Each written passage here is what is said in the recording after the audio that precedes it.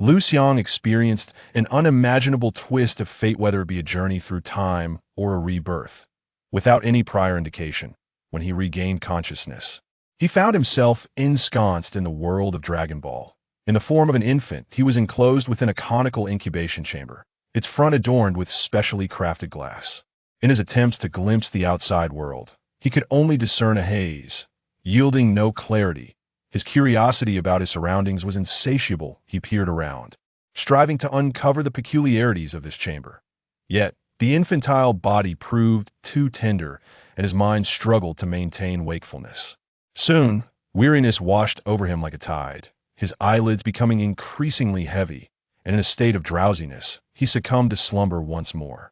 Not long after he drifted off, a sound akin to chi echoed, and the incubation chamber opened slowly, reminiscent of a clamshell. Shortly thereafter, two peculiar creatures, one blue and one green, ambled into the room with an unusual gait. The blue creature spoke in a strange tongue as it walked. This infant is named Belias.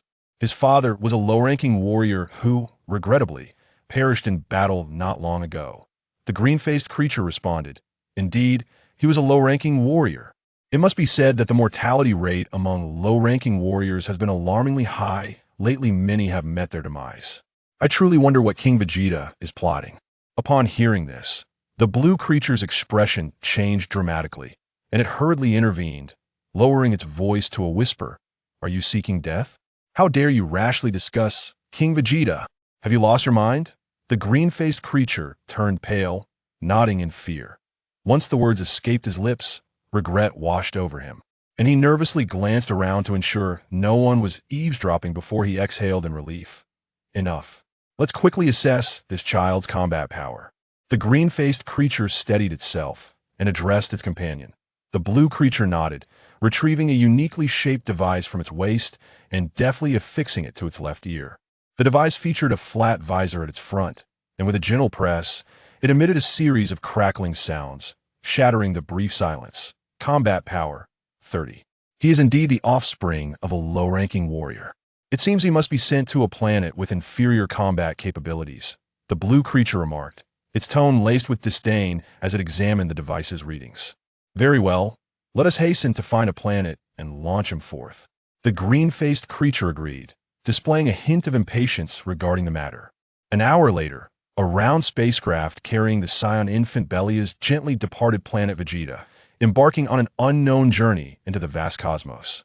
Unbeknownst to the passage of time, Belias gradually awakened from the chaos. Through the observation window of the spacecraft, his gaze was firmly captured by the mesmerizing scenery outside, rendering him awestruck and motionless. In the cosmos, the infinite darkness intertwined and layered, profound enough to inspire reverence. This breathtaking sight was incomparable to anything witnessed on a screen. It was an expanse that defied description, brimming with boundless mysteries, and he found himself deeply entranced. Belias stared vacantly out the window, immersed in the grandeur of the universe. However, when he inadvertently noticed a tail protruding from behind him, his mind went blank as if struck by a thunderbolt, utterly bewildered by the situation at hand. How can this be? Even if I am infatuated with the Dragon Ball series, I would not willingly transport myself here, would I? Besides, I have a plethora of beloved works. One Piece, Naruto, Bleach each holds a special place in my heart. Why am I here of all places? Belias was engulfed in confusion and helplessness, shaking his head repeatedly, his youthful face etched with bitterness.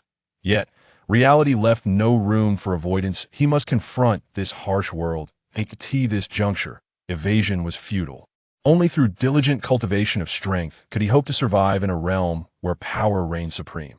Under the chilling shadow of the cosmic tyrant Frieza, strength was paramount, the sole law of the land. Possessing immense power meant that taking lives was as trivial as crushing an ant beneath one's foot. In the face of absolute strength, life became fragile, and dignity was rendered worthless. Attention, attention, the target planet will arrive in 10 minutes. Attention, attention, the target planet will arrive in 10 minutes. A cold, synthetic voice abruptly disrupted Belias' contemplations, signaling that his future residence was imminent. He fixed his gaze intently on the rapidly enlarging planet through the window, pondering silently. Is this the fabled planet of the warrior race? But I currently lack even the slightest grasp of power. How shall I navigate the future? Gazing at the boundless cosmos outside, Belias felt a surprising calmness. Having already faced death once, it seemed no tempest could easily rattle his spirit. The target planet will arrive in 1 minute. The target planet will arrive in 1 minute. The electronic voice urged once more. With a resounding boom, the spacecraft landed steadily on Red Mountain Star. As the swirling dust gradually settled, the spacecraft's door opened with a heavy creak. Having received a prior notification from the spacecraft indicating no life energy in the vicinity, Belias cautiously stepped out of the cabin. Managing to maintain a semblance of composure, he struggled to control his short limbs, still unaccustomed to this new body, and laboriously donned the battle suit assigned to him. The fabric felt foreign against his skin, yet it inexplicably instilled a sense of reassurance. Next, he retrieved a Greenland scanner and affixed it to his face. As he slowly exited the spacecraft, he began to familiarize himself with his newly born body, absorbing the fresh essence of the world on Red Mountain Star. Activating the scanner, he discovered that his combat power measured at 30 points. Not bad as expected of a Saiyan with 30 points of combat power, truly deserving of the title. Belias stretched his body, rising effortlessly to his feet. Feeling the latent strength within his arms and legs, he marveled internally to possess such physical prowess, multiples of that of an adult from my previous life, merely moments. After birth, this is the innate gift of the warrior race? How astonishing! After a moment of reflection, Belias began to observe his surroundings with greater scrutiny. Before him lay a dense forest, lush and serene, with an air of mystery. Taking a deep breath, he stepped into the unknown woodland, ready to explore. Initially, the forest was remarkably tranquil, the only sounds being the rustling of leaves and the gentle breeze and the distant calls of unknown creatures. Belias proceeded cautiously, leaving no stone unturned within the forest.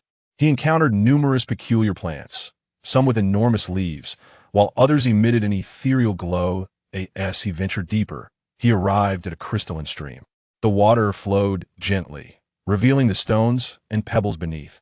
Belias knelt and cupped his hands to gather the refreshing water, a cool sensation coursing through him.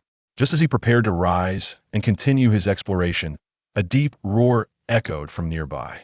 Chapter 2: The first battle. With a series of power values drifting before him and data flickering on the lens, Belias instantly became alert. He rose to his feet, his gaze fixed intently in the direction of the sound. Not far away, the bushes began to shake, as if something colossal was approaching. Accompanied by the sound of snapping branches, a gigantic dinosaur emerged slowly. Its body resembled a small mountain, with sturdy limbs capable of flattening anything in their path. Its skin was rough and horned, and its massive head was held high, fierce eyes fixed on Belias as if warning him to stay away.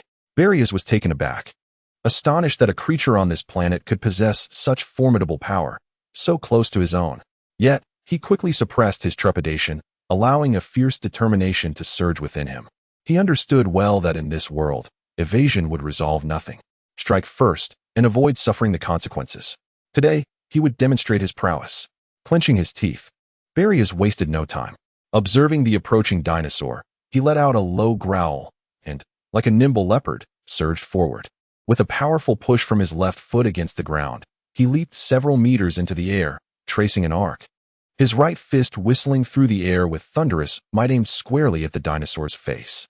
A deafening roar erupted, filled with rage and agony, echoing through the forest as if it could shatter the very trees. Belias had never encountered such a terrifying sound. It resonated with palpable force, causing his eardrums to throb painfully. Seizing the opportunity, he felt a spark of excitement as he pressed his advantage.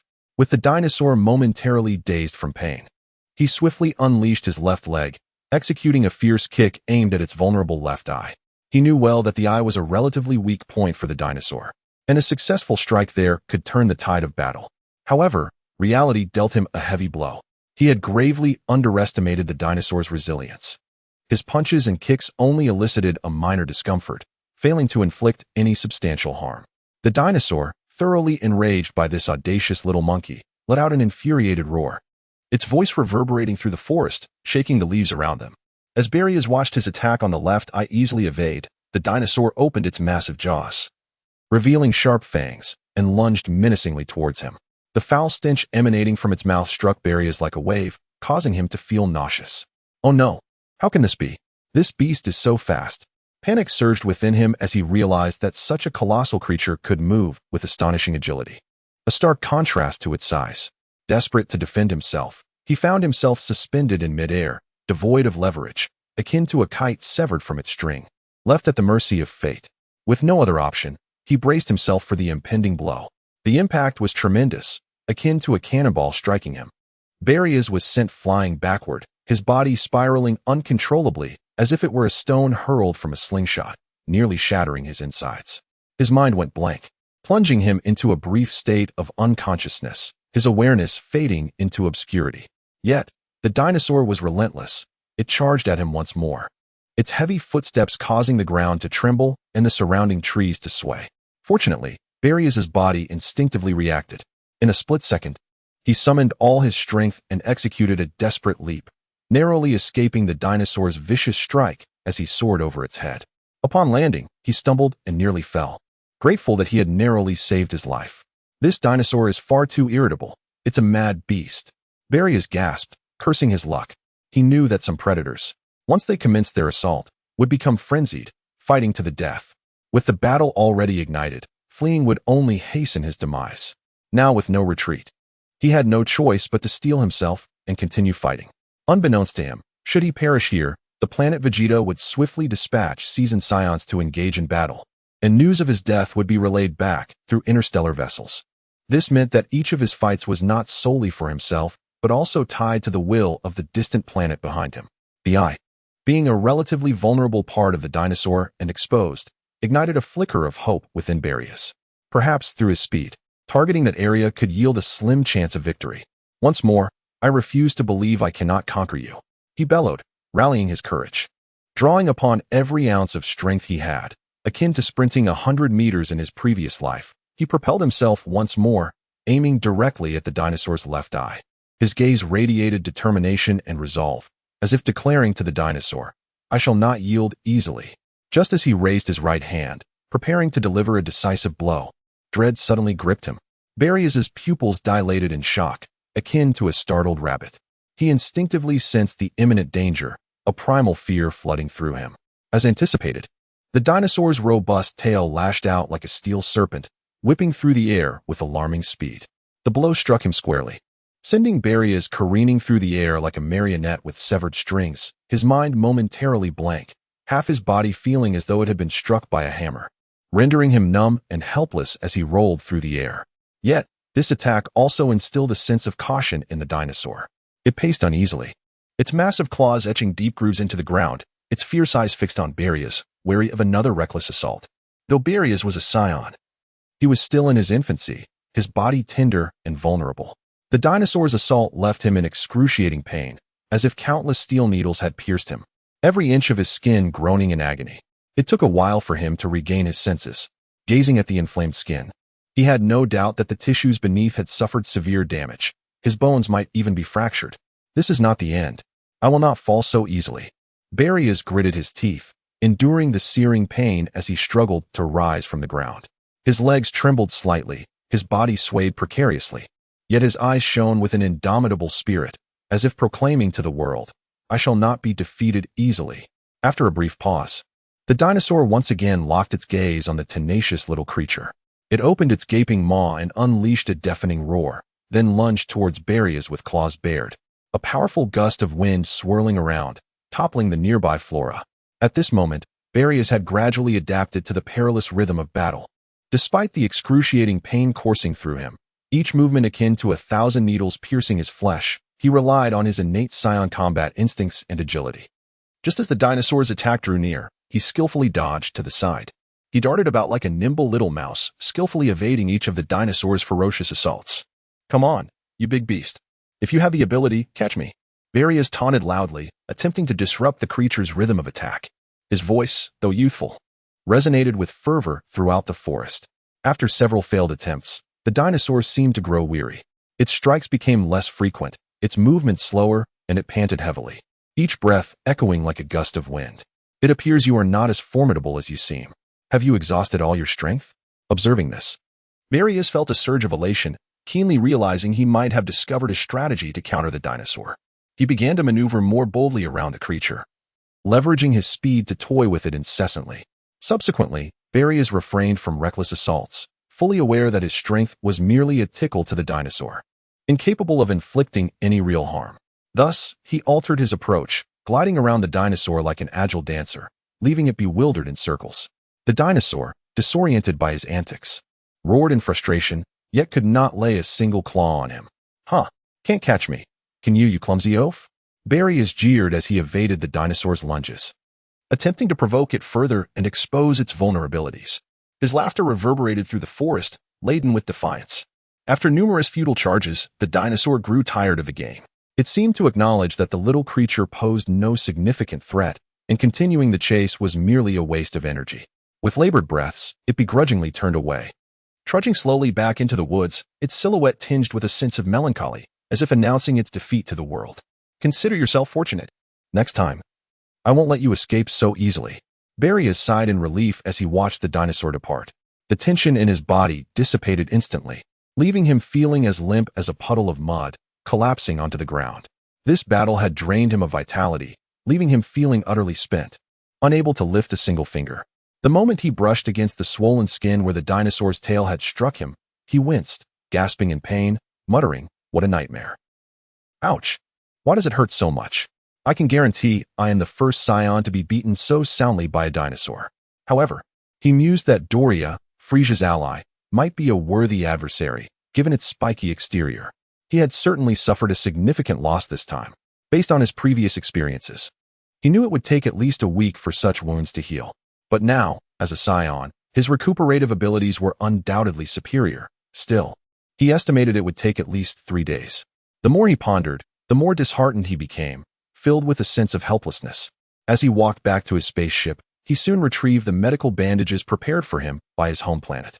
Although it was quite a hassle to tend to his own wounds, each movement sending sharp pangs through him, he had no alternative. Gritting his teeth, he painstakingly dressed his injuries. This encounter had profoundly highlighted to Belias that, given his current combat prowess, he was still far too weak on Red Mountain Star.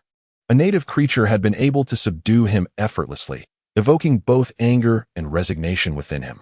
However, he refused to succumb to despair. After all, he was merely 1 year old, and not even 100 days into his existence. There lay vast opportunities ahead for him to grow and strengthen. He was resolute that, through unwavering dedication and effort, he would one day emerge as a formidable force in this world. Thus began Belias' journey of combat on Red Mountain Star. Chapter 3. 3 years in the blink of an eye. 3 years have passed. Within the depths of the Red Mountain Star's forest, a sudden, resonant thud reverberated through the air, causing it to shudder slightly. From a distance, a line of trees appeared to be toppled by an overwhelming force, crashing to the ground in quick succession, enveloped in a cloud of dust. As the dust gradually settled, a formidable dinosaur, adorned with horn-like protrusions, came into view. Its massive form resembled a moving hill, with stout limbs like colossal pillars, each step sending tremors through the earth. Yet at this moment, it was in a state of panic, fleeing in haste. Its spiked body and robust build became instruments of destruction, scattering nearby trees as it charged forward unimpeded. "Don't run. Let us continue our game." A deep voice echoed behind the dinosaur, sounding like that of a middle-aged man. However, upon closer inspection, the pursuer was merely a small child.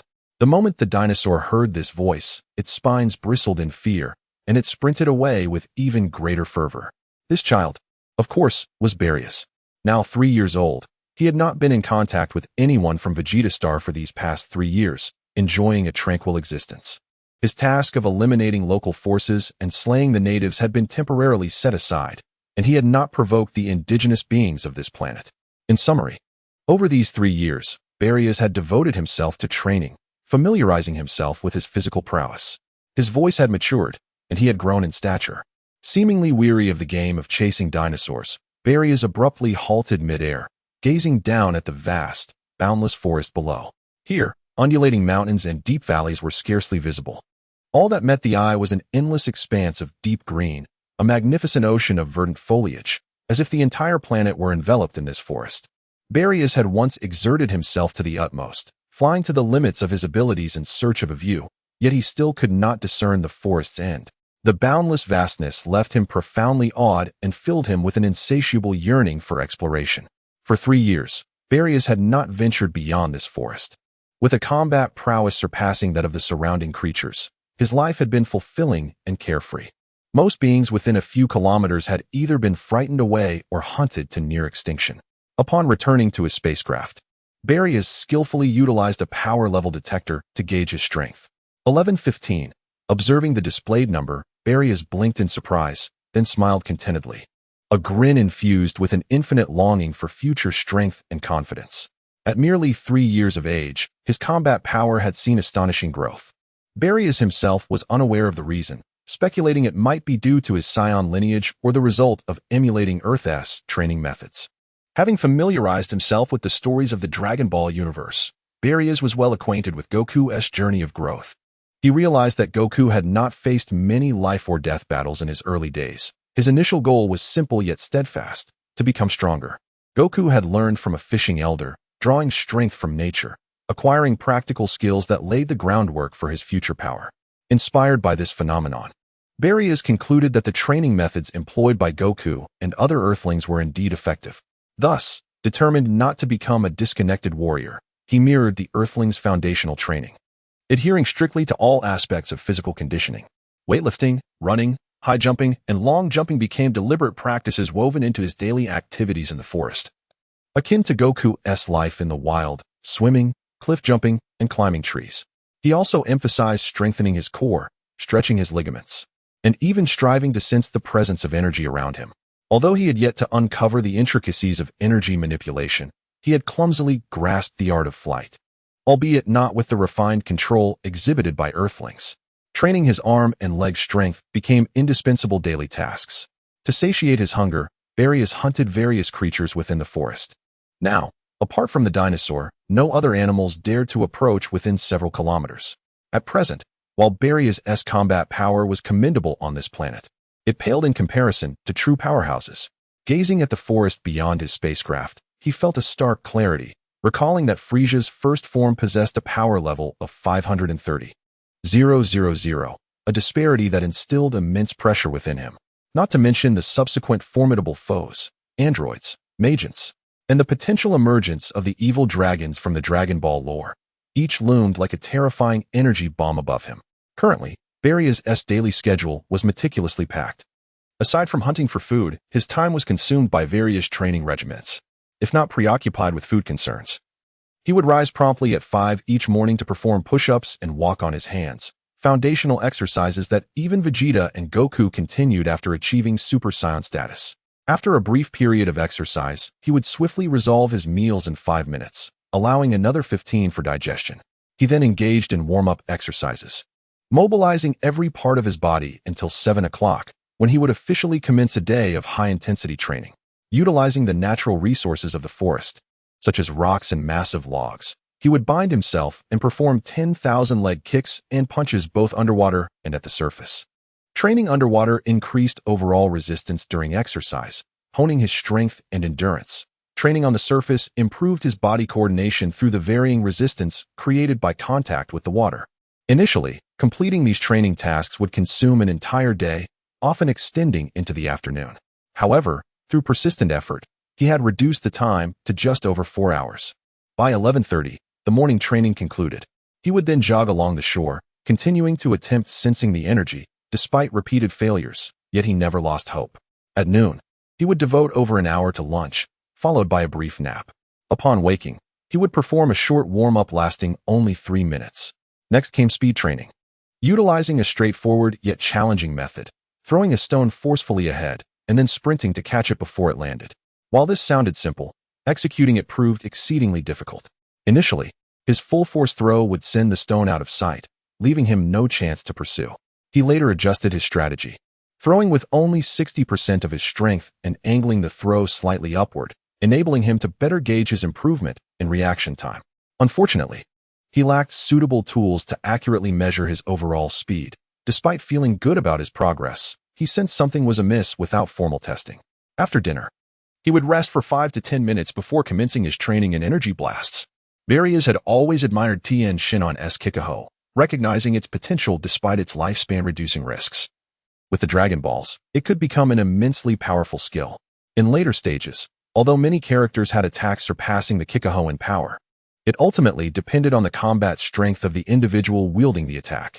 One could say that the Qigong cannon resembles an overloaded version of the Kaioken, capable of exerting tremendous power in perilous moments. Unfortunately, he currently lacks access to such skills, and thus, he must embark on a solitary journey of exploration, endeavoring to cultivate a unique ability of his own, hoping it will not pale in comparison to others. He has contemplated harnessing hatred to transform himself into a Super Saiyan. Yet reality has doused his aspirations with cold water. He finds himself at a loss as to whom he should direct his animosity, should he loathe this world or himself. Unlike Trunks and Goten, Belias appears to require a pinnacle of personal strength akin to Goku and Vegeta before he can successfully achieve transformation. On this arduous path of the strong, he has a considerable distance to traverse, yet he has never entertained a single thought of retreat. Chapter 4. Intense combat. Belias understood that transforming into a Super Saiyan through hatred was merely a shortcut, a clever trick. Figures like Broly, Goku, and Vegeta could transform at will, effortlessly. This demonstrated their mastery over their own battle power, enabling them to switch to Super Saiyan form instantly, without relying on unpredictable rage. The key was to elevate one's battle power, reaching the critical threshold of approximately 3 million, at which point transformation should occur naturally. Only through steady, incremental progress could one truly grow stronger. Regardless, after 3 years of effort, Belias had successfully overcome the Saiyan Tail's vulnerability. However, he sensed he had reached an impasse and decided to leave.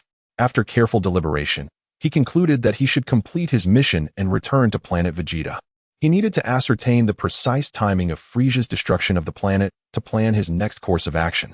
Otherwise, Vegeta might label him a deserter and dispatch assassins. More importantly, he needed to pinpoint the coordinates of planets like Earth and Namek to prepare for the future.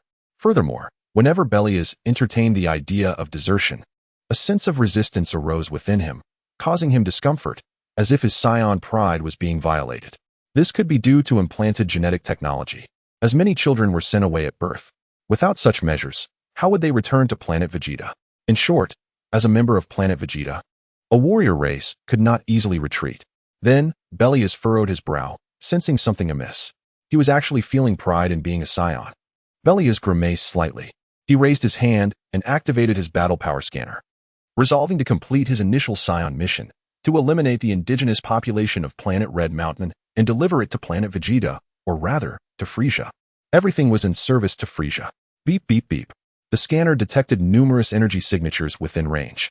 Planet Red Mountain was indeed a low-level planet, lacking significant battle power, which was why a low-class warrior like Belias had been sent there. However, Belias felt that he should be able to shed that title upon his return, as his battle power had increased so rapidly, even he barely understood how. Let the extermination of the natives begin. Blame Frieza, Belias muttered, his youthful face hardening as he gazed at the energy readings.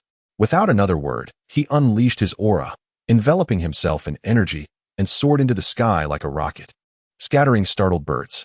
He flew swiftly towards the energy signatures. Boom!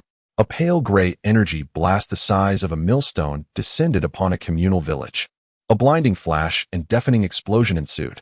The ground trembled, and smoke obscured everything. When the smoke cleared, the village, once spanning hundreds of square meters, was utterly devastated, reduced to rubble.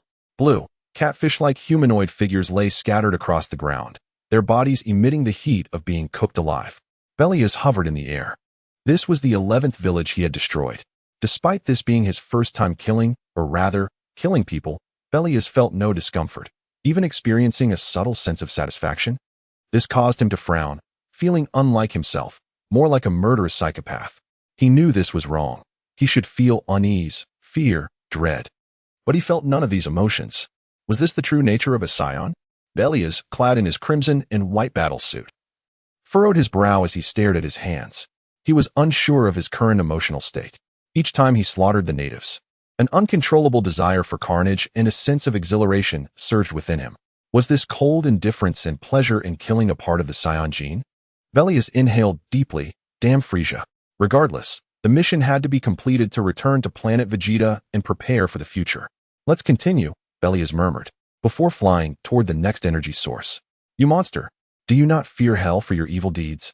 A red-skinned, catfish-mouthed native man, distinct from the others, floated before Belias, his eyes ablaze with fury as he roared. The ground was littered with charred corpses, victims of energy blasts. This was the 22nd village Belias had attacked. The planet's social structure resembled Namex, with a village elder leading a small population, possibly due to past calamities. Their overall battle power was weak. But every planet had exceptional individuals. The man confronting Belias, named Shirak, was the strongest on the planet, with a battle power of 885, according to the scanner. He was clad in coarse crimson linen clothing, with calloused flesh on his limbs and bald head. In the air, Belias observed the muscular man, clearly a martial artist, through his scanner. He confronted Shirak with a stoic expression. I apologize. I am merely following orders. You are simply unfortunate that someone desires your planet. My mission is to eliminate the natives. You fiend. I will not allow you to succeed. Alien. Shirak's aura surged, and his fists became enveloped in red energy, resembling the heads of dinosaurs. With a roar, Shirak vanished, reappearing instantly before Belias. Swoosh. Wait. So fast. The fist arrived before Belias could react, striking him squarely in the face. Boom. Belias felt a surge of agony and dizziness as he was sent plummeting towards the ground like a cannonball. Impact with the ground would surely cause him to vomit blood. At the critical moment, just above the ground, Belias swiftly directed a powerful energy blast downwards. Boom. Using the recoil of the energy blast, he instantly reversed course, rocketing towards Shirak at an even greater speed. He delivered a headbutt to Shirak's abdomen, causing him to spew blood and fly backwards like a projectile. Belias wiped blood from his mouth, the Saiyan battle gene igniting within him. He grinned, his aura surging, creating a sonic boom. He surged towards Shirak, catching up with him mid-flight. Raising his hands above his head, he formed a pale gray energy blast. He unleashed it with tremendous force. Boom. A surge of energy and shockwaves erupted. Immediately, the gray energy was violently torn apart by a red energy, which lunged at Belias like a roaring, gaping maw. Belias was astounded. He had not anticipated that this individual, whose combat prowess was significantly inferior to his own, could be so formidable. With arms crossed, he effortlessly intercepted the energy blast. A terrifying shockwave surged through his body, and waves of pain only served to awaken his Saiyan blood, causing his very veins to seem to boil with intensity. This adversary possessed considerable skill. Although Shirak's fighting power was merely 885, his combat techniques and energy manipulation were evidently superior to Belias's. Yet, bolstered by his Saiyan heritage, Belias felt no fear, only exhilaration. Come again, he roared. In an instant, Belias charged toward Shirak, and their fists collided with tremendous force. Boom, boom, boom. The two combatants unleashed their full might without reservation, their energies intertwining in a spectacular clash that generated a powerful shockwave, as if the very air around them was on the verge of shattering. Chapter 5. Return to Planet Vegeta. The sky and earth reverberated with the sound of clashes, as two figures engaged in an unceasing battle, their every encounter accompanied by explosive bursts of energy. The silhouettes of Belias and Shirak intertwined in midair, energy waves spiraling chaotically. After an exhausting struggle, both warriors were left panting, Belias from overexertion, while Shirak bore the marks of battle, his body battered and bruised, his dark red cloth torn and tattered, his eyes filled with resentment and fury. He realized that defeat loomed, and the entire planet might face utter devastation. You demon, I will not allow you to prevail. Shirak roared, clenching his fists as crimson energy surged wildly around him. Enveloped in this red aura, his power escalated dramatically. Beep. 890, 912, 915. 940, 950, 955. 957, 958. 1000. The combat power detector registered Shirak's strength soaring past the 1,000 mark, an astonishing feat that seemed to challenge Belias. Yet, Belias remained undeterred.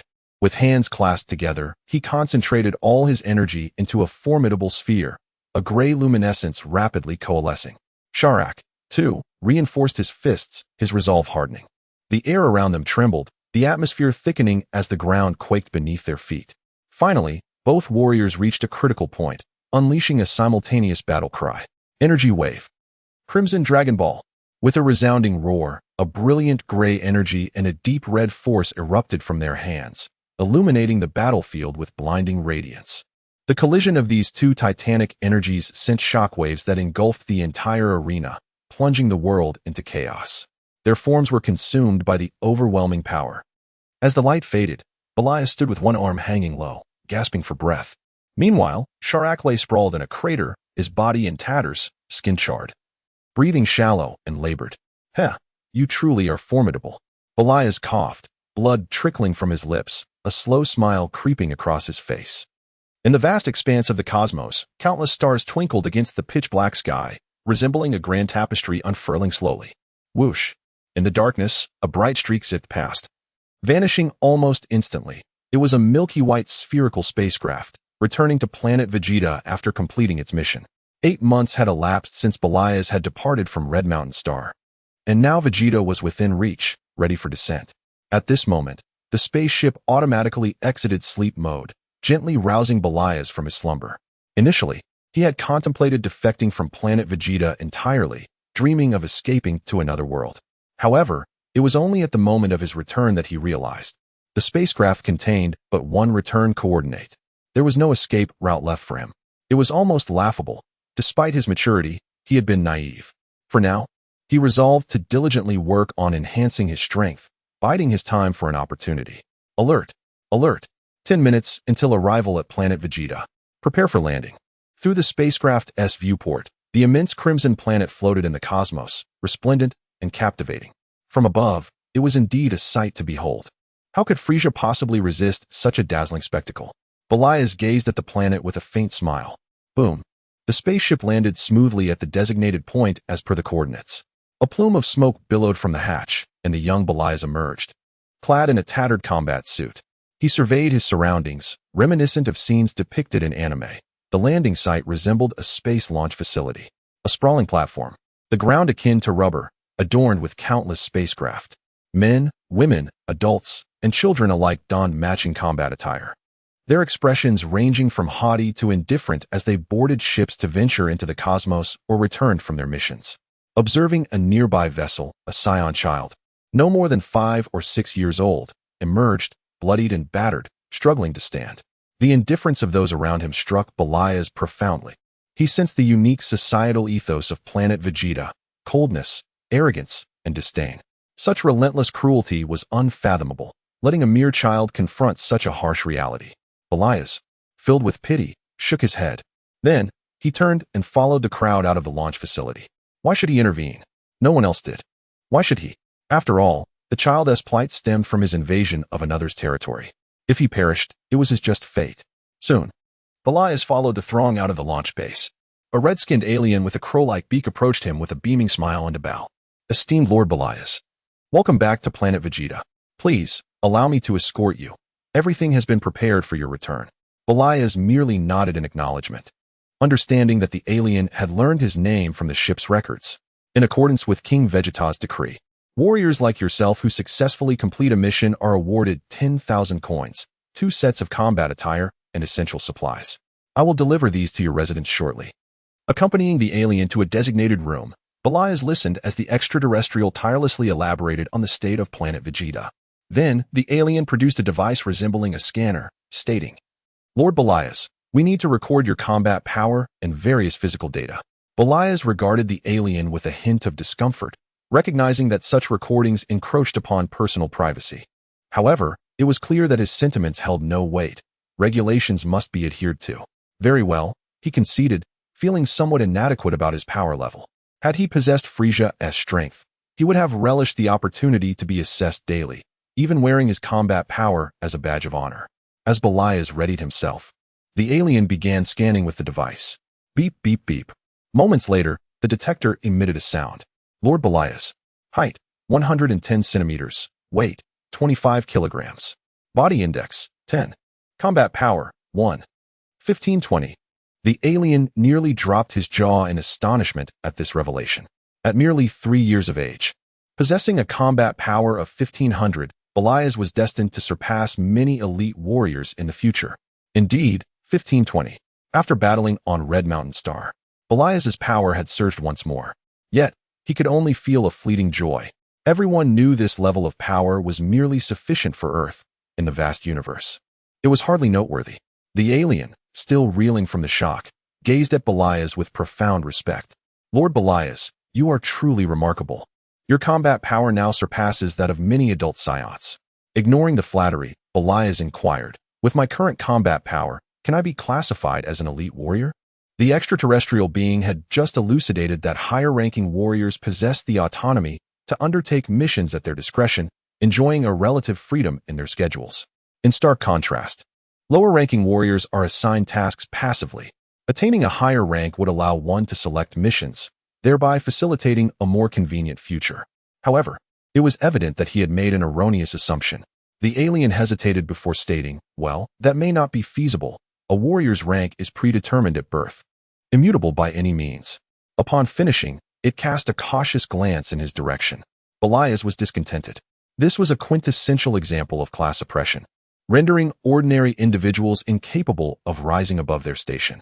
It became clear why Raditz, with his battle power in the hundreds, could ascend to a higher rank, while Bardock, with his power exceeding 10,000, remained classified as a lower-tier warrior. Frustration coursed through him. He had once contemplated altering his rank. Belias's current sentiment validated the adage, everyone despises privilege, yet everyone aspires to obtain it. With a resigned sigh, he decided to take his leave, nodding slightly without uttering another word. The encounter concluded. As Belias exited, he intended to return to the domicile that the alien had indicated belonged to him. Just as he stepped outside, he encountered a boy, roughly 5 or 6 years of age, who was slightly taller than his peers, possessing a fierce countenance. Clad in tattered Saiyan attire, he strode forward with an air of defiance, seemingly unperturbed by familial ties. This young lad was also here for physical data recording. And as he approached, he scrutinized Belias with a gaze full of provocation and insolence. Belias maintained an impassive expression, casting a fleeting glance at the boy without acknowledging him. However, as the recording room's door closed, he caught the receptionist addressing the boy as Lord Nappa.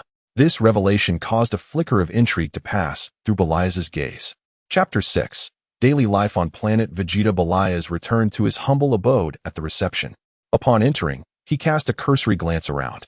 The residence was a semicircular house nestled on a mountainside, adorned with an exceedingly simple interior, predominantly in shades of white. The furnishings consisted of a modest coffee table, a sofa, and a cabinet, resembling the homes frequented by Bulma and her companions. However, due to prolonged disuse, a considerable layer of dust had accumulated. Yet this was of little concern. A cleaning could easily remedy the situation. After all, as a warrior race, Saiyans were not particularly skilled in such trivial matters. Aligned with Frieza, the Saiyans relied on him for service, financial resources, and technology, allowing them to focus solely on combat. Without changing his attire, Belias reclined on the bed, his thoughts racing like wild stallions, soon succumbing to a deep slumber. Time slipped by unmeasured until a knock at the door roused him. It was the alien from earlier, delivering Belias's battle attire and various necessities.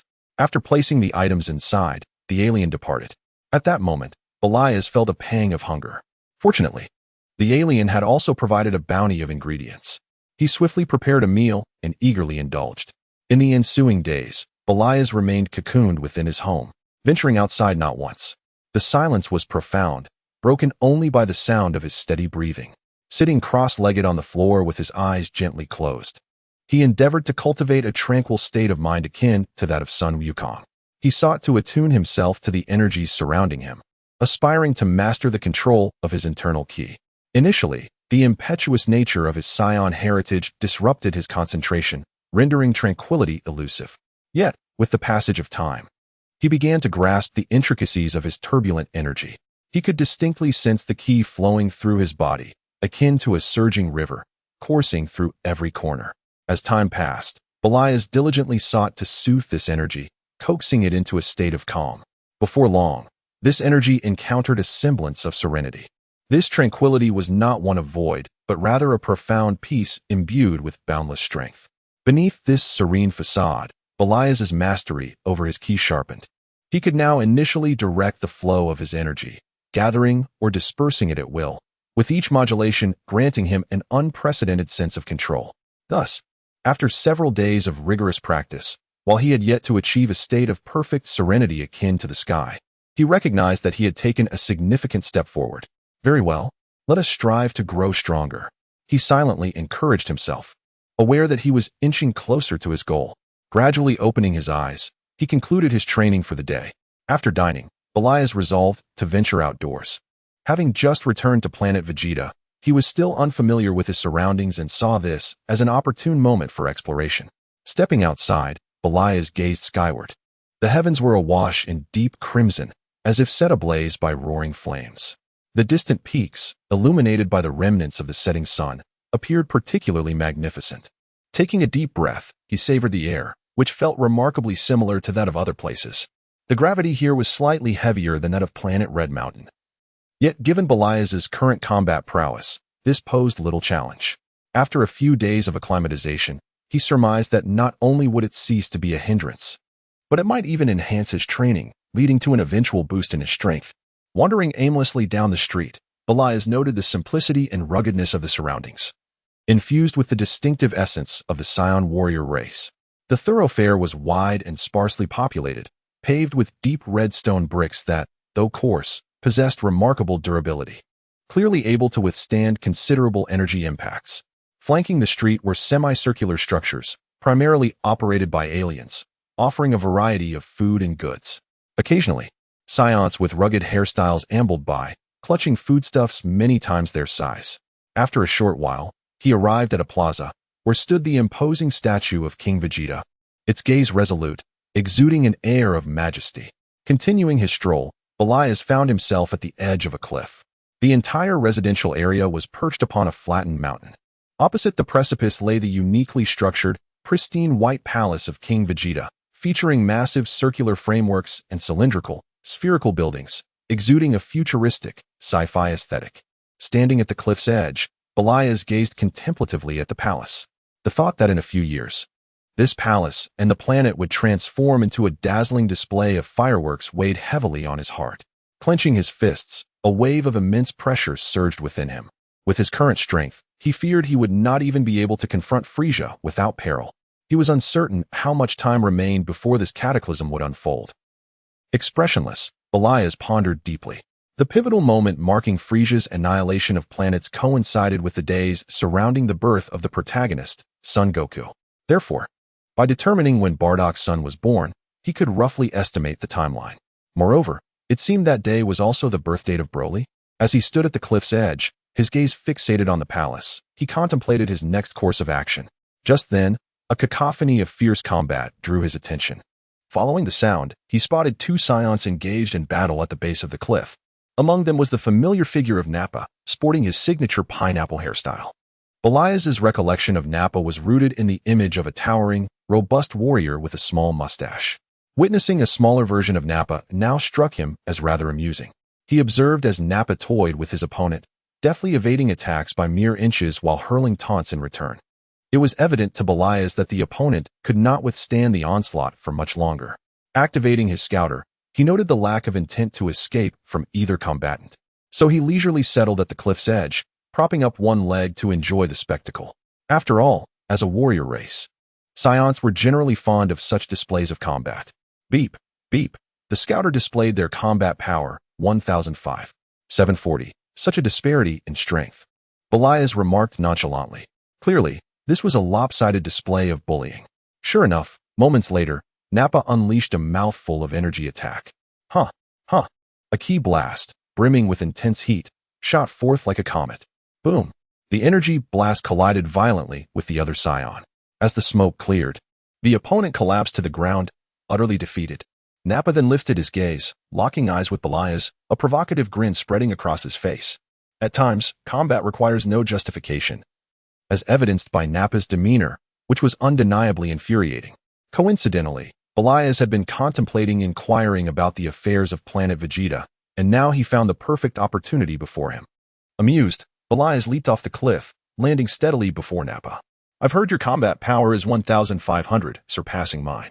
Allow me to witness your prowess, Nappa boldly proclaimed. Belias mirrored his arrogance, raising his middle finger in a universal gesture of defiance. You insolent fool, don't underestimate me. Nappa roared, his face flushed with fury. In an instant, his energy erupted, and with a powerful push, he launched himself toward Belias like a cannonball, his fist the size of a cauldron, slicing through the air as if to tear it apart, aimed directly at Belias's face. Yet, Belias remained unperturbed, flashing a smile at Nappa as his form vanished like a specter. The next moment, he reappeared directly before Nappa. A tempestuous energy surged within him, coalescing into a tangible storm. With the force of a cannonball, his right fist struck Nappa's abdomen with immense power.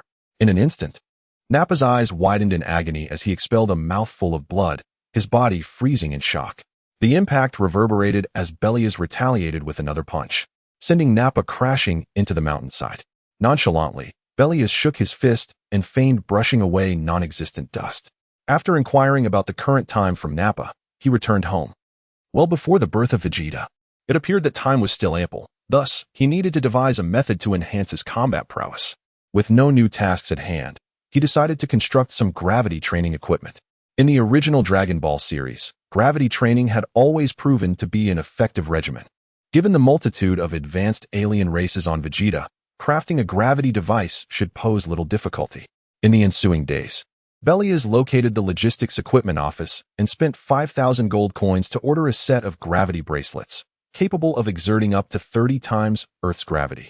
As he donned the bracelets, he immediately felt the weight of double gravity pressing down upon him, akin to being crushed by a mountain, rendering movement a formidable challenge. It took him a month to acclimatize to this newfound weight. Not long after, a new mission was announced for him by Planet Vegeta. He was assigned to the Caster Special Forces, tasked with aiding in an offensive against higher-tier planets, set to depart in a month. Chapter 7. The Caste Warriors, upon realizing that he was about to embark on a perilous conquest mission as a Saiyan with a combat power of 1,500 against a superior civilization, Belias understood the gravity of the journey ahead. In light of his current capabilities, he felt as insignificant as an ant in the presence of such advanced beings. Consequently, he devoted his time to rigorous physical training, intensifying basic exercises such as sit-ups and push-ups. Each day culminated in a state of utter exhaustion. With a nascent grasp of energy manipulation, Belias also began to contemplate the development of his own energy techniques. Soon, the day of departure arrived. Rising early, Belias donned his blue and white striped Saiyan battle suit, a blend of armor and fitted attire that provided both comfort and resilience. Gazing into the mirror at his youthful reflection, standing barely a meter tall, with a determined countenance and tousled hair, he allowed a faint smile to grace his lips. Murmuring in his distinctive, deep voice, "Let us set forth, Saiyan Belias." With that, he stepped out into the unknown, pondering the nature of his impending adversaries. As he soared through the skies, energy surging around him, he swiftly reached the designated assembly point. There, 3 individuals awaited him, and from a distance, Belias recognized the pineapple-haired Nappa alongside the Saiyan he had previously bullied. The third figure appeared vaguely familiar. Upon closer inspection, Belias realized it was the Saiyan who had returned with him, barely clinging to life. This young boy sported hair reminiscent of a Super Saiyan transformation, and the trio stood with arms crossed, waiting for their leader's arrival. Upon noticing Belias approaching, Nappa's expression soured. Recollecting the humiliation of being bested by this subordinate warrior, seething with resentment, he shot a venomous glance at Belias before turning away, choosing to ignore him.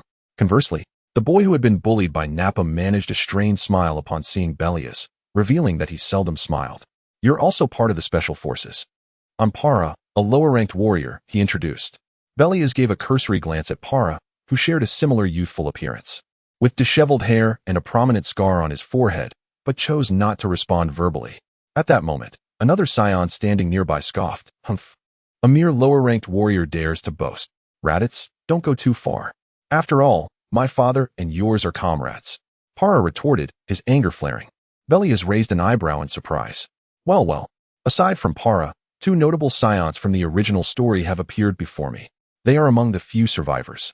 Perhaps their fortune will rub off on me, he mused. Meanwhile, the argument continued. "I merely wish to remind you not to flaunt your status as a lower-ranked warrior," Raditz proclaimed with arrogance, bolstered by his combat power of 500 since birth. "Don't forget, your father was also a lower-ranked warrior." Para shot back defiantly. "What? You insolent brat. Repeat that." Raditz bellowed, his fists clenched in fury. Observing Para's unyielding spirit, Belias interjected with a slight frown. Enough of this noise. Cease your bickering. Para, ever respectful, fell silent. And who are you? Raditz demanded, glaring at Belias as if to crush him with his gaze. Belias regarded Raditz with a steady stare before glancing at the scouter, which read 810. He noted Nappa's amused expression and decided to overlook the earlier provocation. Had the words come from Nappa, Belias might have perceived a genuine challenge. However, Raditz's taunts only struck him as foolish. With a soft snicker, Belias shook his head dismissively. Raditz, realizing Belias remained unfazed, discreetly activated his scouter. Beep. 1650. Terror flickered in his eyes as he quickly opted for silence, much to Nappa's chagrin at Raditz's cowardice. Thus, the group waited in quiet anticipation. After an indeterminate period, 3 Saiyans descended from the horizon.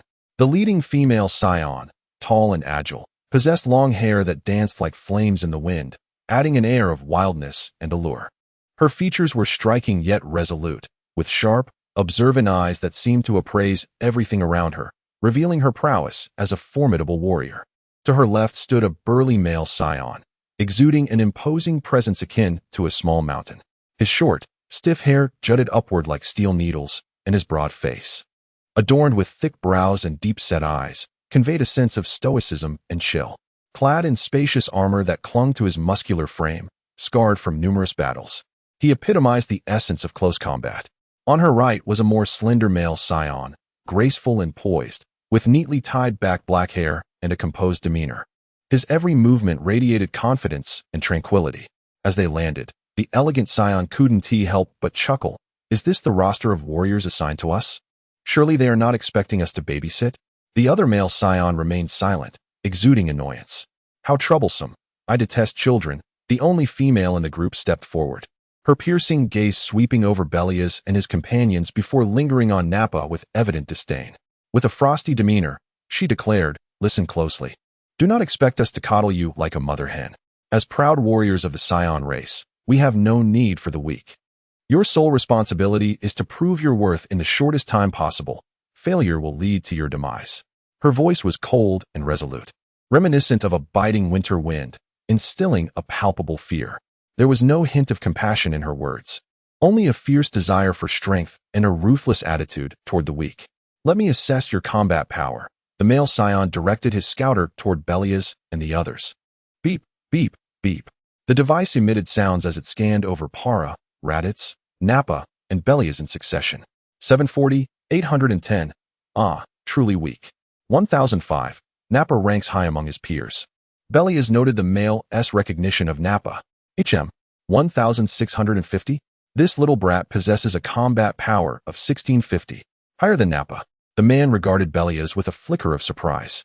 The woman, named Castor, also expressed astonishment, casting a glance at Belias before her gaze shifted back to Nappa, muttering disdainfully.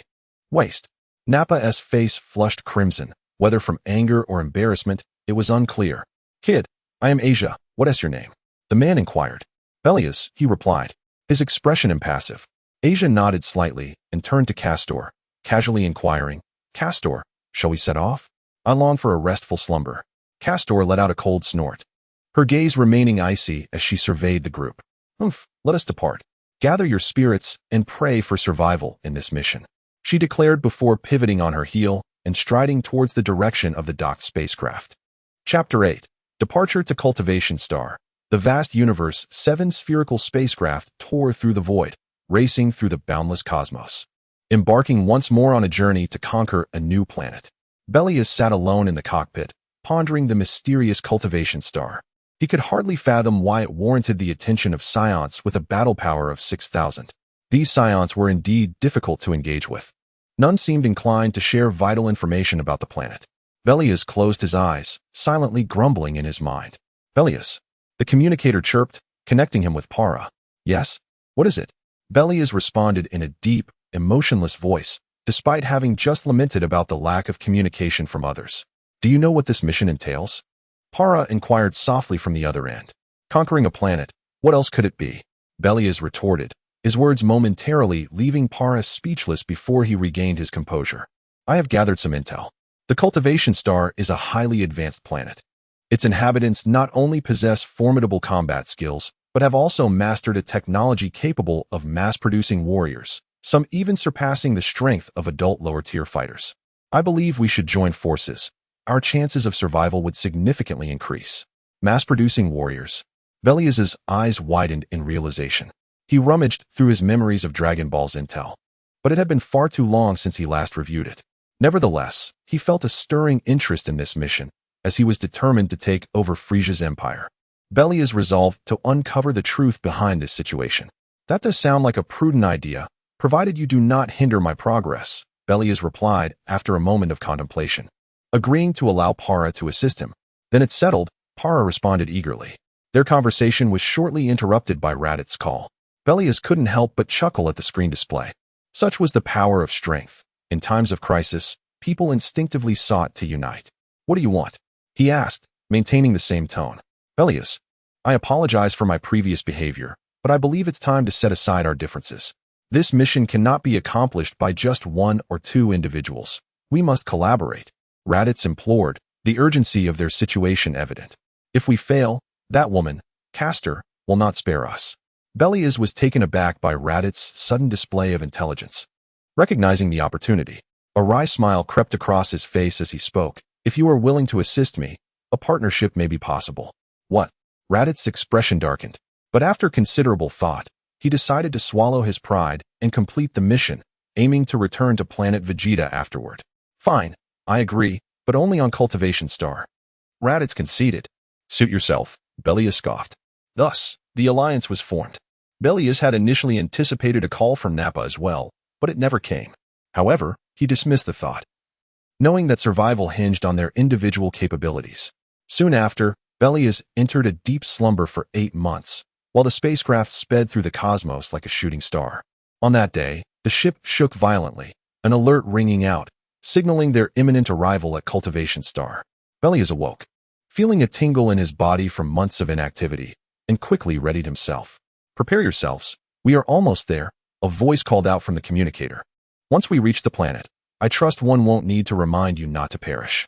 Before long, the 7 spherical ships pierced through the atmosphere of Cultivation Star, igniting in brilliant flames. Like 7 meteors, they crashed violently into the pristine city center, sending shockwaves through the entire planet. In an instant, the once vibrant city was reduced to ruins, enveloped in dust and flames that bore witness to the brutality of the disaster. Once calm, the area erupted into chaos as Castor's elite squad sprang into action. Castor, his expression cold and unchanging, led his comrades from the crater, surveying the surroundings. After assessing the areas that required cleansing, he raised his wrist, channeling energy into a powerful blast that soared into the distance. Boom! The impact transformed into a dazzling fireball, consuming everything in its path, mercilessly annihilating the lives on Cultivation Star. Belias and his companions emerged from the crater, confronted by the devastation around them. The city lay in ruins, thick smoke shrouding the sky, the acrid smell permeating the air. Witnessing Castor's squad ruthlessly slaughtering the inhabitants of Planet Fry, Belias felt a complex mix of satisfaction and pity, but quickly suppressed it, focusing instead on the impending battle. Before long, the city organized a resistance. A horde of aliens, their skin a myriad of colors and heads resembling oversized posterior regions, donned extraterrestrial attire and wielded laser weapons, launched a frenzied counterattack against the 7 invaders. Lasers erupted toward Belias and his companions. Raditz, Para, and Nappa displayed exuberance, unfazed, raising their arms to engage in combat with the aliens. Ha ha ha, come. Let me witness your abilities. Raditz bellowed with laughter. Allow me to demonstrate my prowess. Nappa chimed in. Yes, you should prepare to be conquered, Para added. The battlefield erupted in chaos, energy surging everywhere as the 4 reveled in the chaos. Belias, amidst the fray, occasionally fired energy blasts, surprised by Para's unexpected prowess in battle. In contrast to the initial excitement of his companions, Castor and his allies remained composed, their smiles tinged with bloodlust as they systematically decimated the resistance. Before long, the city's defenders were nearly obliterated, leaving behind a sea of oversized corpses. Observing the aftermath of their handiwork, Belias chuckled. That was quite effortless. I expected it to be far more challenging, Nappa added with a grin. Castor and his comrades wore expressions of disdain. Belias activated the scanner to assess the area, quickly confirming that no life forms remained. To his astonishment, he had not anticipated the ease with which they had dismantled an entire city. "Let us partake in some nourishment," Castor suggested, arms crossed, his tone calm. After 8 months aboard the ship, hunger had overtaken them. Though they had sustenance, it could not compare to the satisfaction of a hearty meal. Subsequently, several individuals, undeterred by the surrounding corpses of their adversaries, casually scavenged for edible wild creatures and fruits. They settled amidst the remains and indulged in a hearty feast. Chapter 9. Descent. During the meal, Belias could no longer contain his curiosity. While gnawing on an unknown piece of thigh meat, he turned to Asia and inquired, "I have heard that this planet possesses the technology to mass-produce soldiers. Is that true?" Upon hearing this, Asia smiled and replied, "Indeed, that is why King Frieza desires this planet." "Asia, do not mention that name in my presence." Cast's face turned as cold as ice as he spoke to Asia, his disdain and anger towards Frieza unmasked. Belias couldn't help but glance at Cast, realizing that he harbored significant resentment towards Frieza. All right. Cast, honestly, you are too sensitive," Asia sighed. "In my opinion, how could King Frieza possibly pose a threat to us? We have always served him loyally." "I share Cast's sentiments." Gali, who had remained silent until now, suddenly spoke, his voice hoarse yet powerful. "He has publicly humiliated us Saiyans more than once." Gali's statement rendered Asia momentarily speechless, for he knew that Gali spoke the truth. Frieza had indeed mocked the Saiyans in public, deriding them as mere fighting monkeys. After that, the group chose not to dwell on the matter any longer, and the atmosphere grew rather somber. Soon, they finished their meal. Belias activated the scanner to assess the stronger energy signatures on the planet. Beep, beep, beep. A series of numbers flashed by, among which the figure 5,420 stood out prominently, indicating the strongest presence on the planet. The others hovered around 1,000 points. With about a dozen individuals gathered together, Belias surmised that they were likely congregated in a royal palace or similar establishment. "Shall we proceed directly to them?" Belias asked Cast, his voice low. Cast glanced at Belias, responding, "Of course, we shall go straight there. Have they not already prepared a banquet in anticipation of our arrival?" His tone dripped with arrogance. Asia chuckled. "You mean the banquet of death, right?" Cast, however, remained serious, his aura surging around him. Belias and the others naturally followed Cast, recognizing her as their leader due to her formidable combat prowess. With their bodies enveloped in energy, they soared into the sky, propelling themselves towards the strongest energy signature on the planet. 7 streaks of energy cut through the void like meteors. Belias flew in the center. Before long, they spotted a towering rock statue with a high-rise building atop it. "Is that the place?" Belias pondered as their eyes sparkled with anticipation. Soon, they hovered above the city. At that moment, a figure emerged from the tower, blocking their path, accompanied by a dozen warriors, followed by a multitude of armed soldiers. The foremost figure was robust, with a head resembling a large posterior, his green skin contrasting sharply with a golden triangular collar adorned with a red gemstone hanging from his neck. His bulging muscles and cold, predatory yellow-brown eyes fixated on Belias and his companions. "You despicable aliens, you are not welcome here. Get out," he bellowed. "Huh? You do not have the authority to dictate our actions," Cast retorted with a scoff, her face radiating arrogance. "You insolent." The leader clenched his fists, his expression morphing into one of fury. "A bunch of feeble rodents." Cast flashed a cruel smile, her lips curling slightly. With a buzz, she raised her right hand, gathering a sphere of energy. Boom! In an instant, a powerful energy wave surged forth in a streamlined fashion from her palm. The energy from Belias and the others swiftly followed suit. Boom! The overwhelming energy, accompanied by scorching heat, instantly engulfed the opposing forces. Within moments, it struck the ground. A colossal mushroom cloud, reminiscent of a nuclear explosion, ascended, accompanied by a torrent of searing heat, obliterating everything in its wake. Buildings were uprooted. Debris shot through the air, and cries of anguish filled the air as soldiers were tossed about like ragdolls. "You alien invaders," the leader roared, his voice echoing like thunder, shaking the very air around them. Amidst the turbulence, the towering leader charged forward, fury etched across his face. His body enveloped in a green energy wave as he thrust his hands forward. A ghastly green energy shot towards Cast. Boom! A retaliatory blast erupted as Cast clashed with the leader. Meanwhile, Belias and his companions were besieged by the oncoming foes. The surviving warriors unleashed a barrage of energy blasts toward them. Belias and his companions retaliated, sending explosions rippling through the air. However, Belias soon found himself facing an enemy, an alien with a blind right eye, who appeared to hold some renown on this planet. The scanner indicated the intruder's combat power at 1232, surpassing that of Goku when he defeated Piccolo. Meanwhile, Nappa's companions were also engaged with two formidable-looking aliens each. Die. Vile Invader. The one-eyed alien lunged at Belias, his face twisted in rage as he unleashed a thunderous roar. He raised a fist larger than a steel helmet and swung it at Belias. Hey, do not underestimate me. Belias grinned, shouting back defiantly.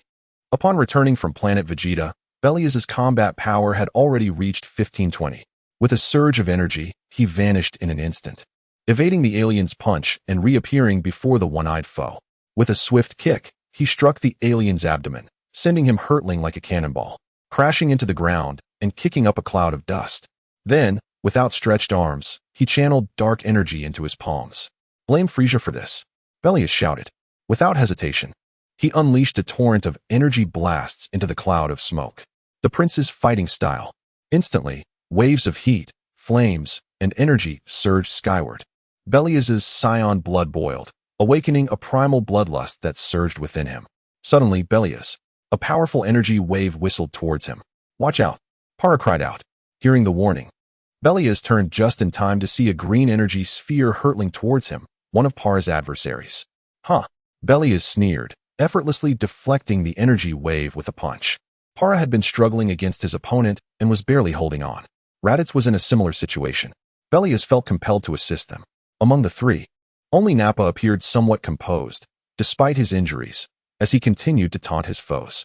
Meanwhile, Cast and the leader were locked in a fierce exchange, with Cast repeatedly sending the leader flying yet relentlessly charging back into battle.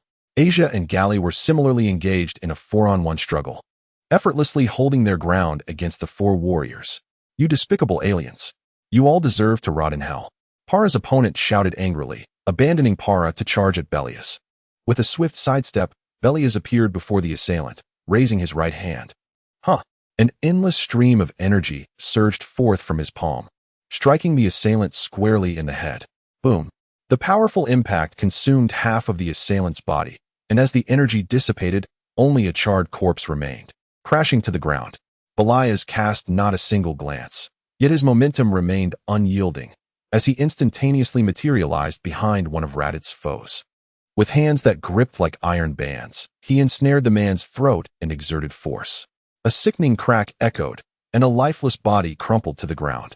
He then raised his hands, unleashing a surge of energy that sent another adversary of Nappa hurtling away. The explosion reverberated like thunder. Meanwhile, the leader engaged in combat with Castor found himself cornered, driven to the brink of despair. A shell struck him, sending him crashing to the earth. Slowly rising, he cast his gaze upon the lifeless forms of those slain by Belias, then surveyed the ground strewn with the bodies of civilians and soldiers alike. A flicker of urgency, wrath, and sorrow ignited in his eyes as he fixed his stare upon Belias and his companions. You wretched extraterrestrials, prepare to witness the pinnacle of our cultivated planet's might, he exclaimed, as he withdrew a device resembling a remote control from his bosom. With a sudden press of a button, a tremor rippled through the ground, and the earth, like a curtain, began to part, revealing the mysteries concealed beneath. Chapter 10. The Vegetable People in the Distance.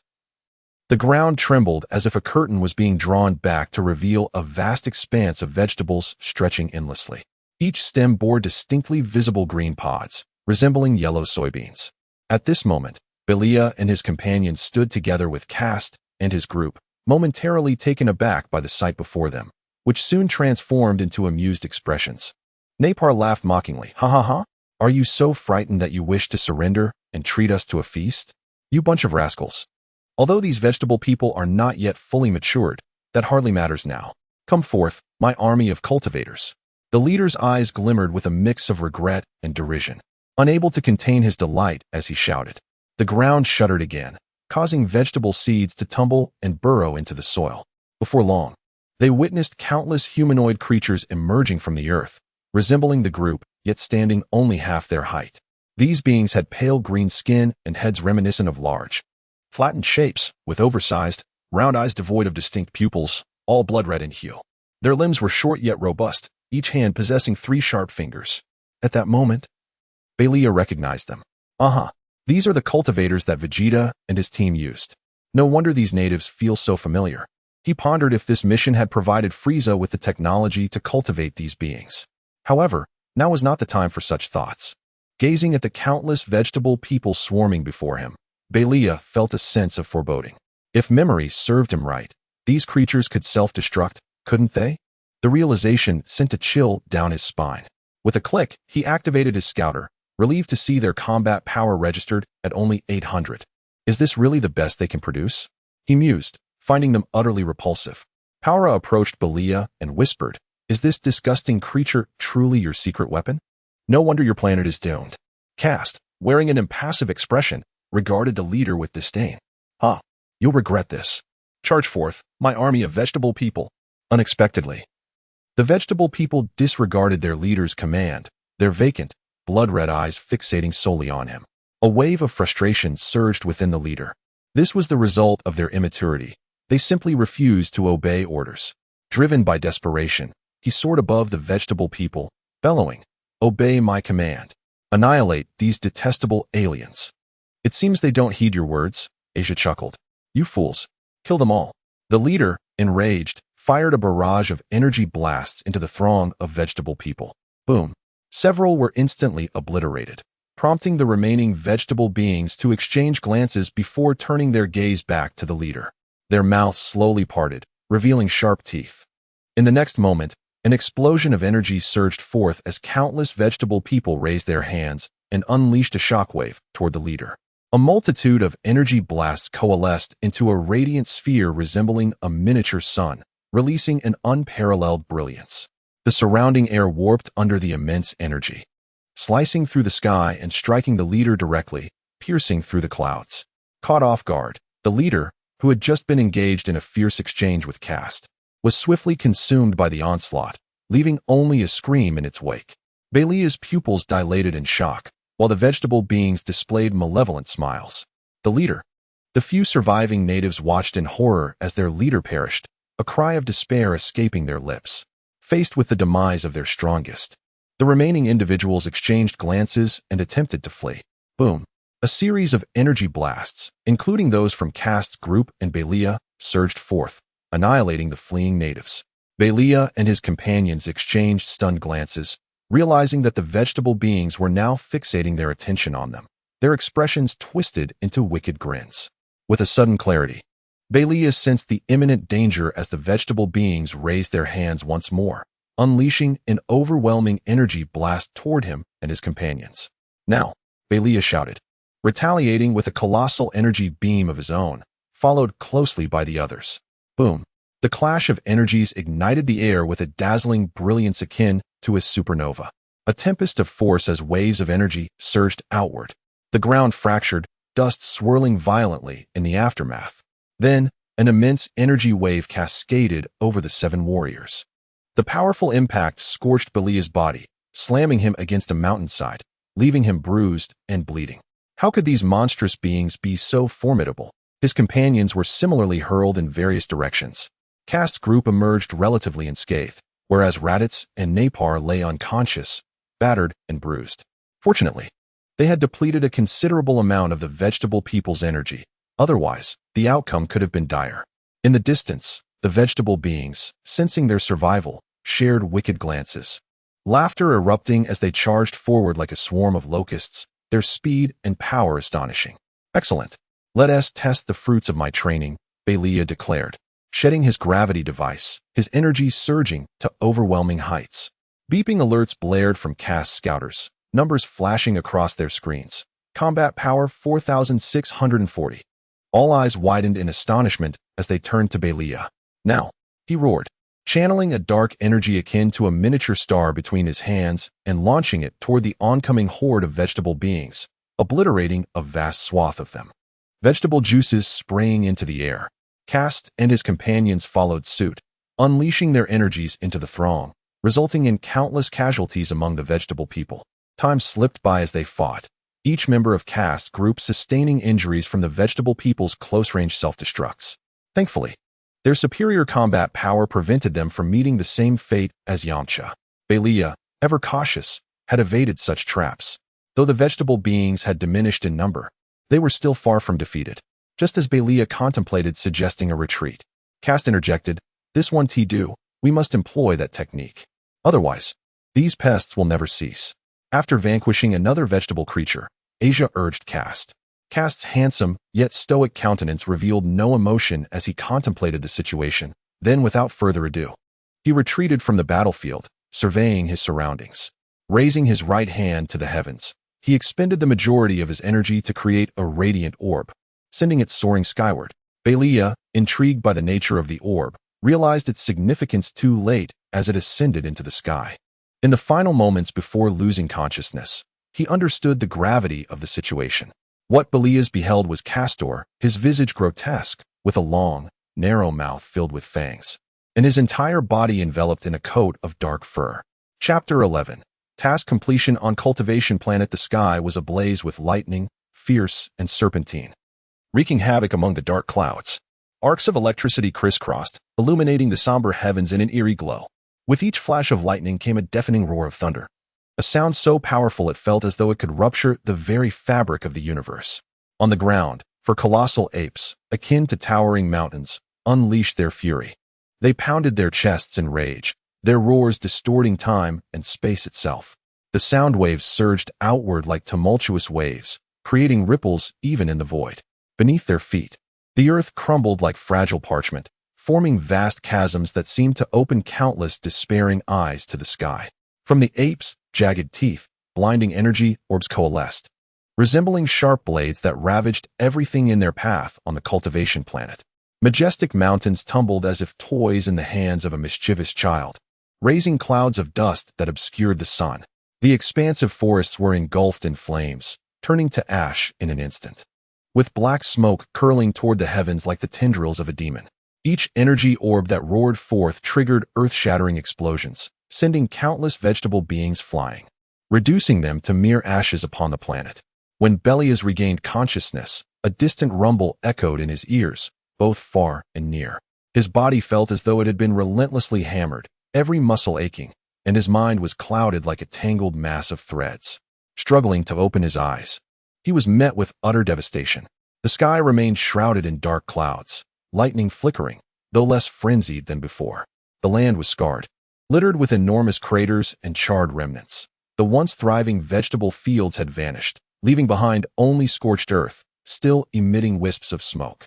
Belias struggled to sit up, noticing Castor and others sprawled nearby. Upon closer inspection, he realized they were merely sleeping, sprawled in haphazard positions. With a soft chuckle, he shook his head, then furrowed his brow as memories of his last moments of consciousness flooded back. He recalled Castor launching an energy orb into the sky, after which he had glanced up and promptly lost awareness. Belias surmised it might have been the Saiyan's unique technique, the artificial moon. Upon seeing that orb, he had sensed impending doom. He had never undergone transformation into a giant ape and knew he would lose control. Surveying the destruction around him, he noted that he was among the most severely affected. Yet, the transformation had indeed proven effective, as the vegetable beings, numerous as locusts, could not withstand the onslaught. After all, the Saiyans needed to retain their tails, for they were a vital asset in conquering planets. Belias felt compelled to learn this technique of the artificial moon. Rumor had it that it was a skill reserved for advanced warriors. However, for now, as Castor and the others slumbered, he believed he should seek out information on the cultivation technology of the vegetable beings. Suppressing his body's aches, he slowly rose and made his way toward the former leader's palace. The air was pungent with the acrid smell of charred remains and blood, causing him to grimace. Upon reaching the palace, now reduced to ashes, he began to search the area, unsure of where the cultivation technology might be hidden. He speculated that such vital information would not be far from the leader, perhaps an encrypted file, a special instrument, or a crystal containing key data. Indeed, it could also be something extraordinary, as every planet possesses its unique essence, which must serve a purpose. Fortuitously, Belias soon discovered an entrance leading underground. As he gazed at the threshold, a mysterious and decaying aura enveloped him. The entrance's stones were charred from extreme heat, as if they had endured a fierce energy impact. Taking a deep breath, he cautiously descended the steep staircase, each step deliberate to avoid triggering hidden traps. The walls were adorned with stones that emitted a faint glow, barely illuminating the path ahead. As he ventured deeper, the temperature dropped, and the air became moist, contrasting sharply with the burnt smell above. Finally, Belias arrived at an expansive underground chamber filled with various uniquely shaped instruments, some pulsating with faint light and emitting soft electrical sounds. In the center stood a massive transparent container filled with a pale green liquid, within which floated peculiar seed-like objects, giving off an uncanny glow. A thrill coursed through Belias. He instinctively knew he had found the core area for cultivating the vegetable beings. Approaching the container, he scrutinized the seeds, which appeared unremarkable, much like Earth's magical beans, lacking any distinct features. To one side of the enormous container was a control panel, adorned with bizarre symbols and flickering indicator lights, exuding an aura of enigmatic mystery. With a blend of curiosity and caution, Belias reached out to touch the panel. Instantly, a holographic image materialized, presenting a detailed cultivation process and data. In that moment, Belias comprehended that these seeds were not born of nature but were crafted through genetic technology, skillfully merging diverse plant genes with those of extraterrestrial organisms. The entire cultivation process operated like a finely tuned machine, demanding precise conditions of temperature, humidity, and energy fields. The seeds required to be placed in a specially formulated nutrient solution, which was no ordinary substance, but a meticulous concoction of rare minerals and biological extracts, akin to a magical key unlocking the seed's latent growth potential. Most crucially, cultivation had to occur on this planet for them to mature. The soil of the cultivation planet was fundamental to nurturing the beings, rich in unique and scarce minerals in a precise ratio, enabling the formation of special complexes that would activate the expression channels of the integrated genes within the seeds, unleashing their hidden growth potential. Belias found the intricacies overwhelming. The essence was that the seeds could not thrive away from this soil. The thought of potentially handing this knowledge to Frieza left him unsettled. Gazing at the vast container of nutrient solution and the seeds, he furrowed his brow. Then, with determination, he raised his hand and unleashed an energy blast, shattering the container. He moved forward, kicking open the instrument's casing and retrieving what appeared to be a storage device, tucking it away.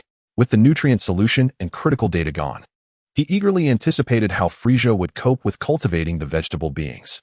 A grin crept across Belias's face. He had successfully thwarted Frieza's plans, a cause for celebration.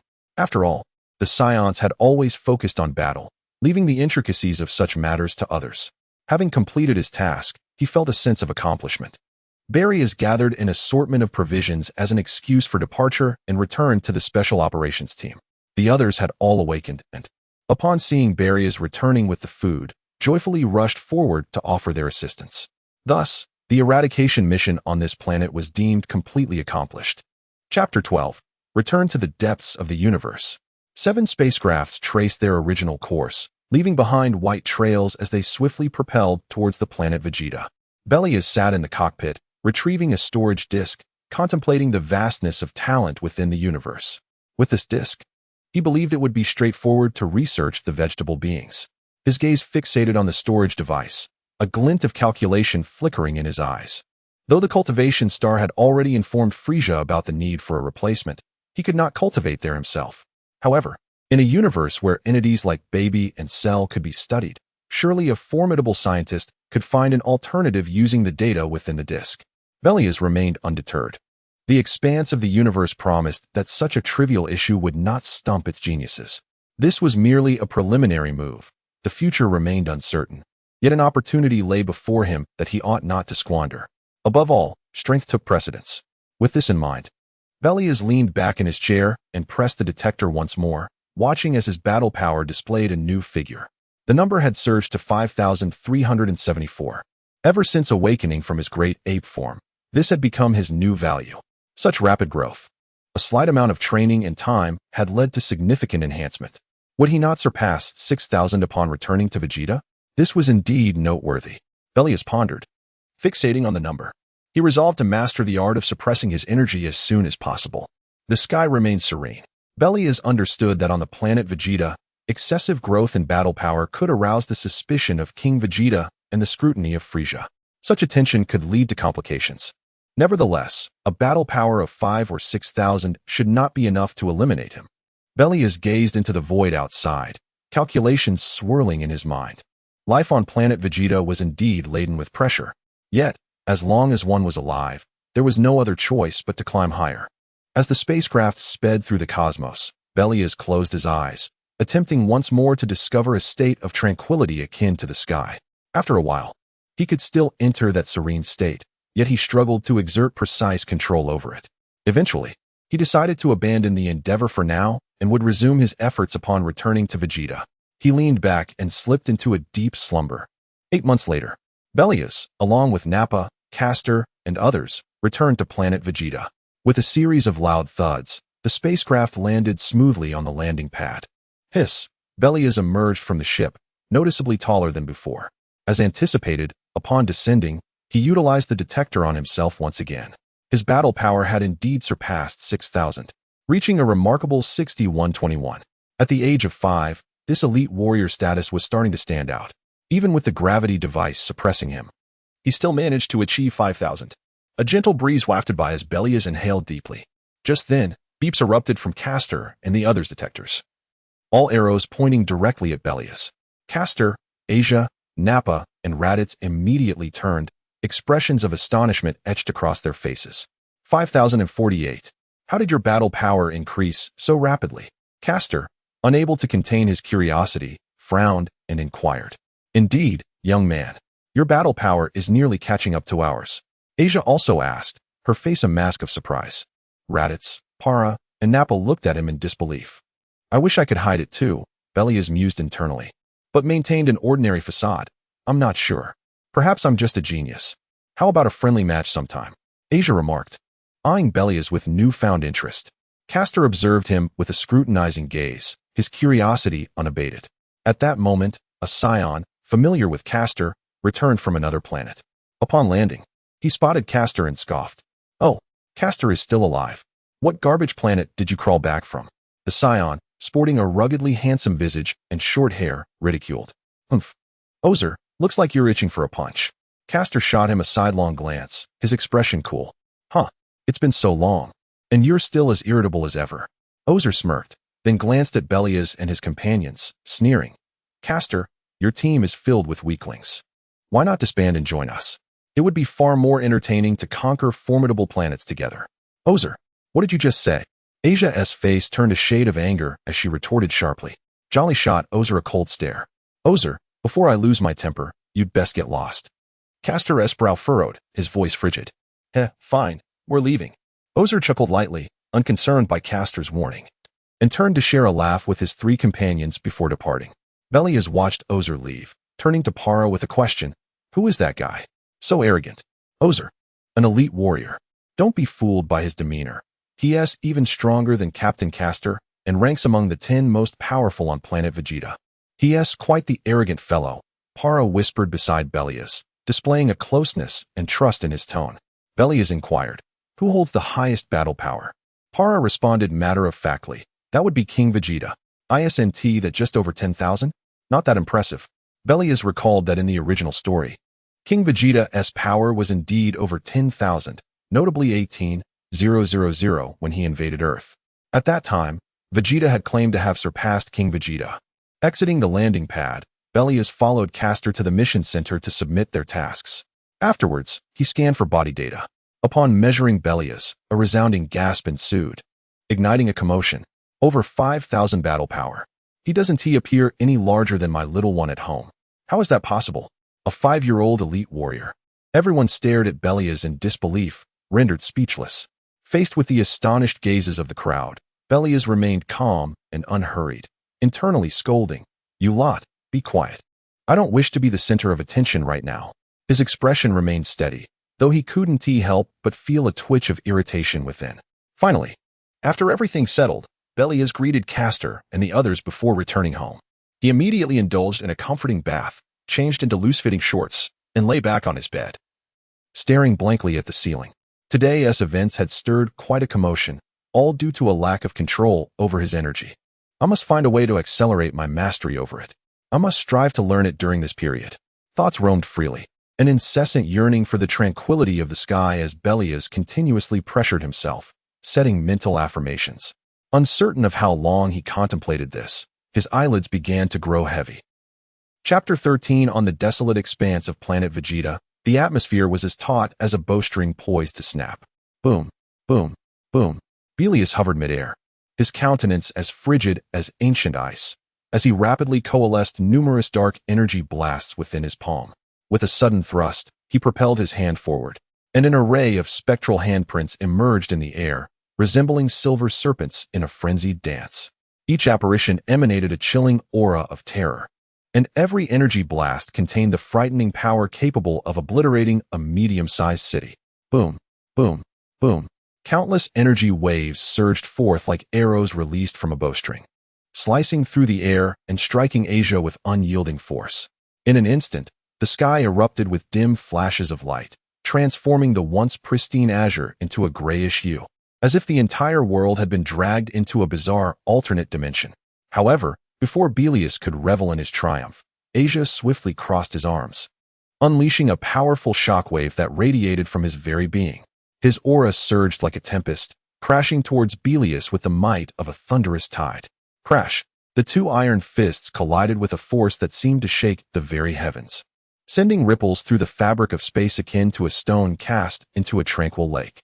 Then, with a flurry of blows, the two combatants engaged in a whirlwind of battle, their movements so rapid that the naked eye could scarcely track them.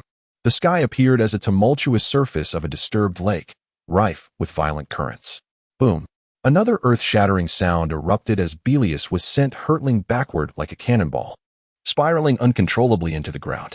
The earth fractured violently, debris and dust swirling into the air, creating a colossal cloud of chaos. Such brutality! Belias lay amidst the rubble, casting a glance at the active gravity rings on his wrists, a bitter smile creeping onto his lips. How is that, Belias?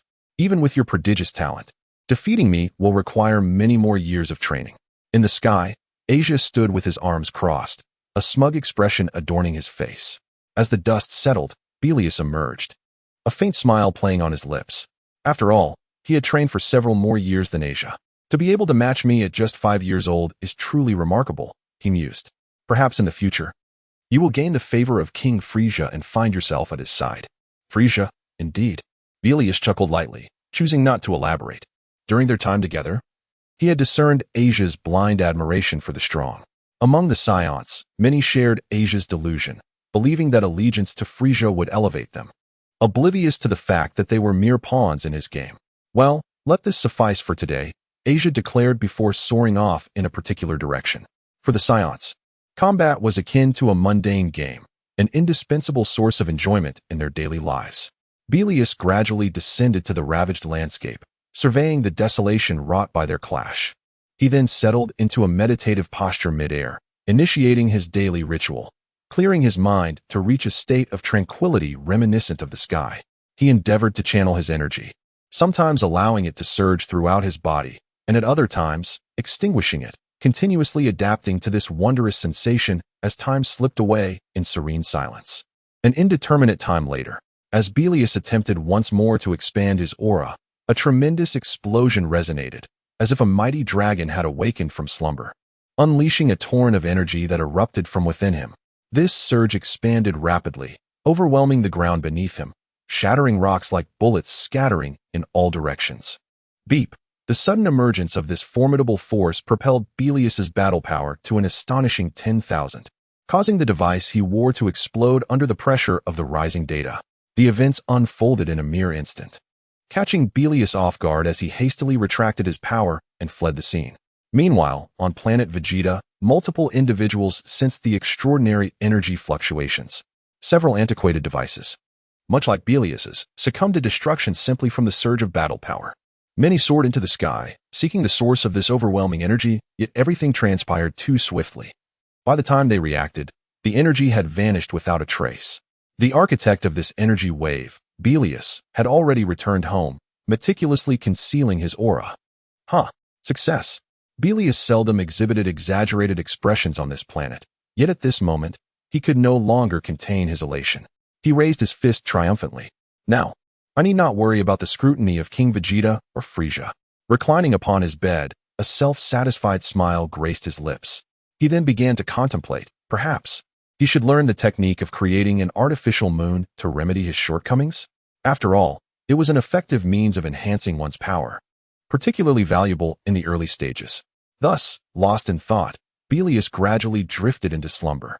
The following day, Belias awoke in a daze. After a quick wash and donning his attire, he made his way toward the vicinity of the palace. There lay an establishment that offered sustenance, a place that could barely be deemed a bar. Within, many Saiyans indulged in libations, run by an alien resembling a red octopus. At that moment, the restaurant was a cacophony, akin to a pot boiling over. Upon entering, Belias attracted whispers and glances from several Saiyans, who regarded him as a child of envy, evoking both admiration and a hint of pride. Unperturbed, Belias proceeded to a table, ordering a feast and devouring it with fervor. As he savored his meal, an unwelcome voice intruded from beside him. "Isn't that the little brat from the caster team? What are you doing here alone?" Belias lifted his gaze to find Ozer, the individual he had encountered previously, now leaning with an air of amusement, his eyes glinting with malice. Belias furrowed his brow, ignoring him as he continued to eat. Unfazed by Belias's indifference, Ozer tilted his chin in a provocative manner, inquiring, "I hear your battle power has reached 5,000. How about considering joining my elite team? It's far superior to that pathetic squad of yours. Are you strong?" Belias raised his eyes slowly, a faint smile gracing his lips, laced with unmistakable disdain. This unabashed attitude elicited a slight raise of Ozer's brow, clearly taken aback by the audacity of this child to speak to him in such a manner. A flicker of menace flashed in Ozer's eyes, his lips curling into a sinister smile as he coldly remarked, It seems you have yet to learn how to converse with elite warriors. But fret not, you will come to understand." With that, Ozer turned and departed, leaving Belias to gaze after him, his eyes as tranquil as a bottomless, icy pool. Ha ha ha. A splendid spectacle is about to unfold. Offending Ozer is no trivial matter. Nearby, the Saiyans, who had witnessed the entire event, erupted into laughter, as if anticipating an exquisite farce. Belias cast a cold glance over the chuckling Saiyans, his icy stare akin to a blade of winter, compelling them to instinctively silence their mirth. In Belias's eyes, these warriors, whose combat prowess barely surpassed 1,000, were nothing more than inconsequential refuse. He internally spat in disdain, after consuming the last morsel of food. His aura surged like a roaring flame. He soared into the sky, heading towards the residence of the Caster family, leaving behind a group of Saiyans with awkward and reluctant expressions. His presence sliced through the void like a dagger, and in the blink of an eye, Belias arrived at Caster's abode. It was a futuristic, silver-white hemispherical structure perched on the edge of a cliff, shimmering with a mysterious gleam under the sunlight. Chapter 14. The fierce battle with Caste. Soon, they arrived at Caste's doorstep, and Belias raised his hand to knock on the door. Moments later, the door swung open, revealing none other than Nappa. "What are you doing here?" Nappa questioned, crossing his arms and frowning at Belias. "I'm looking for Captain Caste," Belias replied, his brow slightly furrowed as he regarded Nappa. "Come in," Nappa said dismissively, allowing Belias to enter. As Belias stepped inside, his gaze fell upon Caste, who was executing a handstand. Clad in a blue bodysuit and an intricately designed battle vest, she exuded strength and poise, even in her inverted position. "Captain," Belias began, breaking the brief silence. Caste, upon hearing his voice, effortlessly flipped herself upright, landing gracefully and fluidly. She casually brushed a stray lock of hair from her forehead and glanced at Belias with a cool demeanor. "What is it?"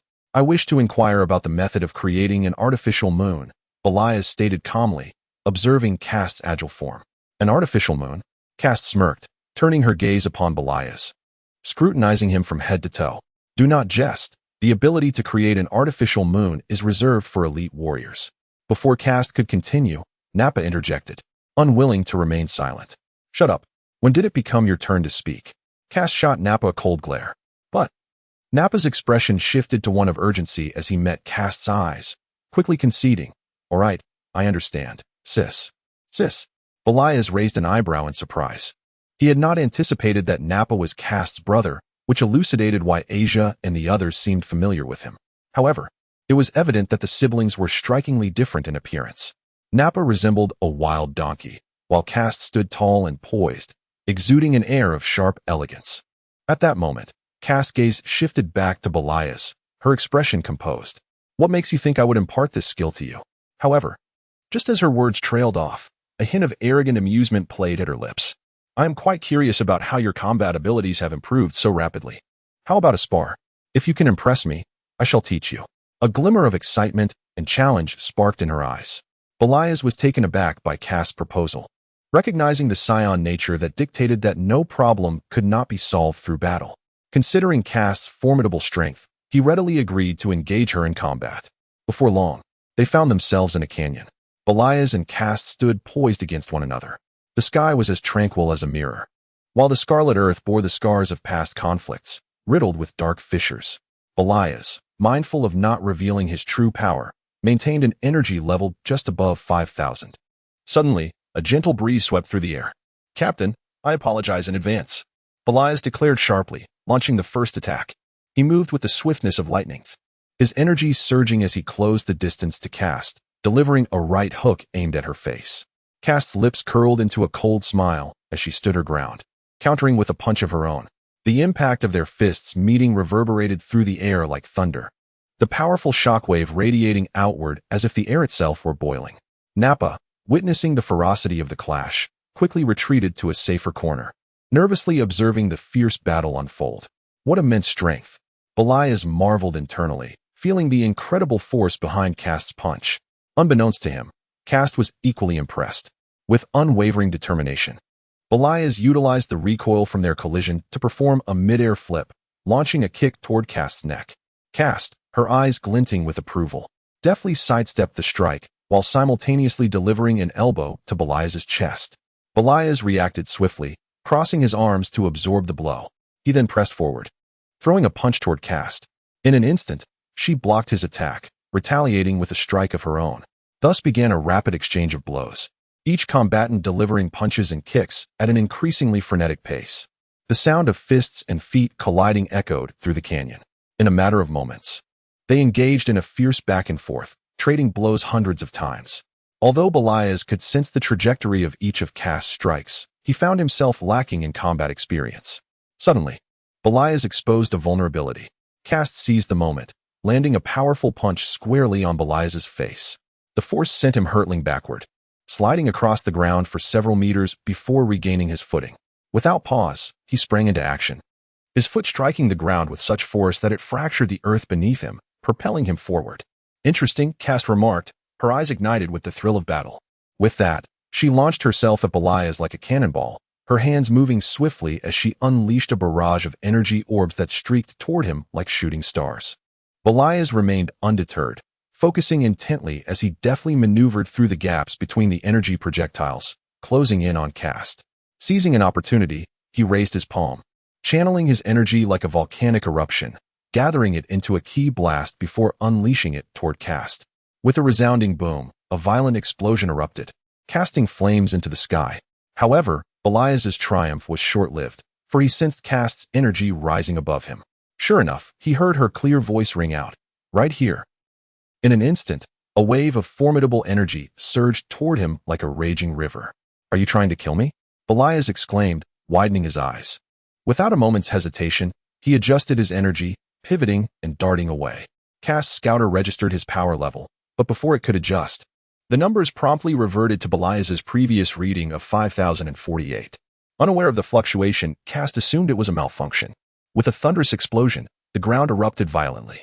Belias, having anticipated the blast, soared clear of the danger zone. Then, he clenched his fists, gathering energy into both of them, forming two dragon-headed ki blasts, an inspiration he had derived during his time on Red Mountain. As the dragon heads coalesced, radiating a dim light, Belias roared, launching them toward Cast. A piercing roar echoed through the canyon as the two tumultuous, dark dragon-shaped ki blasts entwined and solidified into a single, formidable black dragon, roaring as it charged toward Cast. Cast, unable to evade in time, raised her hands, her expression brimming with excitement as she shouted, "Come on! Show me what you can do." The resulting explosion was cataclysmic, sending a shockwave of fury skyward, accompanied by violent flames and billowing smoke that expanded rapidly, devastating the entire canyon as if an atomic bomb had detonated. As the dust settled, Cast's battle suit lay torn, exposing her fair shoulders, inadvertently providing Belias with a glimpse of advantage. Meanwhile, Belias appeared breathless and fatigued, raising his hand in surrender. I can't go on. I concede. Chapter 15. The great ape Castor was propelled from the explosion, his gaze landing upon the disheveled yet resilient Belias, admiration glimmering in his eyes. She gently brushed off the dust from her face, her hair slightly askew against her cheek, yet her spirit remained undiminished. Belias, you are quite remarkable, Castor's voice, unusually soft, remarked. Come by tomorrow, and I shall teach you the method of creating an artificial moon. All right, she replied. On the desolate mountains of Vegeta, Belias marveled. Is this truly the artificial moon? It's astonishing. It can emit plus waves. As she observed the luminous sphere floating in her palm, joy bubbled within her. A week had elapsed since her battle with Castor, and during these days, Belias sought his guidance daily. True to his word, Castor generously imparted this technique to her, and they often engaged in sparring, satisfying Castor's desire for combat while rapidly enhancing Belias' skills. The atmosphere was harmonious. Even Castor's demeanor softened in her presence, shedding some of his usual coldness and arrogance. Control it well. Do not let it ascend into the sky. After all, we are on Planet Vegeta, Castor advised, arms crossed. Nearby, Nappa clenched his left wrist with his right hand, watching Belias successfully conjure the artificial moon, his expression contorted with frustration, veins bulging on his forehead. In response to this, Belias casually crushed the artificial moon, teasing, Nappa, do not strain yourself. This is not something just anyone can master. If you continue like this, the blood vessels on your forehead may burst. What did you say? You wretched scoundrel. Nappa seethed in anger, his face flushed. Captain, I shall take my leave now. I will find a planet to familiarize myself with the great ape transformation, Belias said, ignoring Nappa. She waved farewell to Castor and ascended into the sky, heading home. Castor nodded, casting a cold glance at the enraged Nappa before departing silently. Damn it, Nappa muttered, seething at their disappearing figures. On a desolate planet in the cosmos, silence reigned. A pristine artificial moon hung in the sky, casting a cold glow. Suddenly, a deafening roar shattered the stillness.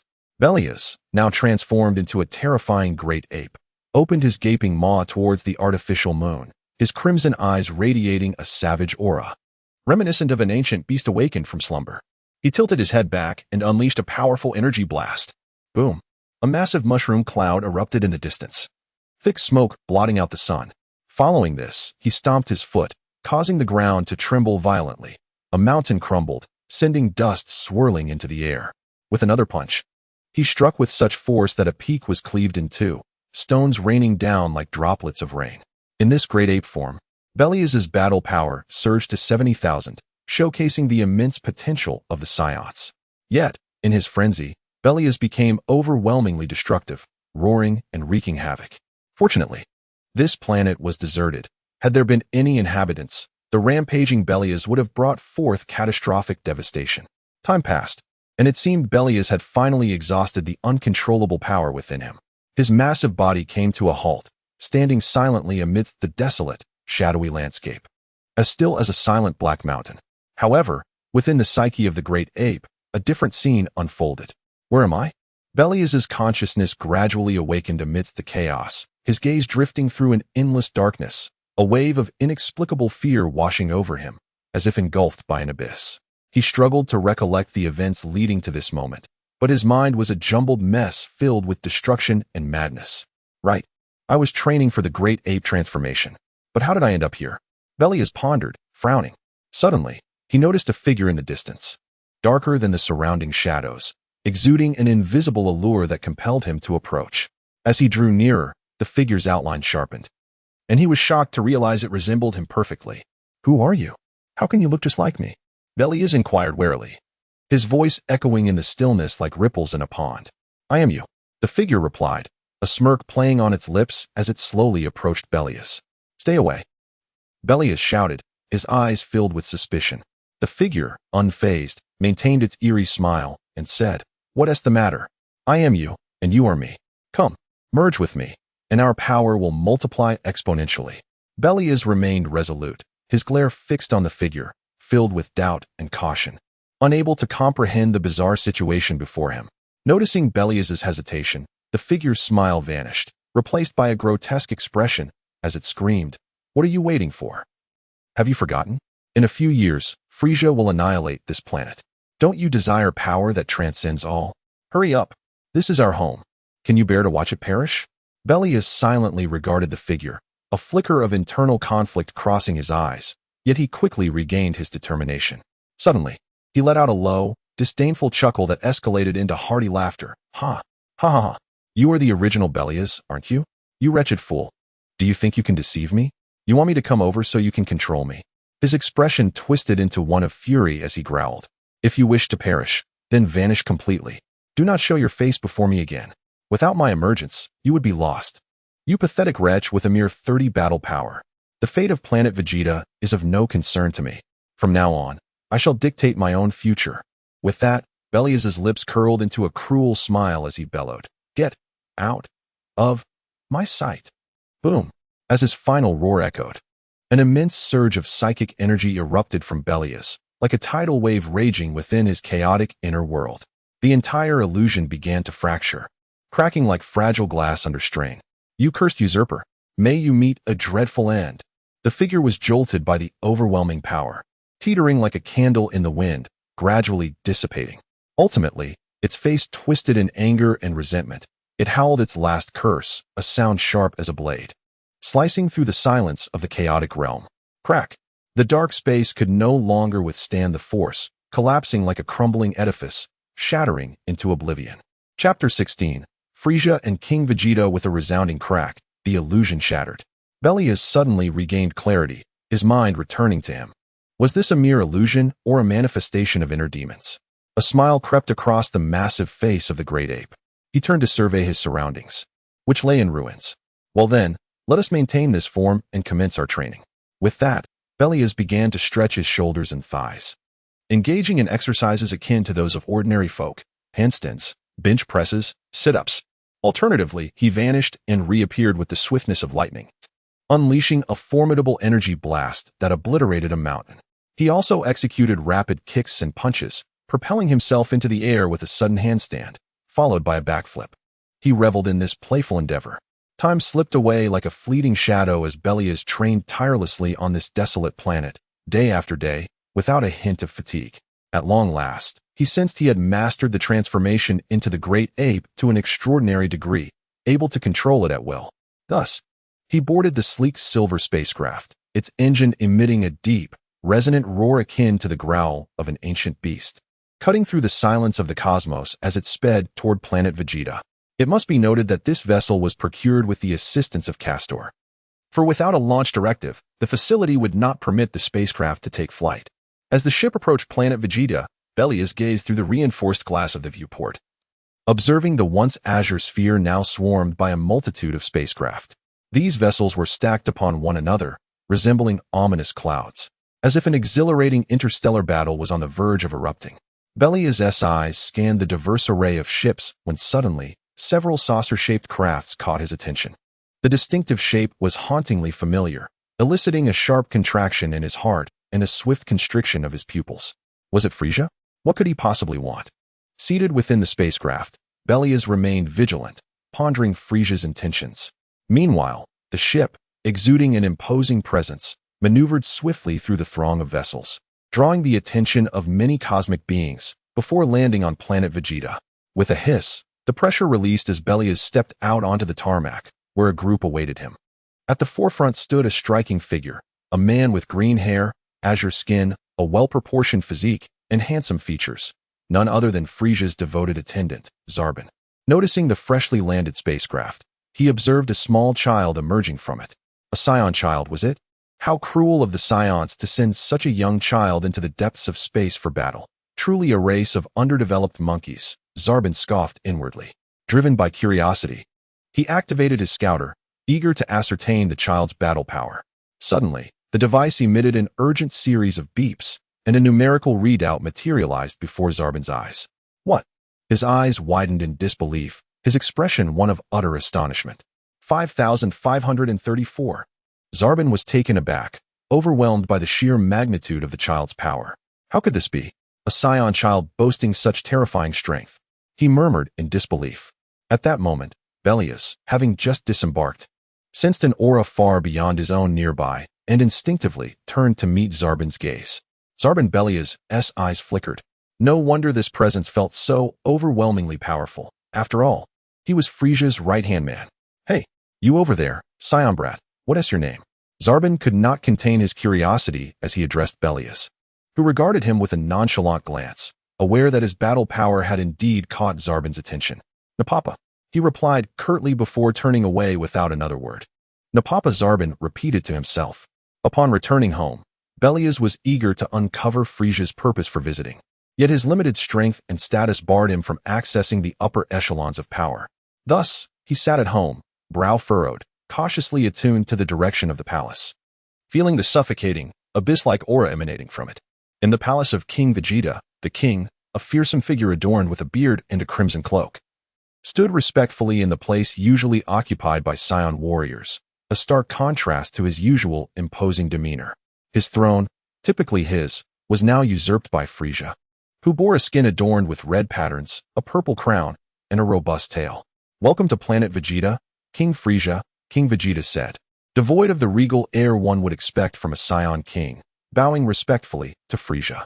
The self-proclaimed cosmic emperor, Frieza, wore a broad smile, clearly pleased with King Vegeta's demeanor. Ah, King Vegeta, it has indeed been a long time. You seem to have weakened considerably. He sat comfortably in the former king's seat, unbothered by the king's discomfort. Your Majesty jest, my strength pales in comparison to yours, King Vegeta replied, though inwardly seething with indignation at Frieza's taunts. With a wicked grin, Frieza gazed at King Vegeta. Actually, I have come to request a favor from you. Your words are gracious, but your will guides our Saiyan endeavors. Do not hesitate to command us, King Vegeta replied evenly, fully aware that Frieza's request seldom boded well for him. Yet, as a warrior race, servitude to Frieza had become second nature. Ah, splendid. I knew I could count on you, Saiyans. Frieza beamed, his face alight with satisfaction. After a brief moment of merriment, Frieza's expression turned serious as he fixed his gaze on King Vegeta, revealing the true purpose of his visit. As my father's most cherished son, he has unjustly bestowed 30 planets that rightfully belong to me upon my brother. This infuriates me, and I wish for you Saiyans to assist me in reclaiming them. What? King Kila? King Vegeta gasped, shocked that Frieza would incite a direct conflict between the Saiyans and Kila. Even a fool could recognize that Kila was Frieza's equal. How could the Saiyans hope to challenge him? King Vegeta opened his mouth to speak, but the icy, unyielding gaze of Frieza silenced him, causing his heart to race. Are you afraid? Frieza's voice dripped with frost, chilling to the bone. King Vegeta's expression was one of turmoil. He understood that this was an unrefusable bargain. If he acquiesced, the Saiyans would undoubtedly be thrust into a horrific war, yet a refusal might spell immediate doom for Planet Vegeta. His palms were slick with sweat as his mind raced, seeking a way to extricate the Saiyans from this perilous predicament, yet he found all efforts futile. Chapter 17. A new dispute. How's it going? Frieza sneered, his lips curling into a mocking grin as he observed King Vegeta, drenched in sweat. You Saiyans are to blame. I sent you to attack Planet Plant to acquire the technology for producing soldiers, yet you brutish Saiyan monkeys have ravaged it beyond recognition. All the production materials have been destroyed. With the remnants, my scientists could only create a meager portion. Tell me, do you Saiyans not owe me compensation for my losses? Having spoken, Frieza cast a sidelong glance at King Vegeta with his malevolent, slanted eyes. Ah, this, King Vegeta stammered, trembling as he struggled to find words in his moment of desperation. With a smile playing on his lips, Frieza sensed the effectiveness of his taunts and softened his tone, finally revealing his true intention. Rest assured, I do not require your Saiyan forces to act. My elite task force will conquer those 30 planets. And all you need to do is send your strongest Saiyans to assist. Upon hearing this, King Vegeta felt as if the noose around his neck had suddenly loosened, allowing him to exhale in relief. He placed his right hand over his chest and assured, Fear not, Lord Frieza, the Saiyans shall cooperate fully. Very well, ho ho ho. It's settled then. I shall take my leave. Farewell, King Vegeta. Satisfied with the answer, Frieza smiled and ceased further conversation. As he descended from the throne and passed by King Vegeta, he called out with a tone laced with mockery. Soon after, he departed the palace, soaring into the skies. King Vegeta stood, gazing after Frieza's retreating figure for a long time. His eyes brimmed with fury and resentment, yet deep within lay a profound fear. As the ruler of the Saiyans, how could he accept his fate and that of his kin as mere pawns in Frieza's game, subject to his whims? However, the harsh reality loomed like an immovable mountain before him. King Vegeta understood that Frieza's power was beyond his capacity to confront. The overwhelming disparity in strength buried any thoughts of resistance deep within. The spaceship gradually departed from Planet Vegeta. Frieza reclined in his infant-like flying seat, a cold smirk on his lips as he cast an evil glance at the dark red planet Vegeta, declaring, "Ho ho ho, such a detestable planet. Every visit leaves me feeling utterly unwell. The air is filled with a nauseating stench. I cannot fathom how these Saiyan monkeys endure living here." Beside him, Dodoria, eager to please, chimed in with a wide grin. "Ha ha. You speak the truth, Lord Frieza. But these under-evolved beings would surely leave any planet in such disarray." Ho ho ho. Dodoria makes an excellent point. It's no wonder the Saiyan population is so sparse. Perhaps one day, these beings may regress to mere tree-climbing monkeys. Frieza chuckled at Dodoria's commentary, his laughter soon fading into his signature cold demeanor. Narrowing his evil eyes, he fixated on the vanishing planet Vegeta, his thin lips parting slightly as he mused. However, for now, they still hold some value. Although they may not be exceptionally strong, they can still cause a bit of trouble for that scoundrel, Quira. Lord Frieza, during my time on Planet Vegeta, I encountered a remarkably powerful little boy. At that moment, Sabo recalled his encounter with Belias on Planet Vegeta. He deemed it necessary to report this to Frieza, knowing of his long-standing wariness towards the Saiyans. For there existed a legend that the ancestors of the Frost Demons had once been defeated by a golden-haired Super Saiyan. Thus, Frieza harbored a fear that a true Super Saiyan might emerge from among them. Oh, remarkably powerful, you say? Hiki. Just how powerful is he to elicit such astonishment from Mr. Sabo? Frieza inquired with a smile, his voice calm and measured. He is a young Saiyan with a power level of 5,000, yet he appears to be merely 5 years old, Sabo replied respectfully. 5,000? Sabo, surely your scouter must be malfunctioning. Many adult Saiyans possess power levels of only 2,000, with elite warriors barely reaching 7 or 8,000. Dodoria interjected, his eyes widening in disbelief. Ho ho ho, fascinating, a 5-year-old with a power level of 5,000. It seems a promising little monkey has emerged among the Saiyans. Frieza chuckled lightly, his gaze turning calculating as he instructed to inform King Vegeta to send that young Saiyan to him. I have a keen interest in such a potential child. As you command, Lord Frieza, Sabo bowed respectfully. Meanwhile, after Frieza's departure, King Vegeta promptly summoned the elite warriors of his clan and conveyed Frieza's directives, recalling all Saiyans engaged in battle. In the royal palace, after informing everyone of their mission, King Vegeta surveyed the faces of his elite male and female warriors with a grave expression. Clenching his fist, he spoke with unwavering resolve, "Listen well. Although we must cooperate with Frieza's task force, we must never forsake the dignity of the Saiyan race. Let us demonstrate the might of our people to these aliens." Roar. The Saiyans, invigorated by the challenging task at hand, displayed no signs of fear, their faces alight with enthusiasm. In the following days, Belias observed numerous spaceships returning to Planet Vegeta. Unsure of the situation, he inquired with Para, who was equally in the dark, only aware that there might be a mission at hand. Then, one day, under the guidance of Castor, Belias gathered in a massive square in small formations. On that day, he encountered the most elite warriors from Planet Vegeta. The square was filled to capacity, with perfectly aligned formations, every Saiyan warrior exuding an intense aura of combat readiness. The only flaw was the inconsistency in their heights and builds. For the first time, Belias laid eyes on King Vegeta, who stood on a semicircular platform. In the front row of the formation stood 10 individuals, 7 men and 3 women. Para informed Belias that these were the 10 most powerful warriors on Planet Vegeta, each boasting a power level exceeding 8,000. The 7 men were Shadow, Goose, Gifu, Maku, Bewley, Bogue, and that Osai. The 3 women were Heidi, Lin, and Shira. Belias nodded slightly, taking in their appearances. These were characters not mentioned in the original story, likely turned to dust in the explosion. King Vegeta stood on the platform, while Belias discreetly scanned the many faces before him. Among them, he noticed a man with a crab-like head and a scarred face, Bardock, the father of the Dragon Ball series protagonist.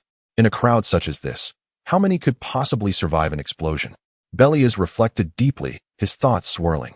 Determined, Belias resolved that after this mission, he would leave Planet Vegeta and seek opportunities to rapidly enhance his strength. For the future, when he confronted Frieza, he would declare, "I could take his place." A firm smile graced Belias's face.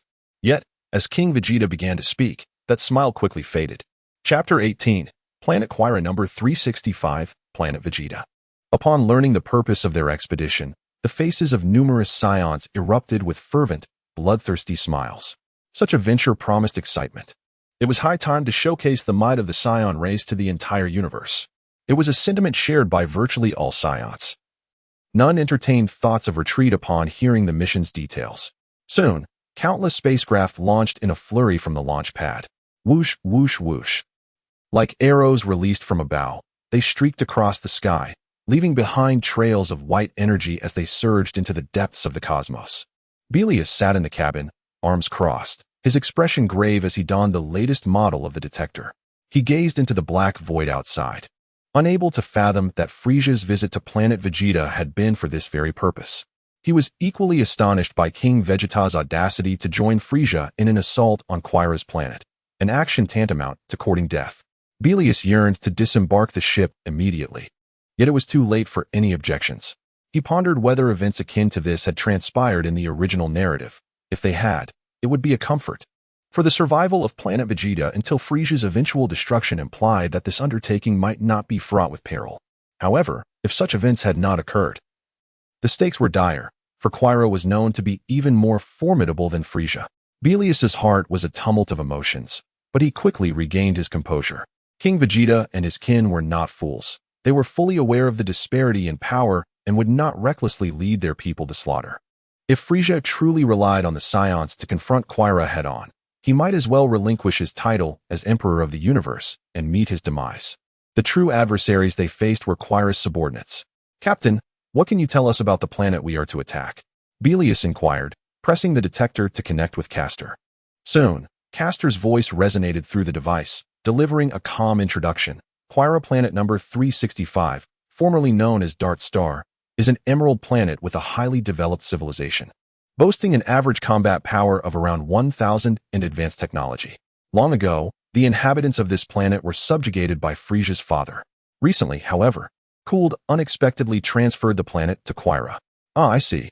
This explains our reason for engagement." Belias nodded, understanding why Frieza had suddenly decided to attack Quira. An average combat power of 1,000 suggested that this planet would not be easily subdued. However, the greatest threat lay with Quira's special forces. In the detector, Castor's tone remained unperturbed. Quira's elite forces, indeed. Belias mused. It was said that they were Quira's trump card, each possessing formidable combat prowess. Yet, surely, the Jinyu force would be there to intercept them. Who could say? Well, there were still 5 months before he could stretch his limbs. He might as well rest for now. "Understood, Captain." After a brief exchange, their communication concluded. Belias deftly manipulated the controls, dimming the lights within the ship, and gradually succumbed to deep slumber. Quira planet number 365, formerly Dart Star, a resplendent emerald orb, its surface adorned with vast forests of crystalline green trees that shimmered with a soft glow, whispering melodiously in the gentle breeze. Countless crystalline streams meandered through the landscape, their waters of vibrant emerald hue, nourishing this enchanting land. At the forest's edge lay a magnificent city where nature and technology harmoniously coexisted. The buildings, crafted from translucent emerald crystals, sparkled under the sun's embrace. The streets were spacious and immaculate, lined with exotic flora that perfumed the air.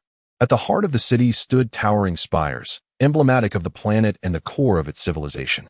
Atop these towers, energy crystals provided clean energy, while within lay the intelligent control center, a nexus of cutting-edge technology and talent. Surrounding it were smaller satellite cities, echoing the main city's architectural style, yet focusing more on ecological sustainability, each serving unique functions as centers for research, culture, and agriculture. Above the planet floated uniquely designed aircraft, utilizing advanced anti-gravity and energy propulsion technologies capable of traversing both the atmosphere and interstellar space. Beneath the surface lay vast industrial and energy reserves, serving as a refuge, fortified with advanced life support and safety measures. In summary, this was a planet of exquisite beauty, magnificent architecture, and advanced technology, a symbol of a high civilization. However, on this fateful day, this beautiful planet faced brutal assaults from countless spacecraft descending like meteors from the cosmos. Boom, boom, boom, boom, boom. A cacophony of deafening explosions echoed throughout. Numerous Saiyan ships, propelled as if by unseen forces, plummeted to the earth like harbingers of doom, crashing violently into this emerald world. In an instant, the planet's surface was engulfed in flames, dense clouds of smoke swirling amidst the scattered green earth and stones, shattering the once dreamlike emerald glow. On Dart Star, towering structures crumbled to dust, and the anguished cries of countless natives filled the air. The surface of the planet was plunged into chaos and inferno. Hiss, hiss, hiss. Sounds of air pressure being released filled the atmosphere. Ha. Over 100 Saiyans, fierce, cruel, excited, or aloof, emerged from their vessels like wolves unleashed upon their prey, stepping onto this emerald terrain. Belias followed suit, disembarking from the ship. Before long, Quira's forces, dazed and covered in debris from the explosions, reacted in shock. They could hardly fathom that anyone would dare to invade their territory. Their expressions a mix of rage and fear as they brandished their green energy weapons, gathering in groups to confront the intruders. It was then that they beheld a figure named Ozer, who floated into view with a bloodthirsty grin. Gazing at the throng of green-skinned aliens, he bore a cruel smile. He began, raising his hand slowly, fingers aligned, as energy coalesced around him, intensifying with each passing moment. With a sudden, thunderous cry, the air around the Saiyans charged with a terrifying surge of white energy, erupting forth like a volcano. Boom! It was akin to a nuclear explosion, reverberating through the air. In the blink of an eye, the myriad of Quira's ragtag forces was silenced, their screams swallowed by the overwhelming tide of energy. As the energy subsided, those enemies were reduced to mere ashes, and the surroundings lay in utter ruin. A testament to the aftermath of battle. Belias observed this scene, his expression unchanged, for he knew that Frieza instigated this chaos. All blame lay squarely on him. As he surveyed the remnants of the battlefield, a smirk involuntarily crept across his lips. With Ozer's display of power, the Saiyans' innate bloodlust was fully awakened. Following the signals from the detector, waves of Saiyans soared into the sky, including Bardock's team, scattering in pursuit of their respective targets. Likewise, Belias surged forward alongside Castor, their energies flaring as they raced toward a singular destination. Chapter 19. The Namor Special Forces. Such a commotion did not go unnoticed by the forces of Kfelra. A large group clad in Saiyan-style battle attire, led by an alien named Namor with red skin and an unusually shaped head, swiftly flew towards the Saiyans. What could these detestable Saiyans possibly be up to? Do they not realize that this planet belongs to King Kfelra? Namor cursed vehemently during the flight. As the highest official of this planet, he could hardly remain unscathed when trouble arose. At that moment, he wished for nothing more than to annihilate the entire Saiyan race. After all, the Saiyans were merely Frieza's lackeys, and this assault was likely orchestrated by Frieza himself. Trailing behind Namor was a slick-skinned alien with an octopus-like head named Slike, who analyzed the situation in a low voice. Frieza, that despicable scoundrel. He must be resentful that King Kurd has bestowed this planet upon King Kfelra. It was only after Slike's reminder that Namor realized the truth, and he could not help but grit his teeth in anger. Upon observing the readings on the scanner, he noted that, in addition to a faction of Saiyans heading towards them, a significant number of formidable Saiyans had dispersed in various directions. Namor understood their intent, to attack elsewhere and exterminate all life on this planet. They had always been this way. Slike, Klo, Lakin, Lena, you lead your teams. Split up and provide support elsewhere. Intercept these damned Saiyans and eliminate them all. I intend to present their heads to King Kfelra as penance. Following Namor, alongside the powerful Slike, were Klo, a burly man with blue skin, golden hair, and a beard, and Lakin, who sported green skin covered in hard scales, a slender build, a long tail, and sharp claws, with piercing red eyes reminiscent of a lizard. Also present was Lena, characterized by her purple skin, elongated figure, silver hair, and strikingly beautiful appearance. Additionally, several native Dartarians, with green skin and protruding bumps on their faces, accompanied them. As they all observed the scanner-S display, they heard Namor's orders. Be careful, these Scions are not to be trifled with. They nodded in agreement, swiftly dispersing to pursue the troublesome Scions. Meanwhile, on another front, Belias followed Castor as they arrived at a corner of the expansive Dartarian city. The green-skinned Dartarians, along with various aliens, had organized a defense. Upon spotting Belias and his companions, they unleashed a barrage of advanced technology and energy blasts towards them. Energy projectiles rained down like a torrential storm, the rapid-fire explosions echoing like 1,000 firecrackers igniting simultaneously. The earth trembled under the cacophony of booming explosions and rising flames. However, the attackers soon realized that their efforts had been in vain as Belias and his group emerged unscathed from the smoke. How can you expect to oppose Frieza with such feeble power? Show me what you've got. Belias silently scoffed, his expression unwavering. With a sudden surge of energy, he enveloped himself in a dark aura, causing the very air around him to tremble. Allow me to demonstrate true power. His eyes remained calm as he accelerated, transforming into a human cannonball and charging into the Dartarian ranks. Boom, boom, boom.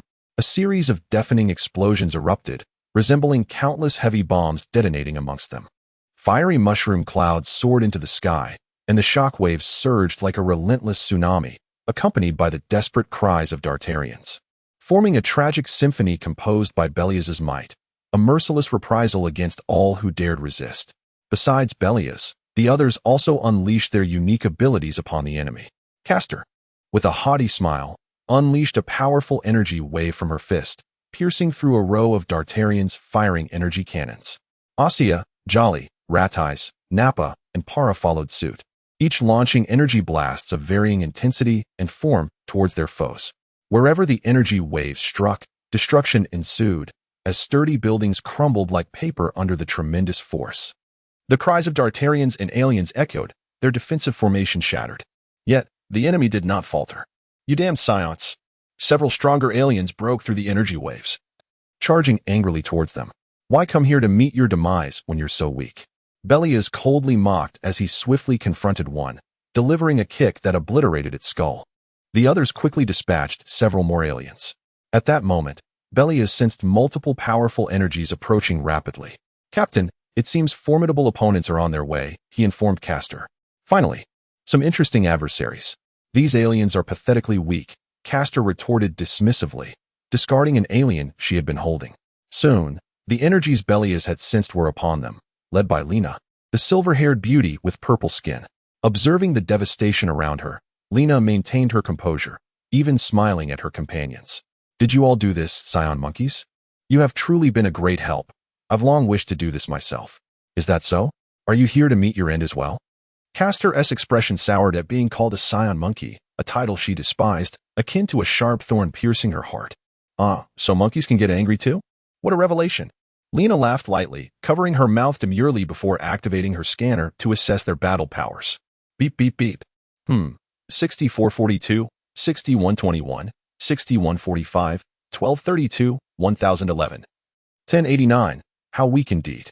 Oh, this little one has a power level of 5,504. Quite promising, but alas, still far too weak. Shouldn't you run away before you get killed? Lena spoke with disdain as she scrutinized the readings, her expression indifferent until she noticed Belias, at which point surprise flickered in her eyes. She tilted her head and smiled at him, eliciting a slight smile in return. However, her actions infuriated Castor, igniting her fury. What? Are you planning to attack? My power level is at 9,000. Are you certain you don't wish to flee? Unfazed by Belias's smile, Lena boldly stated her own power level, applying pressure on Castor, who was seething with rage. Until she finished speaking, Lena felt that her mockery had reached its peak. Suddenly, the smile on her face vanished. You lot, go and fetch me the heads of the others. This woman is to be dealt with personally. Her voice turned colder than the biting winds of a frigid winter. Understood. The aliens following Lena stepped forward, their numbers perfectly matching the opposition. With a derisive laugh from an unknown source, the tense atmosphere of the battlefield ignited. In an instant, everyone charged towards their respective adversaries. The battle was on the verge of erupting. Chapter 20. The outbreak of full counterattack with the emergence of his horned head and blue-skinned muscular form. The creature emitted a low growl and charged towards Gali, signaling the commencement of battle. Possessing a combat power of 6,321, each of his strides seemed to tremble the earth beneath him, stirring up clouds of dust. Unfazed, Gali surged forward to meet him, his figure cutting through the air like a fleeting shadow, moving with a speed almost impossible to perceive. Meanwhile, the well-proportioned man with a pineapple-shaped head exchanged glances with Nappa. Their powers were evenly matched, and they both sprang into action simultaneously. The pineapple-headed man swiftly circled behind Nappa, launching a fierce punch. Nappa reacted with remarkable speed, sidestepping the blow effortlessly, and retaliated with a powerful counterpunch that whistled through the air towards his opponent. A diminutive one-eyed monster, possessing 4 arms and slightly surpassing Raditz in combat power, let out a shriek as it lunged at Raditz with all 4 arms flailing. However, as a Saiyan, Raditz displayed no sign of fear. A cold smile crept across his lips as he pushed off the ground, propelling himself like a cannonball towards the one-eyed creature. And they collided in a furious melee. A blue-skinned warrior with cascading yellow curls faced off against Asia, both warriors equally matched in strength, their gazes filled with wariness. Suddenly, the beautiful warrior shouted, her hands moving rapidly in front of her, conjuring a sphere of azure energy that she hurled at Asia. Reacting swiftly, Asia crossed her arms in front of her, forming an energy shield that absorbed the impact. A bull-headed creature, its body covered in sharp horns and arms as thick as tree trunks, roared as it charged at Para. Though Para's power had surpassed 1,000 since the cultivation star, making him weaker than the bull-headed brute, his agility allowed him to weave through the openings in the creature's attacks, constantly searching for a chance to counter. Lena and Castor clashed, immediately entangled in their own fierce skirmish. Meanwhile, Belias found himself facing an opponent resembling the second form of Cell, a darter alien. Towering and green-skinned with prominent red lips, the darter lacked a tail and wings, but bore numerous fleshy protrusions on its cheeks. Clad in an oversized combat outfit, the darter floated arrogantly before Belias, scoffing at the Scion's combat power of 5,000, declaring that he would perish at the hands of the darter. Belias grinned, mirroring the darter's posture, and remarked on the darter's allegiance to the conqueror Kila, questioning why he would serve a tyrant. The darter, upon hearing this, revealed a disdainful expression. You insignificant brat, you know nothing. King Kila is the mightiest in the universe. Only by following him can one enjoy endless wealth and glory. Such luxuries are far beyond your grasp. You think my youth makes me insignificant? Belias replied with a grin. Huh, need I say more? After you descend into hell, remember that it was Lord Belias who sent you there. With a smile, he pointed his thumb at himself, exuding confidence. The darter, enraged by Belias's words, stepped forward, unleashing a powerful wave of energy that sent debris soaring into the air. You insolent brat, witness my might. He bellowed, charging at Belias with lightning speed, his fist enveloped in a gale of wind, ready to strike with devastating force. Belias stood his ground, unflinching. The punch collided with his face, sending him hurtling backward, akin to a cannonball. The impact fractured the ground like a spider's web, sending shockwaves that shattered boulders and sent dust soaring into the atmosphere. Huh, all that bravado. And you turn out to be a weakling. The darter sneered, surveying the dust cloud. Yet, to his astonishment, Belias emerged unscathed, shaking off the dust and looking at the darter with a bemused expression. Is that all you've got with over 6,000 in power? How disappointing, he taunted, beckoning for more. Startled, the darter checked his scouter, confirming Belias's power level. Feeling humiliated, he glared at Belias, his fury mounting. You think you can mock me? He growled, charging at Belias with a frenzied intensity, his fists raised, ready to unleash a torrent of blows. Belias, with a calm demeanor, effortlessly evaded the onslaught. The two engaged in a chaotic chase, Belias moving with an agility that defied belief, dodging each powerful strike that seemed capable of shattering steel. As he weaved through the attacks, he mocked, with speed and strength like that. You think you can take me down? You can't even touch my shadow. His words struck deep, igniting the darter's rage. Each punch was accompanied by a deafening roar, his energy surging like a volcano on the brink of eruption. Suddenly, in a fit of desperation, the darter leaped back and shouted, Die, you wretched Scion. He crossed his arms and unleashed a thick beam of green energy aimed straight at Belias. Having toyed with his opponent long enough, Belias's expression shifted as he raised his hand, fingers splayed. Full counterattack, he declared, a massive energy shield forming in front of him. With a resounding crash, the green energy collided with the shield, ricocheting back with even greater ferocity towards the darter, its chaotic energy consuming him in an explosive display that lit up the sky. The surrounding air trembled under the force of the blast. As the smoke began to dissipate, Belias descended near the explosion, where Supa's charred body lay in the pit. Yamcha was sprawled within the crater, breathing shallowly, his inhalations far outnumbered by his exhalations, barely clinging to life. Belias extended his finger, and a beam of light shot forth, definitively ending the existence of this man from Darkstar. Chapter 21. Danger approaches. Castor on the other side. The fierce battle between Castor and Lina raged on, with the turbulent air creating ripples that seemed to tremble in the intensity of their clash. Castor, agile and vigorous, had his short hair dancing wildly in the wind, radiating an aura of formidable power. Lina, with her tall stature and striking purple skin, delivered swift and merciless strikes, exuding an overwhelming sense of strength. The sounds of punches slicing through the air echoed continuously. Their figures flickered in mid-air, exchanging blows with ferocity, relentlessly attacking one another. However, Castor's combat power was a mere 6,000, a stark contrast to Lina's 9,000. In the heat of battle, Castor soon found himself gasping for breath. Seizing the opportunity, Lina unleashed a kick, akin to a war axe, with tremendous force that struck Castor on the head. Boom! The terrifying impact sent him crashing to the ground, creating a deafening roar. The earth collapsed instantly, spiderweb-like cracks spreading outward, and dust billowed into the air. A wicked smile curled at the corner of Lina's mouth as she taunted. "What's wrong, Saiyan monkey? Is this all the power you possess? If so, then you can die right here." Without waiting for the smoke to clear, she darted toward the ground. Amidst the fog, Castor struggled to rise, blood trickling from his forehead. His body marred with wounds, and his battle suit in tatters, appearing quite disheveled. Provoked by Lina's mockery, he clenched his teeth, defiantly raising his hands. A wave of energy quickly coalesced between his palms. As Lina charged through the smoke, a brilliant beam of energy, akin to lightning, erupted forth with a thunderous roar. The destructive force of the energy beam sliced through the air, aimed directly at Lina. Her pupils narrowed in surprise, clearly not expecting Castor to retaliate despite his grievous injuries. She swiftly sidestepped, attempting to evade the sudden energy wave. Yet, the proximity and speed were too great. The edge of the wave grazed her cheek. "Humph. You possess some skill." Lina steadied herself, wiping away the blue blood that oozed from her face, her eyes flashing with anger. "But do you truly think this level of attack can defeat me?" Castor, panting heavily, felt his hands tremble slightly, blood trickling down his cheek. "Damn it. Don't be so arrogant. I am a Saiyan warrior." A glimmer of defiance flickered in Castor's eyes as he roared, gathering energy anew. Despite his chaotic aura, his fighting spirit remained undiminished. With a roar, he unleashed an energy blast toward Lina. She smirked, a glint of ruthlessness in her eyes. In an instant, she vanished from Castor's line of sight. "What?" Castor's eyes widened in shock.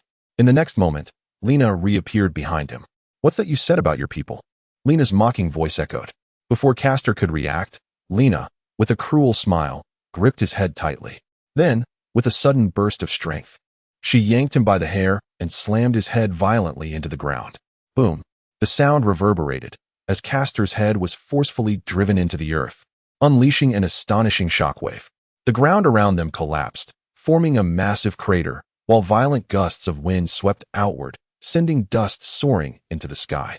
Castor felt darkness enveloping her vision, and excruciating pain radiating from her head, as if her skull might shatter. Her body slumped helplessly to the ground, blood streaming from her forehead and the corner of her mouth, staining the earth beneath her. Coughing, Castor struggled to breathe, her consciousness fading, the world around her dimming. Her hands weakly pressed against the ground, desperately trying to rise, but her body felt as if it were burdened by a 1,000-pound weight, rendering her immobile. "Damn it!" Lina stood over Castor, gazing down with a cruel smile. "Is this truly your limit, Saiyan monkey? What a disappointment." With that, she reached for Castor.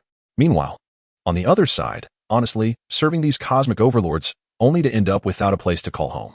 How lamentable. A beam of light shot from Belias' fingertips, finally eliminating the man named Supa from Darkstar. Belias shook his head in disbelief, turning his gaze toward the distance. He recalled how he had lured Supo away into an emerald forest to avoid interfering with the battle. Now, sensing the diminished energy of Castor and her companions, he muttered, "This doesn't bode well." With a surge of power, he shot toward Castor's location. Upon arrival, he witnessed Lina gripping Castor by the hair, lifting him into the air, her face a mask of ferocity as she rained down blows like hammers. Each strike was infused with brutal force, the sound of their collision echoing through the air. Castor's body swayed weakly, blood dripping from her mouth and forehead, her battle suit in tatters, revealing her scarred skin. Her eyes were vacant, clearly devoid of any will to resist, yet Lina showed no signs of relenting. Instead, her attacks grew fiercer, a cruel grin plastered across her face. "Huh, what happened to your earlier bravado?" Lina cackled, her fist crashing once more into Castor's abdomen. "Saiyan monkey, have you exhausted your strength so soon? How pathetic. And your subordinates? They are probably being beaten to death by my men right now." Castor's body trembled violently, a spray of blood erupting from her lips, staining Lina's arm. Her breath was faint, nearly inaudible, consciousness slipping away as she was left at the mercy of Lina. Watching from a distance, Belias shook his head and sighed. This alien woman truly plays dirty. Displeased by her brutality, he nonetheless acknowledged her strength. In the next instant, his figure vanished, reappearing behind Lina, his voice low and deliberate. "Excuse me, could you kindly return my captain?" "What?" The sudden voice from behind startled Lina, freezing her in place. Cold sweat streamed down her forehead. The proximity of the sound had caught her completely off guard. Lina's eyes widened in horror as the detector began to blare frantically, sensing an immense energy looming behind her. Chapter 22. Belias arrives. "Excuse me, could you please return my captain to me?" The voice suddenly resonated behind Lina, causing her to gasp in shock. With instincts honed from years of combat, Lina swiftly hurled the unconscious Castor behind her, a desperate attempt to thwart any potential attack. In that instant, a surge of violet energy erupted around her, and with a powerful push against the ground, she propelled herself several meters away. Turning rapidly to face the newcomer with a vigilant expression, her astonishment was palpable as she exclaimed, "It's you? How can this be? You defeated Supa?" Meanwhile, Belias had also shifted his form, catching the fallen Castor with ease. Ignoring Lina's inquiry, he glanced down at Castor, whose complexion was ashen, breath shallow, and nearly imperceptible. Her battle attire lay in tatters, revealing a web of gruesome wounds from which blood seeped, staining the earth beneath her. "She is gravely injured," Belias murmured, brow furrowed as he gently laid her on a more secure patch of ground. He then turned his attention to the purple-skinned, silver-haired alien woman. Deactivating the gravity device in his hand, and spoke calmly, "While it may seem peculiar for a Saiyan to be enraged over the injury of a comrade, she is. After all, my captain, your actions have left me quite embarrassed." Lina, regaining her composure upon seeing Belias, regarded the youth before her, dismissing his presence as insignificant. Though she was uncertain about how Supa had been defeated, she did not believe she would succumb to this individual, whose power was only a tad above 5,000. "Are you seeking vengeance for her? It's strange how you managed to overpower Supa, but you should understand, she and I are not on the same level," Lina remarked with a hint of amusement.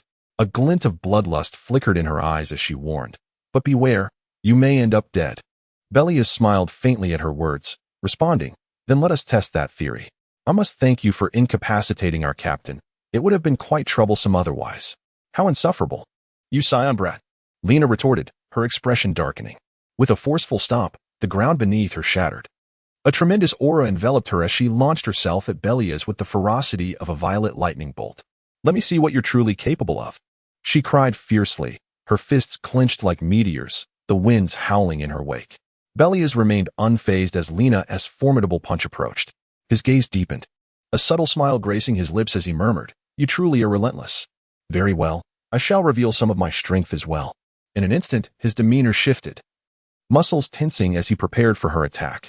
Just as Lina's fist was about to connect, he spread his arms wide, bellowing, "Ha!" A fierce, spiraling energy erupted from Belias, sending shockwaves through the air, causing the ground to tremble and stones to erupt like geysers. Before Lina could strike, the force of his energy propelled her through the air, where she tumbled several times before regaining her footing. "What is happening? This is impossible," she exclaimed. Disbelief etched across her features as she beheld Belias, now radiating an overwhelming presence. Her heart raced with fear and astonishment as she glanced at her scouter, which displayed an astonishing reading of 16,000 points. It cannot be. Lena's pupils dilated in disbelief, struggling to accept that this seemingly insignificant youth possessed such formidable power, surpassing her own. She glared at Belias, her rage causing her facial muscles to twitch as she shouted. What nonsense is this? You are merely a Saiyan child. There is no way you have such high readings. You deceitful brat. With that, she gathered her violet energy, raising her hands to unleash a barrage of fierce energy waves, relentlessly bombarding Belias like a rain of rockets. The explosions erupted around him, engulfing his form in a tempest of flames. Just as Lena believed she had succeeded, a chuckle emerged from the smoke. Is that all you've got? As the smoke cleared, Belias emerged, surrounded by a fierce aura, his battle attire pristine and unmarred.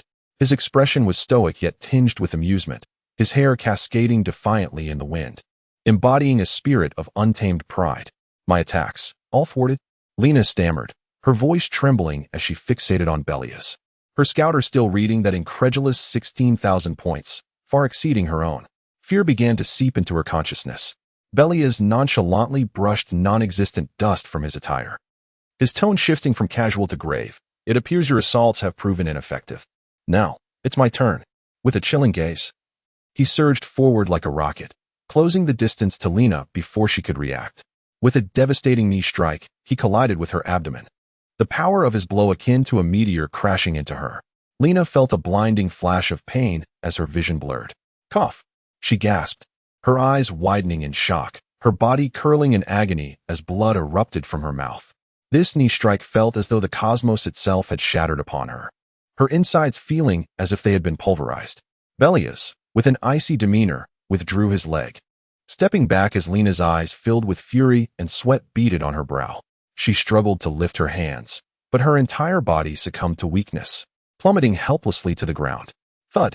Lena fell heavily, defeated.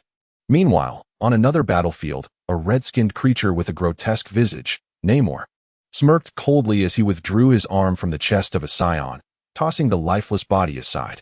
Are all Saiyans merely this pathetic? Is there not a single formidable opponent among them? At that moment, his scouter beeped furiously. Namor pressed the button, his eyes widening as he observed the reading. 16,000 points. Chapter 23 Astonishment from all sides. What?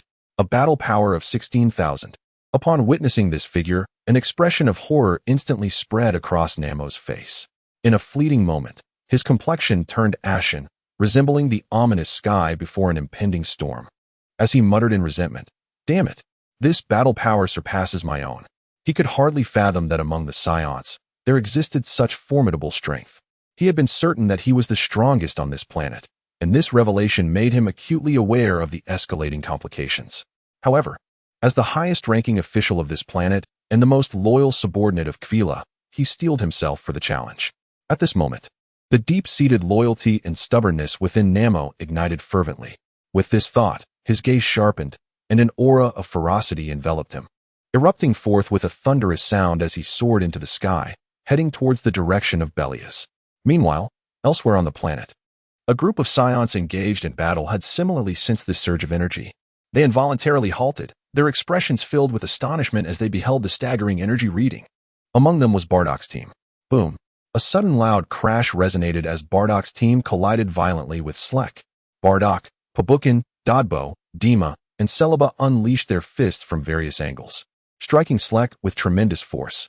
In an instant, the surrounding air was violently agitated, a fierce shockwave emanating from the point of impact, swiftly rippling outward, distorting the very atmosphere. Slek, with his cold, octopus-like visage, exuded a daunting presence, withstanding the 5 warriors' assault. Then, with a thunderous roar, he unleashed a tremendous force, swinging his robust arm and sending Bardock and his companions flying in all directions. The 5 quickly regained their footing, their eyes filled with vigilance as they fixated on Slek. Hee, how utterly embarrassing. To think we were bested so thoroughly. Bardock grimaced while clutching his shoulder, a bitter smile on his lips. Dima, with his short hair, wiped the blood from his lips and nodded. Indeed, this fellow is quite formidable. Fortunately, his subordinates are of lesser strength, otherwise, we might have met our end here. The trio of Pabukin, Dodbo, and Celebi bore their own injuries, their armor shattered and faces bruised. Yet they remained steadfast in the air, solemnly observing Slek. Beneath them lay the bodies of countless extraterrestrial beings, the spoils of Bardock's team. It was precisely due to their combined assault on Slek that they had managed to endure this brutal skirmish. Otherwise, Bardock's team would surely have faced annihilation. When the group beheld the readings on the detector, a heaviness settled within their hearts, leading them to believe that Kila had dispatched reinforcements. Bardock's expression darkened as he shouted, "We must resolve this quickly." Across from them, Slek shared similar concerns, realizing that a powerful Saiyan had emerged on this planet. With such high battle power? This is dire. King Kila cannot arrive in time to assist. It seems we must swiftly eliminate these troublesome Saiyans. With thoughts heavy upon them, the 5 warriors wasted no time, their energy surging as they charged toward their adversary. Boom! On another front, Acer was locked in fierce combat with a blue-skinned alien named Klo, one of Namo's subordinates. The space around them trembled as if it were fragile glass, the ground fracturing and mountains collapsing, painting a scene of apocalyptic devastation. Clearly, Acer, boasting a battle power of 8,004, held an undeniable advantage over Klo, whose power was a mere 7,001. At that moment, Acer soared through the air with arrogant glee, unleashing energy blasts in pursuit of Klo, who was desperately trying to evade the onslaught. Boom, boom, boom. The explosions echoed relentlessly. Klo, utilizing the terrain to his advantage, dodged the incoming energy waves while gritting his teeth. That detestable Saiyan. Acer laughed heartily in the sky, showering Klo with energy blasts like raindrops. Klo, evading with agility, managed to dodge most of the attacks thanks to his familiarity with the surroundings. Yet, Acer's relentless assault still left him scorched with several burns. Huh, you think you can evade my attacks this easily? A glint of ruthlessness flashed in Acer's eyes as he suddenly accelerated, diving downward with his right hand raised high, conjuring a massive energy sphere. Taste this. With that, he hurled the energy sphere towards Klo. Realizing the impending doom, Klo's expression shifted dramatically. He knew that if he took this hit head-on, he would surely perish. Summoning all his strength, he darted aside just in time. The energy sphere struck the ground, resulting in a catastrophic explosion, sending debris flying and propelling Klo into the air, crashing heavily against a boulder. Klo struggled to rise, his body swaying perilously, blood seeping from his mouth. "You wretched Saiyan, I'll fight you to the end," he bellowed, his aura swelling dramatically as he prepared his ultimate move. Gathering a blue energy blast between his hands, with a roar, he thrust it toward Acer. Acer, regarding the attack with disdain, retorted, "You overestimate yourself." He brought his hands together at his chest, a luminous white light enveloping him as a wave of energy coalesced in his palms. As Klo unleashed his energy blast, he shouted, "Acer's super explosion." With that, he propelled the energy wave forth. In an instant, the clash of blue and white energy erupted, with Acer's force swiftly consuming Klo's. Boom! A deafening explosion reverberated across the desolate landscape, unleashing an overwhelming force that obliterated everything in its path, akin to an 18-level hurricane. As the blinding light and smoke dissipated, a massive crater, 100 meters in diameter, remained in the ground. Klo lay charred and lifeless at the bottom, utterly devoid of breath. "How disappointing. Is this all there is to you?" Acer remarked coldly, landing beside the crater. Raising his hand to deactivate the detector, he began to declare victory when suddenly, an alarm blared from the device. The reading of Belias's battle power appeared, causing his eyes to widen in shock. His expression turned serious, a powerful aura surging forth as he shot toward Belias. Meanwhile, Belias delivered a knee strike that incapacitated Lena entirely. Coughing, Lena knelt on the ground, writhing in agony, her body limp and unable to rise. Belias descended slowly beside her, extending a finger to her forehead, gathering energy at its tip. With an indifferent demeanor, he coolly inquired, "It's over. Do you have anything left to say?" Lena gazed at the finger pointed at her, her silver hair cascading down her face as her pupils dilated in terror. Chapter 24 Cooperation? Gazing at the fingertip pointed menacingly at her, Lena's eyes widened in terror. In a fleeting moment, memories flooded her mind of Kila descending upon her home planet, the overwhelming energy blast looming above her. After many years, Lena once again felt the chilling proximity of death. Fear surged within her like a tidal wave. Her fingers clutched the ground tightly as her body trembled uncontrollably, and she uttered, "No. Please, don't kill me. I possess crucial information about Kila. I will trade this information for my life." Her voice was urgent and humble, filled with an intense longing for survival. She understood that this Saiyan was indeed capable of ending her life. A desperate voice within her screamed that she could not die.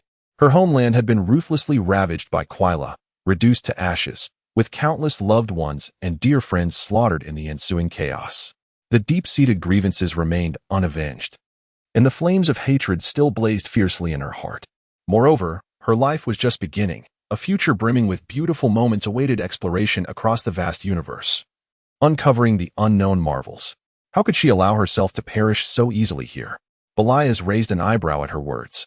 Initially, he had merely inquired out of casual curiosity, not expecting her to actually possess something of value. However, the validity of her information remained to be verified. Belias calculated in his mind, maintaining an expression of indifference as he asked Lina, "What information? Speak." Upon hearing this, Lina's eyes ignited with a flicker of hope. She looked at Belias and proposed, "You must promise me, once I share this with you, you will let me go." Belias secretly smirked, his face remaining placid as he replied, "You have no room for negotiation." As he spoke, the energy at his fingertips intensified, causing Lina's heart to constrict. Gritting her teeth, she resolutely stated, "Kila has been searching for a fruit known as the fruit of the gods for years. It is said that only gods can consume this fruit, and eating one grants immense power. Kila has long desired it. I have heard it is located on a planet called Satistar. A few years ago, one of Quila's subordinates accidentally fell there and relayed a message during his final moments. However, Kila has yet to locate the coordinates of this planet, which is why he has not obtained it. If you release me, I will inform you immediately if Kila learns of the fruit of the gods." Lina spoke in one breath, her anxiety palpable, her gaze fixed intently on Belias, desperately trying to discern any flicker of emotion on his stern visage. Upon hearing her, Belias's expression shifted slightly, an elusive glimmer crossing his eyes. The fruit of the gods? Could it be the tree of spirits? He had not expected to hear of it here. However, in the original narrative, the tree of spirits made its appearance quite late, suggesting that Kila had not yet discovered it. It was worth the pursuit. With this thought, Belias crossed his arms and regarded Lina, saying, "This seems potentially useful, but how can I trust you?" Upon hearing this, Lina's expression shifted rapidly. "My homeland was also destroyed by Kila. I have a deep-seated vendetta against him. I have always intended to find the fruit of the gods before Kila does. We could very well cooperate. Your strength far exceeds mine, and I pose no threat to you, do I?" In that moment, Lina's voice was urgent and sincere, causing Belias to momentarily question the authenticity of her claims. However, Belias was not entirely convinced. After some contemplation, he deemed it worth a try, and he turned to Lina with a smile, saying, "I have a plan." Lina paused, looking up at Belias with curiosity. "What plan?" Belias smiled at her, raising his hand, and unleashed a Daodu wave that struck Lina's shoulder. The dark energy wave pierced through her armor, searing her shoulder, leaving a large area of skin red and charred, her arm hanging limply. "Ah!" Lina cried out in anguish, instinctively covering her shoulder. Beads of sweat streamed down her forehead as she gazed at Belias in terror, her voice trembling. What are you doing?" Belias responded, "In a moment. A being with a battle power of 10,000 will arrive. You must help me eliminate him. Otherwise, how can we deceive him? You cannot defeat him." "Fine." Lina, drenched in cold sweat, hesitated only briefly before gritting her teeth and agreeing. She understood there was no retreat for her, despite her inner turmoil and reluctance. For the sake of survival and the distant hope of revenge, she had no choice but to steel herself and comply. Very well, let it be so. Subsequently, Belias hoisted caste and, guided by Lina, they sought out a nearby treatment facility that remained relatively intact, finding a usable healing pod. Lina approached to calibrate various instruments, and soon, blue liquid enveloped caste. Once the captain was properly positioned, they felt the surge of energy approaching rapidly, a being with a battle power of 10,000. Belias led Lina out of the facility. In the midst of the ruins, they found a raised stone, and Belias, too weary to feign any pretense, simply sat down and awaited the arrival of Namo. Before long, Namo appeared, swirling with powerful energy currents. His bulging eyes, through the scanner, instantly spotted Belias. What? A being with such high battle power is merely a child. His astonishment was profound. He never imagined that a battle power of 16,000 would manifest in such a young form. While still in shock, he then noticed Lina on the other side. her arm hanging limply, and he cursed inwardly. What has that fool Lina done? Has she been so easily defeated? In deep contemplation, Nemo's expression darkened as he swiftly descended upon Belias. Upon Nemo's arrival, Lina's countenance shifted dramatically. Comparing their respective battle powers, she felt resolute in her decision. In an instant, she flew to Nemo's side and exclaimed, "Nemo, you arrived just in time. This child is extraordinarily strong. We may need to join forces to confront him." Nemo nodded, unable to suppress his anger as he cursed, "Those wretched Saiyan monkeys. I never expected such a formidable opponent to exist." Saying this, Nemo led Lina to land before Belias, his massive eyes narrowing slightly as he glared at Belias, his tone dripping with menace. "Saiyan child, do you not realize you are in the territory of King Kila? I offer you a chance. Leave this planet at once. King Kila is far mightier than your Frieza. You Saiyans cannot afford to provoke him. You are the highest authority on this planet. Come, let me witness your abilities." Belias remained seated on the stone, unmoving, merely grinning as he extended a finger, beckoning Nemo in a provocative gesture. "You insolent wretch, how dare you underestimate me?" Enraged, Nemo's fury surged, his energy erupting around him, amplifying his already colossal form. His eyes bulged, bloodshot, veins protruding on his forehead, resembling a frenzied beast. "Child, you will pay dearly for your arrogance," Nemo bellowed. Then, with a dull thud, Nemo felt a sharp pain in his chest. Instinctively lowering his gaze, he was stunned to see a long, purple claw piercing through his chest from his back. Crimson blood trickling down the sharp appendage. Nemo's pupils dilated, and he coughed up blood, shouting in fury, "Lina, you wretched fool!" In an instant, an endless surge of electricity surged forth like a myriad of serpentine currents from the depths of the Nemo entity, swiftly enveloping Lina's entire being with astonishing speed.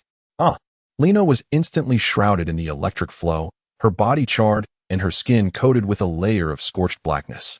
A piercing scream escaped her lips. Nemo, enduring excruciating pain, summoned all his strength and, with a powerful kick, sent Lina hurtling away. Boom! Her body crashed to the ground like a runaway projectile, creating a cloud of dust and debris that lingered in the air, the reverberating roar echoing through the desolate ruins. Chapter 25. The climactic battle comes to an end. "Lina, you wretched scoundrel. You dare betray King Kila." Nemo's face was twisted in fury as he staggered a few steps toward Lina, his hand grasping at his chest. His eyes fixated on the blood that stained his palms. In the distance, Lina emerged from the haze, swaying slightly. Upon hearing Nemo's words, a smirk of derision curled at the corners of her mouth. "Betrayal? Nonsense.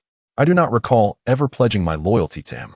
All I know is that this knave is the architect of my planet's ruin. Wasn't your planet also ravaged by him?" Her voice crescendoed, a raw blend of anger, disappointment, and helplessness, as if she were about to unleash all the pent-up emotions that had been festering within her. Nemo hesitated, his eyes ablaze with rage, unable to refute Lina's words. Instead, he retorted with a furious roar, "Fool! You know nothing of King Kila's greatness. He merely eradicates inferior civilizations. Only by following King Kila can one dominate the universe. You ignorant imbecile, I will slay you." With that, Nemo bellowed, his body crackling with violent energy, disregarding the blood gushing from his chest as he charged toward Lina once more. In that moment, his fury had completely clouded his judgment. All that filled his mind was the singular desire to obliterate this perceived traitor. Suddenly, a wave of energy shot forth from behind Nemo, piercing through his chest and creating a gaping hole the size of a soccer ball, rendering his insides visible from the front. "What?" Nemo's steps faltered, his eyes widening in disbelief as he turned to face Belias. Belias, with an amused expression, lowered his finger, a playful smile adorning his lips as he said, "Apologies. I didn't mean to embarrass the Saiyans. Time is of the essence, and I have no interest in your quarrels. I hope you don't mind." "Why, you bastard?" Nemo's response was one of shock, his eyes bulging as blood spilled from his mouth, his expression one of bitter resentment. He trembled, raising a hand toward Belias, yearning to do something, but it was too late. His body began to crumple backward, stirring up a cloud of dust. Nemo had met his end. "Now, may I take my leave?" With Nemo's demise, Lina felt she had fulfilled her promise to Belias. She clutched her shoulder and cautiously inquired, "So, can we proceed?" Belias, having gleaned some insight from the exchange between Lina and Nemo, though still skeptical, felt a flicker of potential for collaboration. adopting a tentative stance. He chose not to elaborate further. Very well, let us enjoy our collaboration. I believe you harbor a grudge against Kila. However, with your current strength, you are no match for him. I hope our partnership yields the desired outcome, Belias stated, a smile gracing his lips. A sigh of relief washed over Lina. The prospect of cooperation felt promising. She was still unsure if Belias would truly spare her, but his willingness to engage allowed a weight to lift from her heart. Thus, they established a definitive partnership, akin to signing a strategic alliance. The two agreed to maintain contact through Nemo's communicator. Though the outcome remained uncertain, they considered it a gamble worth taking, hoping for unforeseen gains. Now, you should leave.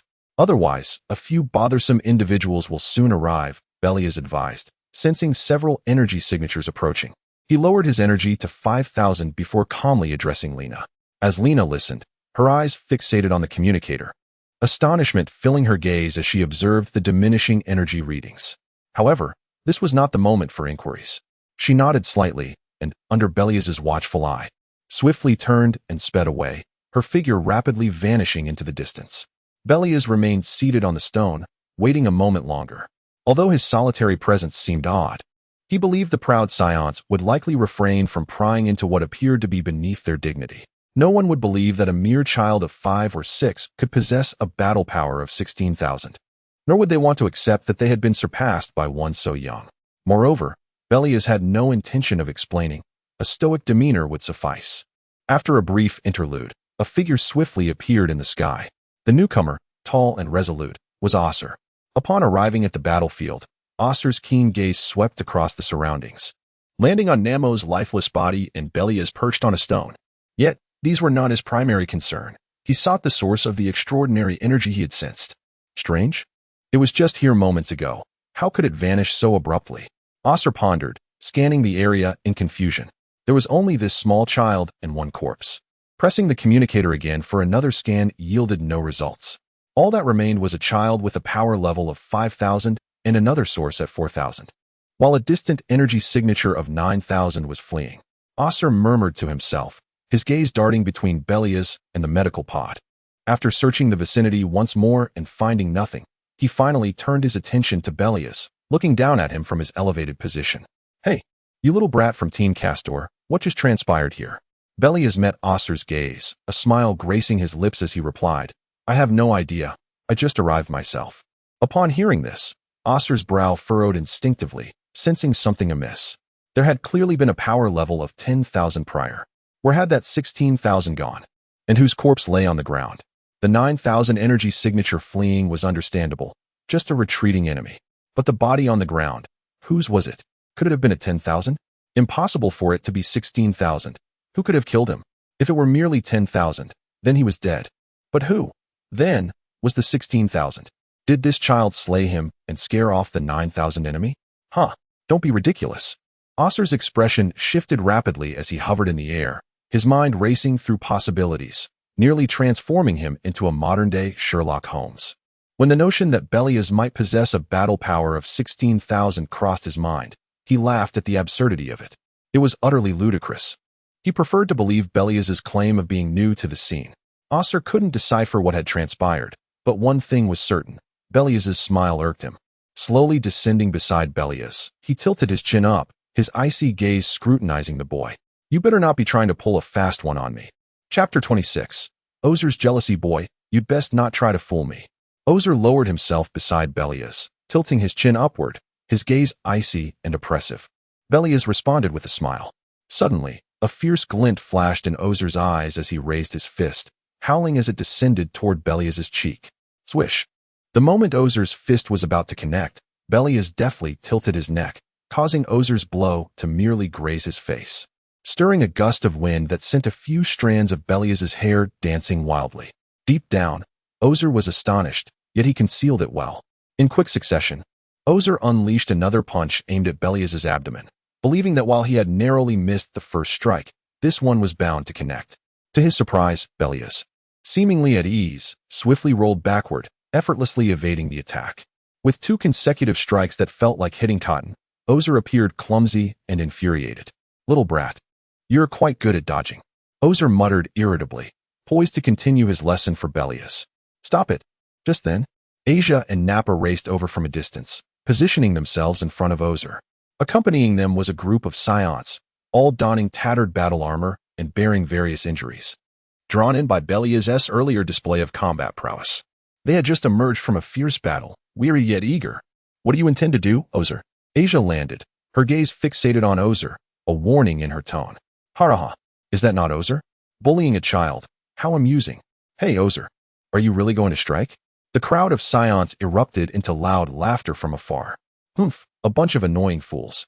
Ozer frowned at the sudden influx of spectators. Such a proud individual as he could not afford to behave so disgracefully in front of so many. Reluctantly, he halted his aggression, letting out a frustrated scoff. His cold eyes then scanned the onlookers as he spoke with a chilling voice. Anyone who wishes to survive, get lost. A bunch of weaklings.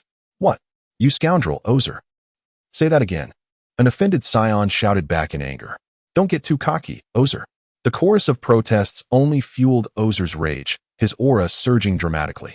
He suddenly lifted his head, realizing that rather than wasting time here, he should expedite the extermination of the other races on this planet. You lot are insufferable. Don't you dare give me orders. Ignoring the cacophony of curses from the Saiyans, Ozer regained his composure and turned to Asia with a shrug. What? Asia. No one was killed. Don't be alarmed. I was merely jesting with this little brat. See, he is perfectly fine, is he not? Asia turned her gaze to Belias. Belias, are you all right? Belias, maintaining a calm demeanor, smiled lightly and replied, I'm unharmed. He didn't even touch me. He then glanced at Nappa, instructing, Captain Castor is in the treatment chamber behind you. Check on her condition. That woman is injured? Nappa raised an eyebrow, surprised, for Castor seldom sustained injuries. Contemplating. He turned and headed toward the treatment chamber. Meanwhile, upon hearing Belias' words, a flash of ferocity crossed Ozer's eyes, but he chuckled lightly without further comment. Since there is nothing more here, I shall take my leave. After all, the conquest of this planet is my responsibility, and I must swiftly complete the tasks assigned by Lord Frieza. As he turned to depart, Ozer glanced back at Belias, grinning, Little brat, we have plenty of time ahead. I look forward to when you're older, so we can truly engage. Sure, Belias replied with a slight smile. He found it perplexing that Ozer seemed so intent on crossing paths with him despite having no animosity. Nonetheless, he was ready to face any challenge. Seeing Belias's continued audacity, Ozer restrained his anger. He then led his subordinates away, soaring into the distance. The crowd of Saiyans, finding no entertainment left, began to disperse in small groups. Asia, observing Ozer's retreating figure, turned to Belias, perplexed. When did you provoke that guy? He is notoriously difficult. Belias shrugged, who knows? I've only encountered him a few times. At that moment, the quiet and unassuming Jolly suddenly spoke up. He must be jealous of Belias' abilities. After all, achieving such high combat power at such a young age is impressive. Ozer only reached his current strength after years of life and death battles. He must feel quite disgruntled. Belias raised an eyebrow. Is that so? Asia smacked her palm in realization. That actually makes some sense. Years of effort, only to be surpassed in an instant by you. I imagine many on Planet Vegeta must be envious of you. Behind them, the battered Raditz and bruised Para nodded in agreement. That's likely true. I think if one day my strength suddenly surpassed Nappa's, he might feel similarly aggrieved. Para mused. Huh, laughable. With your and Raditz's potential, you'll never surpass Lord Nappa in this lifetime. Nappa, having emerged from the underground treatment room, overheard and immediately launched into merciless mockery. Raditz remained silent, caught in the crossfire. Enough. Let us remain quiet and wait for Castor to recover. Once she does, the remaining life forms on this planet should be nearing extinction, Asia interjected, eager to prevent any further disputes between Para and Nappa. Finally, the two ceased their bickering. Para hesitated before speaking again. I think I'll take this opportunity to check on my father. Their battle seems ongoing. Para's father is Bardock, the stoutest member of his team, famously sporting a bowl haircut. Asia paused, pressing her hand against her scouter, confirming, it seems so. Raditz, would you like to go? Your father's team appears to be facing formidable foes. I'll accompany you. Raditz activated his scouter, discovering that Bardock's group was indeed still in combat. He nodded. I'll go help out. I'll go as well. You stay behind to watch over the captain, Belias volunteered. Sensing that the remaining strong enemies on this planet were primarily Bardock's opponents, The battle-hardened Lena had already escaped with a foe boasting a power level over 7,000. The remaining adversaries had been dealt with by the other Saiyans. In essence, the high combatants on this planet had nearly been eradicated, leaving only a few stragglers. This was a perfect opportunity to engage closely with Bardock, reminiscent of the original tale. Very well then. You, Raditz, and Para proceed carefully. Asia nodded silently. Subsequently, Belias, along with Raditz and Paragus, soared through the skies with great fervor, swiftly heading towards the direction of Bardock's team. Chapter 27. The Surprise Assault. Belias, Raditz, and Para swiftly soared towards the battlefield of Bardock's team, the surrounding air tumultuous due to their rapid flight. Soon, they arrived at the site of the fierce conflict. From a distance, a harrowing scene unfolded before their eyes. The once lush Emerald Valley had been ravaged by the flames of war, its verdant land marred by vast craters and deep fissures. Pabukan, Dodobo, Dima, and Celebi lay unconscious. Their eyes glazed over as they sprawled on the ground in various horrific positions. Only Bardock remained upright on the battlefield, his iconic spiky hair dancing wildly in the fierce winds of combat, his eyes ablaze with an indomitable fighting spirit. Despite his battle attire being tattered and blood seeping from his wounds, staining his clothing, he stood tall like an unyielding mountain, a bastion of resilience. On the other side, Slyke fared no better. Standing amidst the chaos, his body was marred with scars, his once smooth skin now drenched in blood, rendering him particularly fearsome. His chest heaved violently, breaths coming in rapid, labored gasps, clearly having expended considerable stamina. Though his combat prowess remained formidable, the relentless skirmishes had taken a heavy toll on his body. His left arm hung limply at his side, evidently grievously injured, with muscles and bones severely damaged from prior confrontations. His right arm, while still functional, was also battered, flesh mangled and skin charred from energy assaults. A deep gash marred his abdomen, blood gushing from the wound and staining his battle gear. His face bore numerous injuries. His left eye obscured by blood, nearly impossible to open. Though his right eye still retained some vision, it lacked the previous arrogance and confidence. Replaced instead by weariness and fury.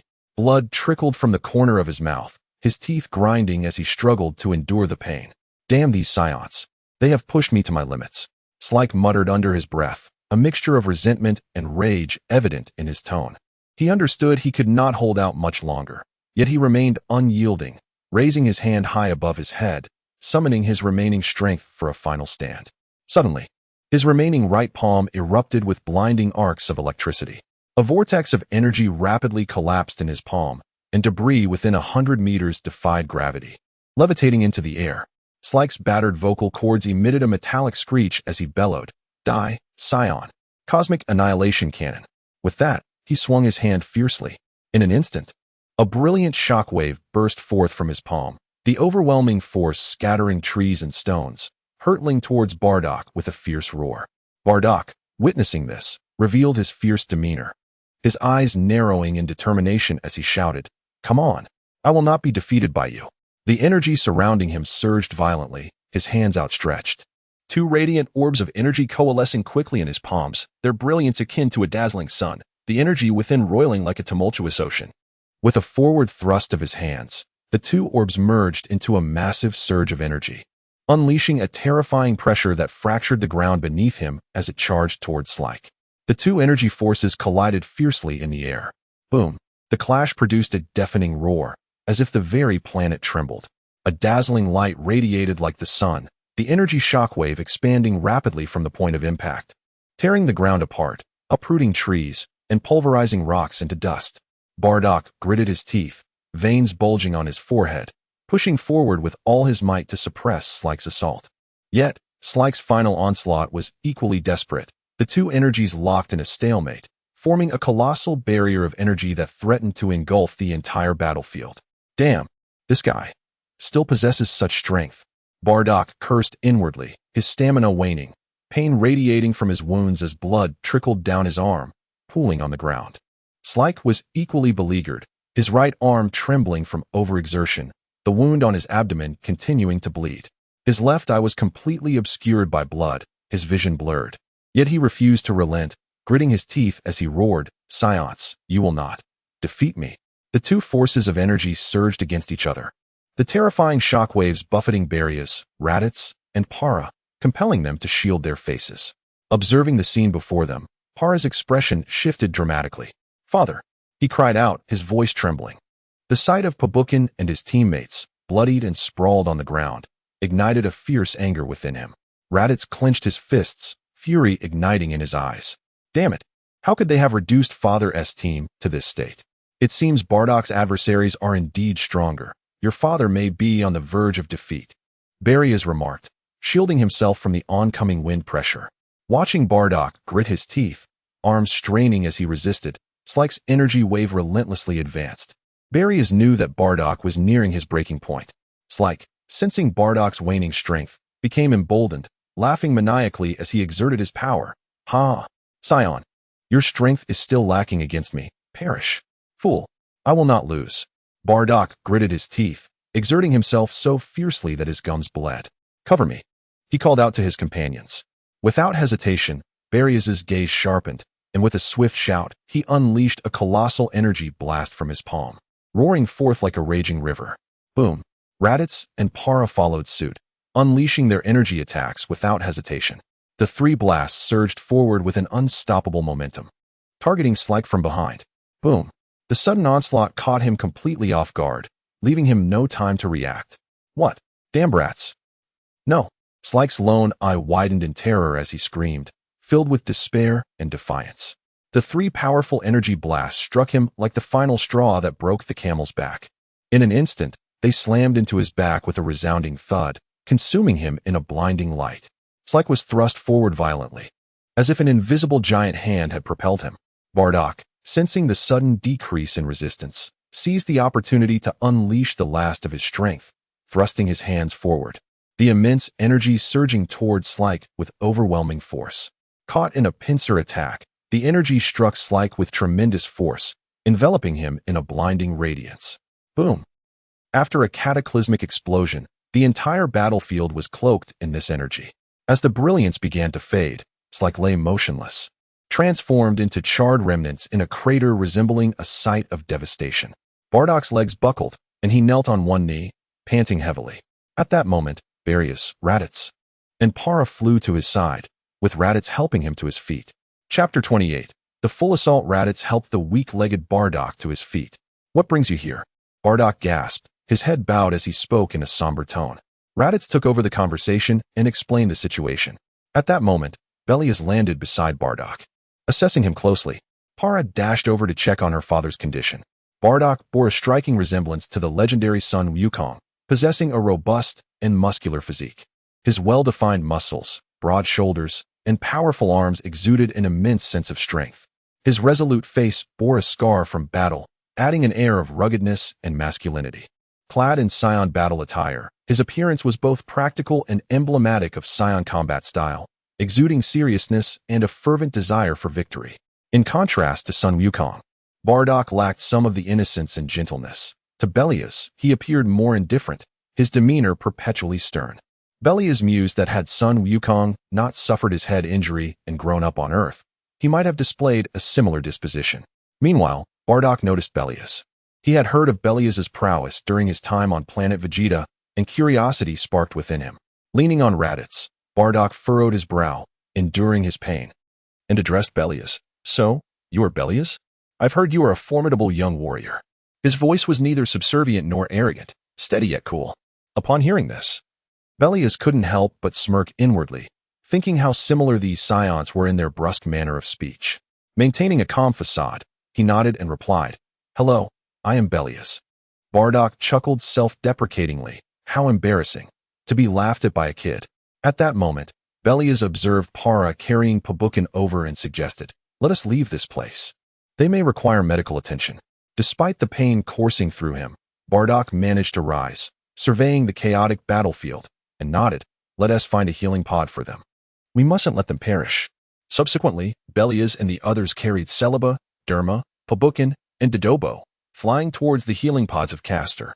Soon, they returned to their previous location. "Oh, Bardock." Only Asya was present. From a distance, she waved at Bardock. The group landed closer, and Bardock frowned, inquiring, "So, you all are here. No one has perished?" "I hope." "Not at all. but Castor is gravely injured. He might not awaken until tomorrow. I see you all are hurt as well. Hurry into the healing pods. Asya replied, Very well, I shall take my leave for treatment. This foe was quite formidable. We can converse later. As the two exchanged words, Belias led the others into the treatment room first. He tossed Celebi into a healing pod. Shortly after, Bardock followed suit. Belias then approached the control panel and, following Lena's instructions, initiated the process. Soon, blue healing liquid enveloped their bodies. This series of actions left Para and Raditz in awe, as they had never encountered such technology, creating a moment of cognitive dissonance for them. Let us go. They will require some time to heal, Belias said in a calm, deliberate tone once the tasks were completed. The group exited the treatment room. Para hesitated for a moment and softly asked, How did you manage to operate those devices? The interface of the healing pods seemed quite complex. Isn't it just a matter of observing once? Belias replied nonchalantly, not looking back. Such technology is merely for lower-tier warriors. There's nothing remarkable about it, Raditz chimed in, though his hesitant expression betrayed his lack of confidence. Para's eyes glimmered with admiration as she remained silent. Let us step outside and find something to eat. We have been fighting for too long and are famished. Once outside, Asya greeted them. Just in time. Gali has found some food. Let us eat. Emerging from the treatment room, Belias and the others were beckoned by Asya to join the feast, where Gali had already laid out a generous spread of food.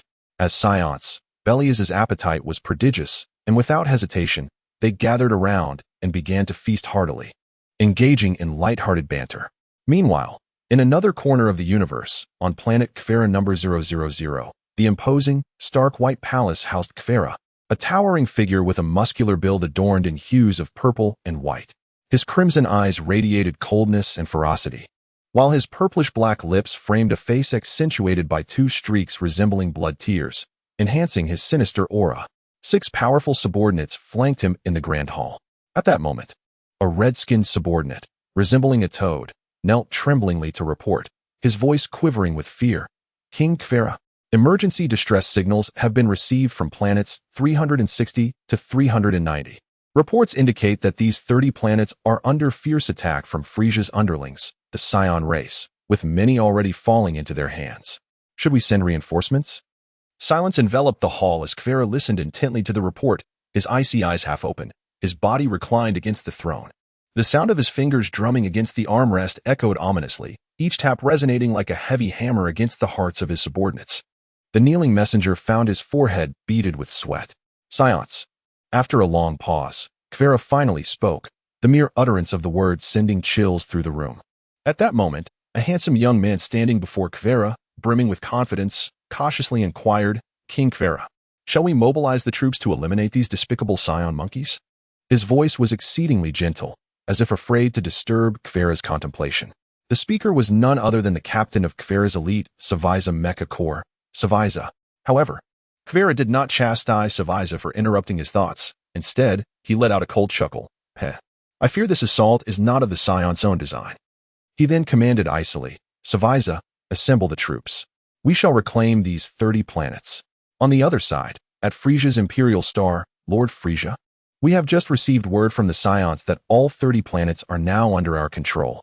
Dodoria hurriedly entered, respectfully bowing to Frieza as he excitedly delivered the news. Upon hearing this, Frieza raised an eyebrow, a broad smile spreading across his face.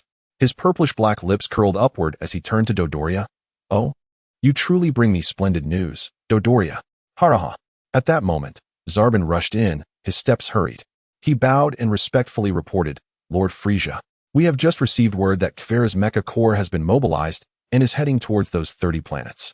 Frieza let out a chilling smile, his expression seemingly cheerful. Yet a glimmer of ruthlessness flickered in his eyes. Mr. Sabo, assemble the troops. We must also venture forth. I cannot allow my brother to seize my planet.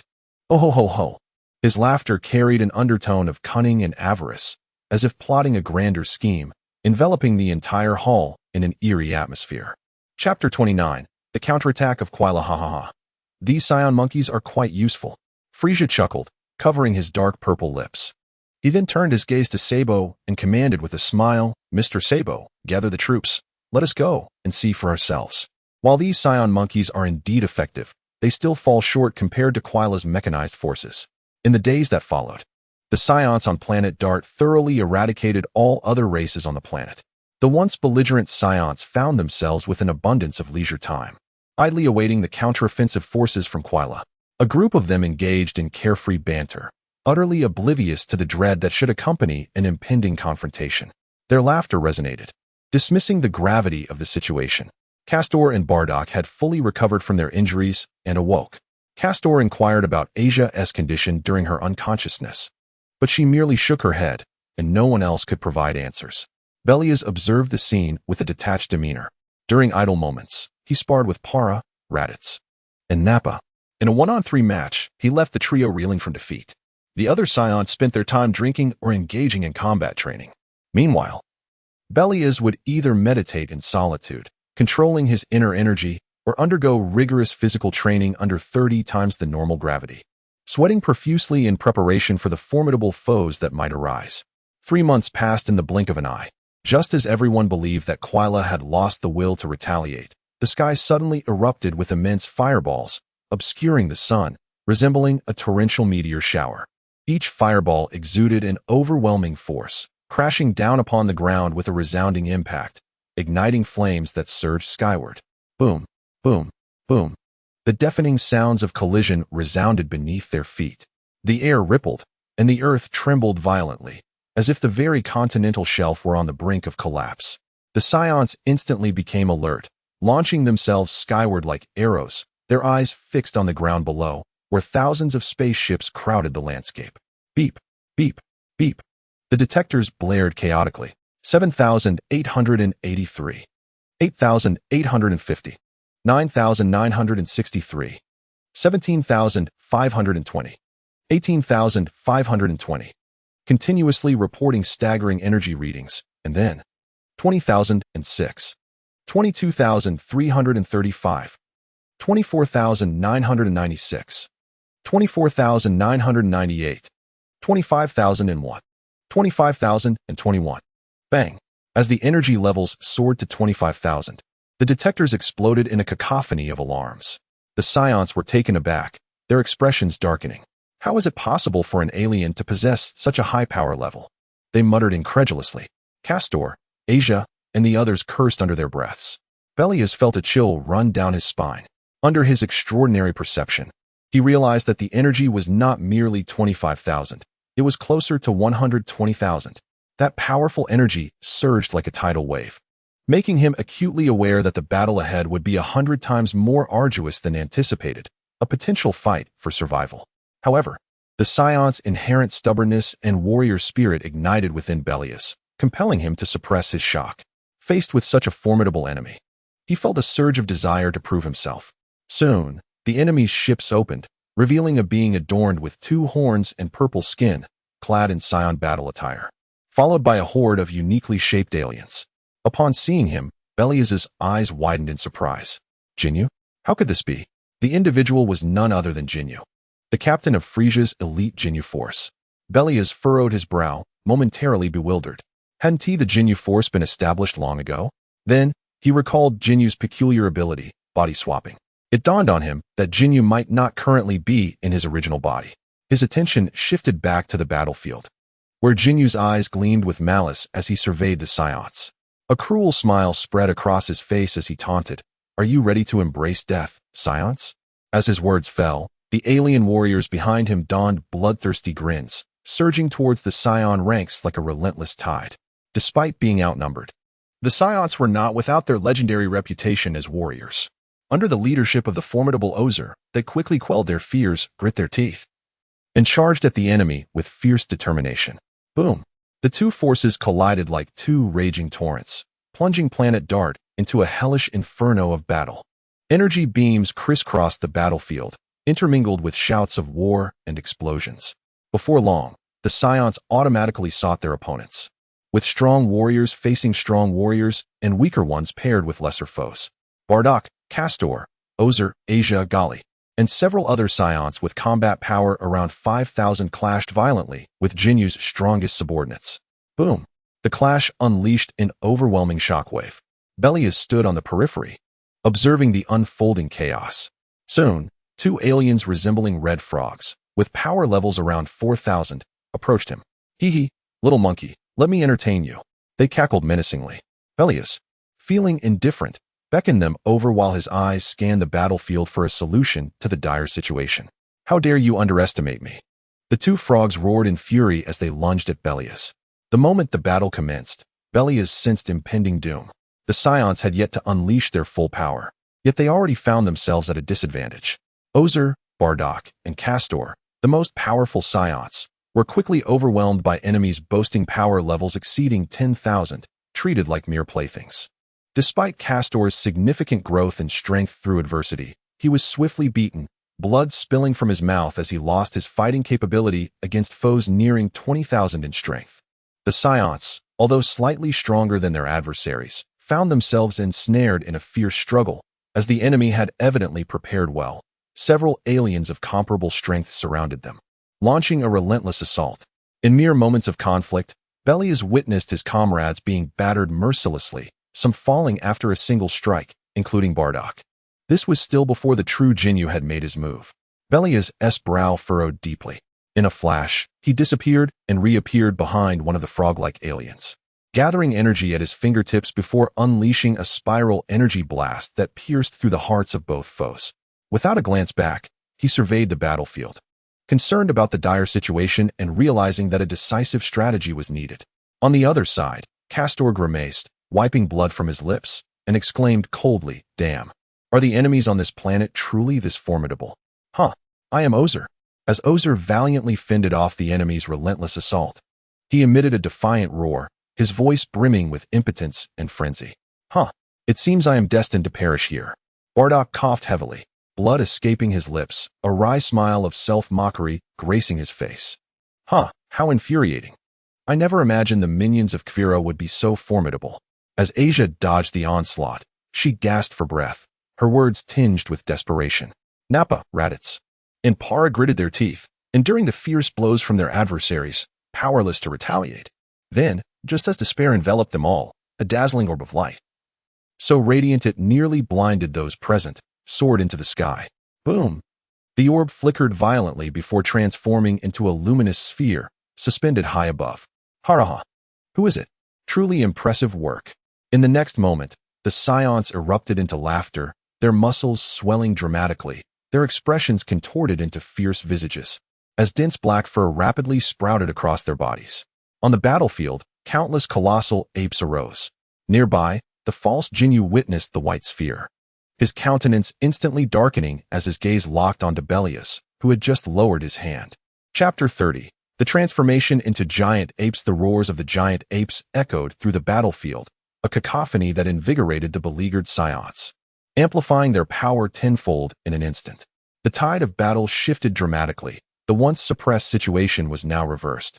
The towering figures of Ozer and Bardock swung their massive fists with ferocity, striking down upon the alien warriors. With a resounding crash, a giant ape's fist slammed into the ground, sending dozens of alien combatants flying and creating a vast crater. Another ape opened its gaping maw and unleashed a searing wave of energy, reducing a spaceship to mere fragments amidst the chaos. The enemy was thrown into disarray. Guldo's expression darkened as he realized the Saiyans could indeed transform into giant apes. Fixating on Belias, a glimmer of murderous intent flickered in his eyes. You dare challenge me? Guldo bellowed, raising his hand to unleash a violet energy blast aimed directly at the artificial moon.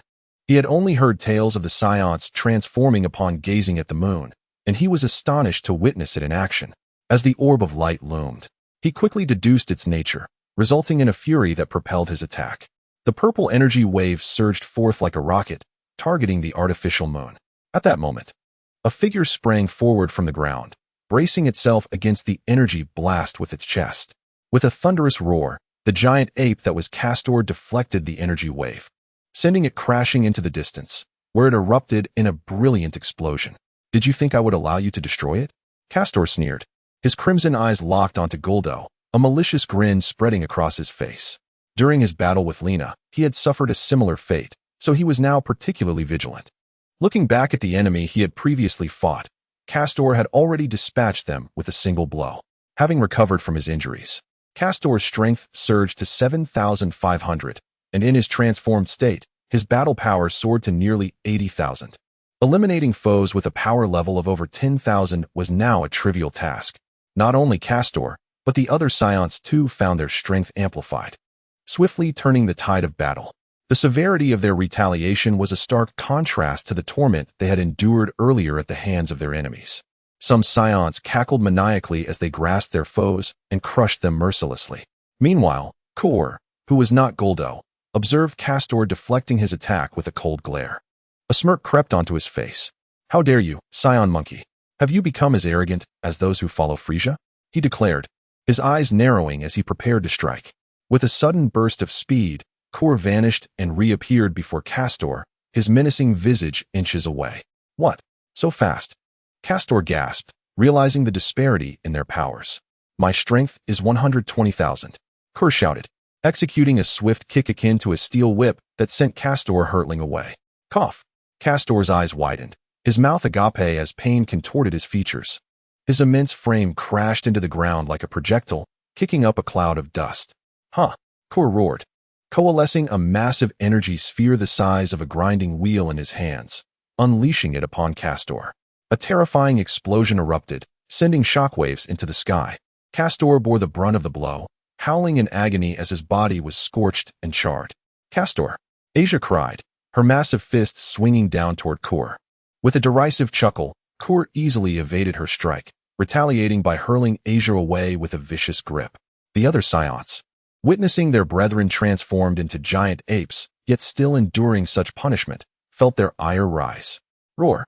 They bellowed in unison, unleashing a barrage of high-powered energy blasts towards Kor. The sky blazed with their radiant light, reminiscent of an apocalyptic event. "How dare you, mere Scion monkeys!"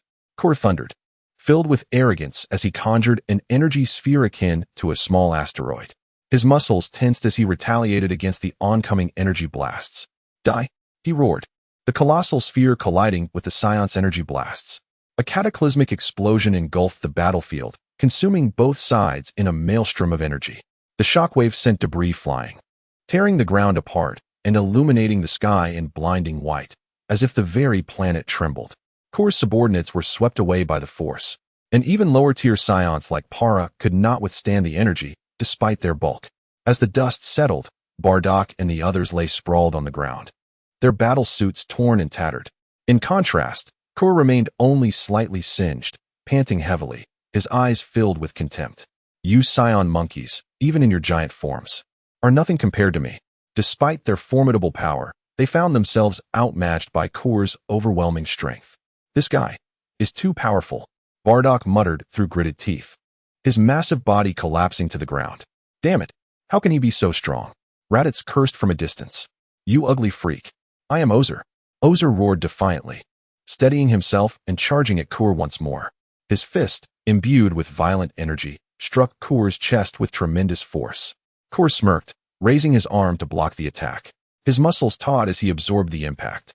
With a swift counter, he delivered a punishing blow to Ozer's face, causing it to cave in and spilling blood. Ozer's colossal frame fell to the ground like a cannonball, producing a thunderous sound that reverberated through the earth. The ground cracked, and green dust billowed into the air like a tsunami. In the distance, the untransformed Belias watched in dismay as his fellow Scions were mercilessly pummeled by Kor. "It seems I must intervene," he sighed, shaking his head. Though the giant ape forms were formidable, they paled in comparison to Kor's 12,000 power level against Ozer's peak of 80,000. Sometimes, sheer numbers were not enough to secure victory. With that thought, he gazed up at the softly glowing artificial moon.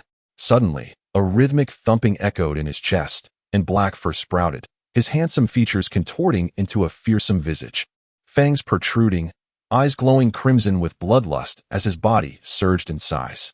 Roar! Upon completing his transformation into a giant ape, he unleashed a deafening roar that sent shockwaves across the battlefield. With a resounding boom, the energy wave radiated from Belias, obliterating vast stretches of ground and sending debris flying. Although the scouters were rendered useless, the overwhelming aura still struck fear into the hearts of those present. "Who is that?" The Scions gaped in astonishment, their eyes fixed on Belias. Chapter 31. The arrival of Frieza, the colossal form of Belias, in his great ape state, radiated an overwhelming aura that suffocated the air around him. His massive body, despite its size, exuded remarkable agility as he swiftly appeared before Kuru, whose appearance bore a striking resemblance to Jinyu, an outcome of Belias's training on the Desolate Star. With his crimson eyes surveying the battlefield littered with craters and debris, he noticed that everyone, whether it be Bardock, Caste, or the extraterrestrial warriors, regarded him with expressions of sheer astonishment. Though devoid of a scouter, the palpable pressure alone was enough for them to gauge his formidable presence. Belias paid no heed to the astonished gazes, locking his focus on Kuru. And with a gaping maw, his voice resonated with a deep, intimidating timbre. "Now, I shall be your opponent." Kuru, panting slightly, regarded Belias with a glimmer of malice in his eyes, sneering, "Saiyan monkey, it seems you are unlike this bunch of worthless fools. However, no matter how you struggle, you shall never defeat me. I advise you to flee while you can, lest you lose your life." Belias remained silent, his expression grave as he raised his broad palm in a habitual gesture, inviting Kuru to make the first move. Feeling insulted, Kuru's demeanor turned icy. His eyes glinted with fury as he bellowed, "If you're so eager to perish, allow me to send you on your way." With a powerful push from his legs, he propelled himself forward, a fierce roar escaping his lips. Kuru's visage twisted in rage, charging at Belias like a cannonball. Belias, undeterred, bared his teeth in a fierce grin, his eyes ablaze as he swung his massive fist like an iron cannonball, crashing it down towards Kuru. The clash echoed with a thunderous boom that reverberated through the skies, their attacks colliding violently. A powerful wave of energy rippled outward from the point of impact, spreading chaos in all directions. With a strength of 120,000 against Kuru's 170,000, Kuru felt his blood surge within him, the tremendous force propelling him backward, his arms numb, his heart racing in terror.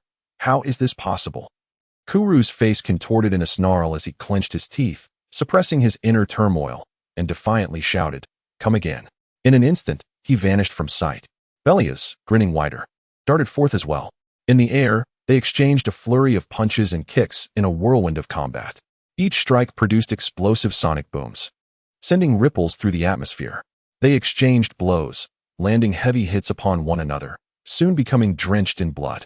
However, while Kuru appeared battered and breathless, Belias, towering and robust, bore only minor injuries, a trickle of blood at the corner of his mouth, and some bruises. "Huh, your speed is woefully inadequate." Belias's crimson eyes widened suddenly, and he erupted into a hearty laugh, his muscles bulging as he unleashed a fierce blow. With a resounding thud, his overwhelming force struck Kuru, who gasped in pain, saliva and blood spilling forth as he was sent hurtling away. Kuru crashed heavily to the ground, stirring up a cloud of dust. When the haze cleared, he struggled to rise, panting heavily. "You wretched fools, how can a mere band of Saiyan monkeys wield such power?" Despite his battered form, Kuru's spirit remained unyielded as he glared at the now normal-sized Belias in the sky, a manic grin plastered across his face. Cough. "Huh. You see, Saiyan monkey, without the moon's power, you are nothing." As he spoke, he coughed up blood, staining the ground beneath him. Belias, too, felt the strain. The loss of his great ape form left him drained, his strength waning, as did Bardock and the others. Kuru's followers had long since fled, terrified of the transformed Saiyans. Yet, in Belias's perception, he still sensed his power was slightly superior to Kuru's, granting him the confidence to continue the fight. At that moment, however, the sky darkened with the arrival of countless battleships, descending like a swarm of locusts, meteor showers, or volcanic debris upon the planet. Among them, two sinister presences descended that sent chills down Belias's spine. One was the unmistakable energy of Frieza, which he had encountered on Planet Vegeta, while the other, a presence even more formidable, could only belong to Kila. Two titans of the cosmos had converged upon this insignificant planet. The sudden upheaval and the two terrifying presences made Belias feel as though a noose was tightening around his neck, causing his eyes to bulge and his heart to nearly cease.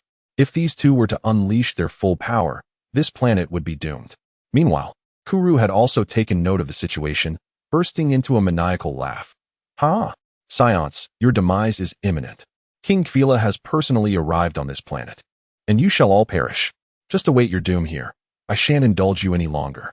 With that, Kuru and his remaining subordinates transformed into streaks of light and dashed towards Kila's direction. Watching Kuru and his entourage depart, Belias wore a grim expression. This was truly a dire crisis, one that had undoubtedly placed him within Frieza's line of sight. Though he had anticipated revealing his strength would lead to this, the proximity was far too close for comfort. Initially, he had hoped to escape in a spaceship once matters on this planet were resolved. But now he pondered how to navigate this predicament. Nevertheless, while Frieza harbored a fear of Saiyans, surely he would not shamelessly eliminate him outright. Belias inhaled deeply, attempting to compose himself. Regardless, with Frieza's presence here, the struggle was no longer necessary. The time for negotiation had arrived. At that moment, Bardock, Castor, Raditz, and others also came to Belias's side, supporting one another. Para gazed at Belias with admiration. Belias, you are truly remarkable. Bardock added, Belias, have you been concealing your strength all along? Castor, with a stern expression, remarked, you scoundrel, you have been playing us all along. Asia exclaimed, well done. I never imagined you possessed such strength. Your battle power must exceed 10,000, right? A true prodigy, indeed, achieving such prowess at merely 5 years of age. Humph, how dull. Let's move on, Ozer observed, his teeth nearly grinding in frustration. If he still could not deduce that the previous energy belonged to Belias, he might as well resign himself to oblivion. The thought of being outmaneuvered by a 5-year-old left Ozer seething, and he stormed off without another word. As the others continued to extol Belias, he maintained a stoic demeanor, scanning the faces of Bardock, Castor, Asia, and Para, which reflected admiration and excitement. Once he felt their exuberance had peaked, Belias calmly raised his hand.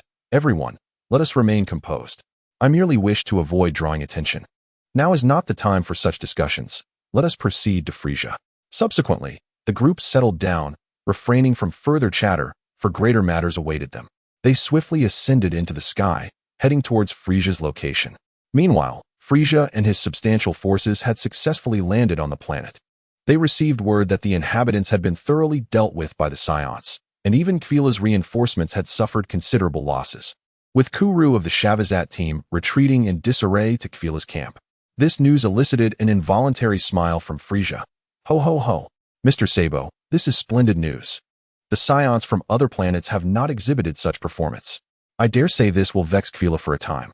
Indeed, King Frieza, while the Saiyans from other planets have shown commendable prowess, several planets have been reclaimed by Shavazat's forces, and even our reinforcements have not fared well, Sabo reported respectfully. Humph. Kila's subordinates still possess a few formidable individuals. However, it matters little, as I have already seized control of the majority of planets, Frieza retorted, a glint of cold light flickering in his eyes. King Frieza, Kila's forces have all arrived. What shall we do next? Ho ho ho. It has been some time since I have seen my brother. I shall pay him a visit myself. King Frieza, I have just received word that among these Saiyans is a 5-year-old with an exceptionally high battle power, exceeding 10,000. I believe it to be the child named Nappa whom we encountered earlier. Oh, did you not previously state he possessed only 5,000? How has he ascended to 10,000 so swiftly? A flicker of intrigue passed through Frieza's eyes. Bring him to me. I wish to meet him. Yes, King Frieza, Sabo replied, taking his leave, while Frieza stood with his hands clasped behind his back, a faint, enigmatic smirk playing upon his lips as he awaited the encounter. Meanwhile, Belias and his companions soon arrived at Frieza's encampment. They had barely settled down to rest and attend to their wounds when an alien approached, stating that King Frieza wished to summon Nappa. This filled Nappa with excitement, as he could not fathom how his name had reached Frieza's ears. Are you certain King Frieza wishes to see me? Indeed. Hurry and come with me. Do not keep King Frieza waiting. The messenger alien, displaying impatience, quickly led Nappa away. Belias observed from the side, astonished that Frieza had already learned Nappa's name. Hadn't he only come into Frieza's view thanks to Vegeta? It was evident Frieza had forgotten his earlier ramblings in Sabo's presence. On the other hand, Nappa, filled with exhilaration, followed the alien to Frieza's chamber. Soon, Sabo's voice beckoned Nappa to enter. Trembling with anticipation, Nappa could hardly believe the Cosmic Emperor was summoning him. Thus, with trepidation, Nappa stepped into the room, unable to lift his gaze, fixating instead on Frieza's feet. Then, he heard Sabo's astonished voice. Who are you? Chapter 32. The summons of Frieza. With a heart pounding in anticipation, Nappa stepped into the room. Suddenly, a voice filled with astonishment rang out. Who are you? Taken aback, Nappa stammered, his throat tightening. I report to Lord Frieza, My name is Nappa. At that moment, Frieza turned from the cosmic window to scrutinize Nappa. Unable to discern any remarkable quality about him, he activated the device on his face. Beep, beep, beep. Power level 1253. Frieza's expression darkened with skepticism as he turned to Sabo, his voice laced with displeasure. Is this the Saiyan brat you claimed had a power level of 10,000? Sabo's face fell, glancing down as beads of sweat formed on his forehead. In a low, respectful tone, he murmured, Lord Frieza, it seems there has been a mistake. The individual I previously encountered may not have been him. Frieza's brow furrowed at this revelation, his eyes narrowing ominously as he regarded Sabo. Mr. Sabo, your recent performance has left me quite dissatisfied. I apologize, Lord Frieza. It was my oversight. I shall rectify this immediately, Sabo implored, dropping to one knee. His forehead bowed deeply as perspiration cascaded down his cheeks in a display of sheer panic. Observing Sabo's evident distress, Frieza's lips curled into a slight frown, his gaze returning to its icy demeanor as he stated, Do not allow such an error to occur again. With that, he turned away, dismissing Sabo entirely. Meanwhile, Nappa discerned that he had indeed been misidentified. The intended target was none other than that wretched Belias. Although he was bewildered as to why his name surfaced, he dared not express a hint of dissent. His head bowed in trepidation as sweat trickled down his brow, desperately hoping to avoid entanglement in this predicament. Fortunately, Frieza paid him no further mind. Shortly thereafter, Sabo escorted him from the ship. In stark contrast, Sabo was seething with rage as he soared through the air, recalling Belias's audacious visage. Gritting his teeth, he thought, that insufferable brat. How dare he deceive me and cause me such embarrassment before Lord Frieza? I shall not let him escape unscathed. With this thought, Sabo turned his gaze toward Nappa. You are Nappa, correct? That Saiyan brat with a power level of 10,000? Are you affiliated with him? Having regained his composure outside Frieza's presence, Nappa reflected bitterly on his earlier encounter, feeling utterly useless. Yet, he chose not to voice his frustrations, clenching his palm until it bled, suppressing the anger within. Responding to Sabo's inquiry, Nappa coldly replied, That fellow is named Belias. With that, he averted his gaze, staring into the distance, unwilling to utter another word. Sabo paid little heed to Nappa's attitude, his mind racing as he committed Belias to memory, plotting to ensure that this Saiyan brat would pay dearly. Soon, Sabo and Nappa returned to the location of the Saiyans. At that moment, Belias lay upon a rock, resting with eyes closed, enduring the curious and skeptical glances from those around him. In a state of resignation, Belias released all restraint, thinking, with a power level of 17,000, Frieza would not dare to eliminate me. He had initially intended to find a reason to escape once this mission concluded, but it seemed that it would merely require a change of direction. He had not anticipated Frieza's arrival on this planet. If Frieza were indeed to harbor murderous intent, then so be it. What could he do? Perhaps he might even consider selling Namek to him. There remained opportunities to negotiate. Regardless, it was clear that King Vegeta would never accept him. Rumor had it that King Vegeta possessed a power level of merely 16,000. You have concealed your strength from me all along. It was you who saved me during my battle with that silver-haired alien. As Belias pondered these thoughts, Castor appeared at his side, taking a seat and furrowing his brow as he regarded him with a cold expression. Belias, resting his head on his arm, finally admitted, Yes, my power has surpassed yours for quite some time. I concealed my strength to avoid drawing undue attention. So, during our fight, you were merely toying with me? Castor's eyes widened in disbelief, rage igniting within him as he clenched his fists, his icy demeanor contorted by fury. Do not take offense. I had my reasons.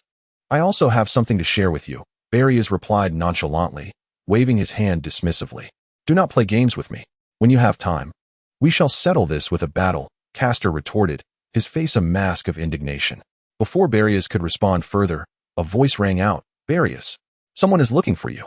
It seems Lord Frieza wishes to summon you. Ah, trouble approaches, Belias remarked, furrowing his brow as he rose and gestured to Castor. He then leaped down from the rock and swiftly approached Sabo. Sabo, maintaining a stern expression, scrutinized Belias. So, you are Belias. Indeed, Belias replied languidly. In Belias's perception, Sabo's aura barely exceeded his own. He suspected he would need to transform to gain the upper hand. However, Belias harbored no fondness for Frieza's entourage, and thus, he felt no inclination to engage with Sabo. Seeing Belias's dismissive demeanor ignited a flicker of anger within Sabo. Nevertheless, he restrained himself, knowing Frieza awaited Belias's presence. "Come with me. Lord Frieza is awaiting your arrival," he stated coldly, turning away without a backward glance. Whether Belias chose to follow was entirely up to him. If he refused, Sabo could seize the opportunity to speak favorably of him before Frieza. Belias, however, was far from arrogant.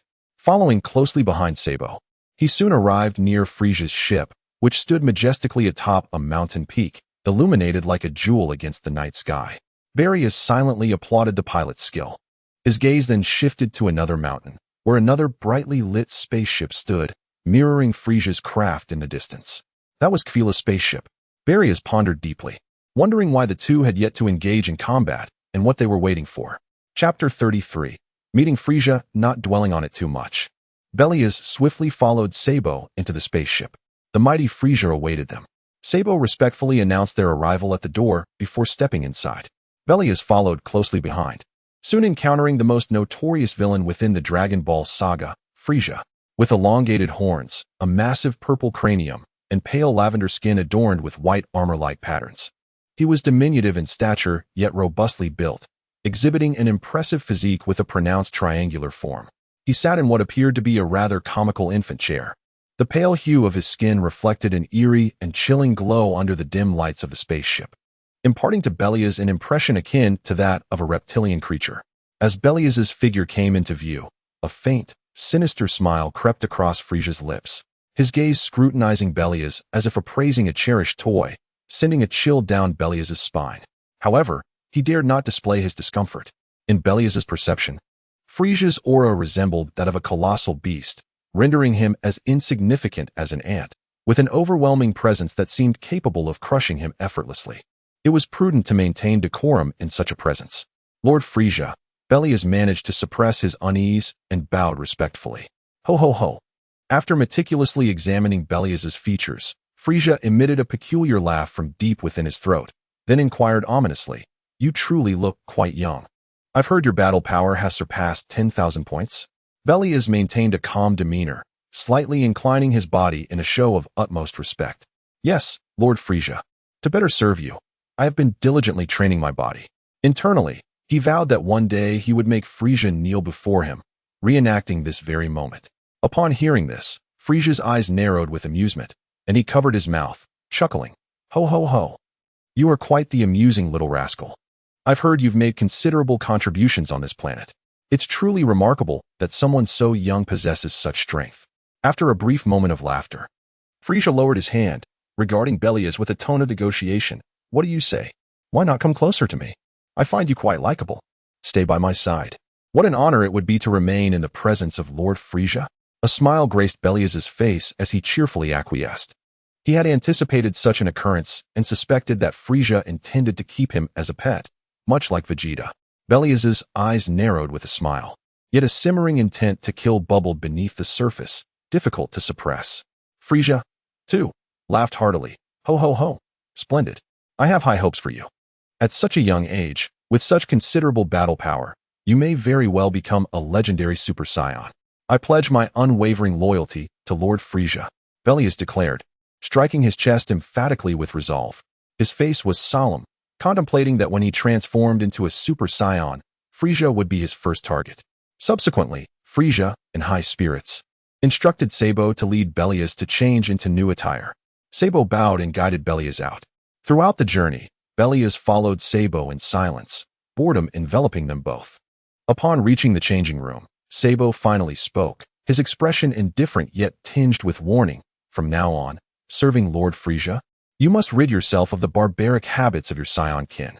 Lord Frieza does not favor the impolite." Receiving the garments, Belias smirked at Sabo's words, but paid him no mind as he changed clothes.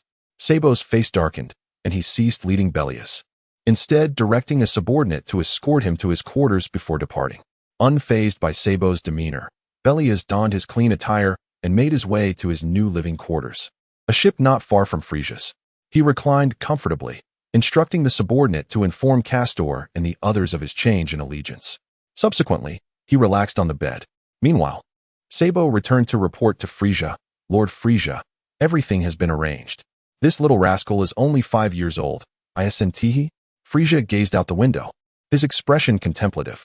Indeed, Lord Frieza, Sabo affirmed. Ho ho ho. Such immense potential. Frieza murmured to himself, a sinister smile gracing his lips. Sabo, cautious, remarked from behind, my lord. These Saiyans are notoriously unruly. Will their presence not offend you? Ho ho ho. Just a bunch of Saiyan monkeys. As a noble cosmic emperor, do you think I would stoop to quarreling with monkeys? Frieza retorted with a sharp, mocking laughter, his tone imbued with arrogance and disdain, as if the Saiyans were mere trifles before him. After his amusement subsided, Frieza regained his composure and inquired of Sabo, how long until King Cold arrives? According to the information from King Cold's side, he should arrive in approximately 16 hours. Should we prepare for his welcome? Humph. That old fool insists on meddling in this affair. Otherwise, I would have already expelled Kila from this planet, rather than allowing him to flit around me like a bothersome fly. As he spoke, Frieza's eyes gleamed with ferocity, and he coldly commanded, disseminate orders to rest for the night. Tomorrow morning, we shall launch an offensive against Kila's forces. My lord, what if King Cold holds us accountable? Sabo gasped, realizing the gravity of Frieza's intentions. He was aware that King Cold was en route to this planet to resolve the conflict and had explicitly requested a ceasefire. However, Frieza's icy glare, brimming with lethal intent, cut through Sabo's hesitation like a bolt of lightning, freezing the very blood in his veins. Sabo's breath hitched, his limbs turned frigid, and beads of sweat cascaded from his forehead, soaking his back in cold perspiration. Lowering his head in terror, he stammered, as you command, Lord Frieza. Frieza's chilling gaze shifted from Sabo to the encroaching darkness outside the spaceship, scheming how to utterly vanquish Kila's forces before King Cold's arrival. After all, his own troops outnumbered Kila's 2-1 on this planet. This was an exceptional opportunity to demonstrate to the universe who the true cosmic emperor was. To this end, he had sacrificed the recently acquired planets, reallocating his entire forces and the Saiyans to this location. Chapter 34. The Jinyu Force versus the Mecha troops on the other side. Within the spacecraft of Kfera, a towering figure with purple skin and white armor reclined casually in his seat. Kfera, adorned with blood-red streaks on his face, gazed coldly through the immense tempered glass at the stars beyond. Behind him stood his most formidable subordinates, Frieza, Dre, and Nez, standing at attention. Kfera's expression was as frigid as the void, reflecting on the foolishness of Frieza, who had purportedly amassed a large force in this vicinity. At this, Frieza stepped forward, bowing slightly in a gesture of respect, and replied, yes, my lord. According to reports from other planets, Frieza's forces have completely withdrawn from the territories he occupied and have converged here. A faint, icy smile crept upon Kfera's lips as he mused on Frieza's incessant stupidity and arrogance, believing that a mere collection of cosmic refuse could vanquish him. Having contended with Frieza for so long, Kfera understood him well. Before others, Frieza maintained the demeanor of a cosmic emperor, yet when confronted by someone superior, his juvenile nature became glaringly apparent. This was all born of jealousy. While Kfera had risen from nothing, Frieza merely inherited the power of the Kurdian dynasty and sought to prove himself to the world at every opportunity. As the elder brother, Kfera had initially dismissed Frieza's antics, but he was taken aback when Frieza audaciously launched an attack on his planet. With his army at the ready, Kfera intended to teach Frieza a lesson, but the Kurdian king intervened, urging both parties to stand down. Reluctantly, considering the Kurdians' position, Kfera refrained from protest and, with a small contingent, descended upon the planet to await the Kurdians' arrival. Unbeknownst to him, Frieza seized this opportunity to bring his entire force to bear. Kfera, however, paid little heed to Frieza's intentions. This was an opportunity to demonstrate that, in the face of overwhelming strength, any schemes or machinations were utterly laughable. With that thought, a mocking glint appeared in Kfera's cold demeanor, and he commanded his subordinates, spread the word, be wary of Frieza's ambush. If they attempt any underhanded tactics, retaliate without hesitation. Frieza and the others complied, and the spacecraft buzzed with activity as commands were disseminated through communication devices to various posts. Meanwhile, Kfera leaned back in his seat, his long fingers idly tapping as he contemplated the impending conflict. That night, Frieza's ranks received directives to prepare for an assault at dawn. The camp fell into a hushed silence, cloaked in an invisible veil of stillness, as the encroaching darkness deepened. Each member silently readied themselves, recognizing this as a prime opportunity to impress Frieza. As time gradually passed, the inky blackness began to recede, revealing a cerulean sky. Before the sun could rise, several orbs of light shot into the sky from the Saiyan territory, bursting forth in blinding brilliance.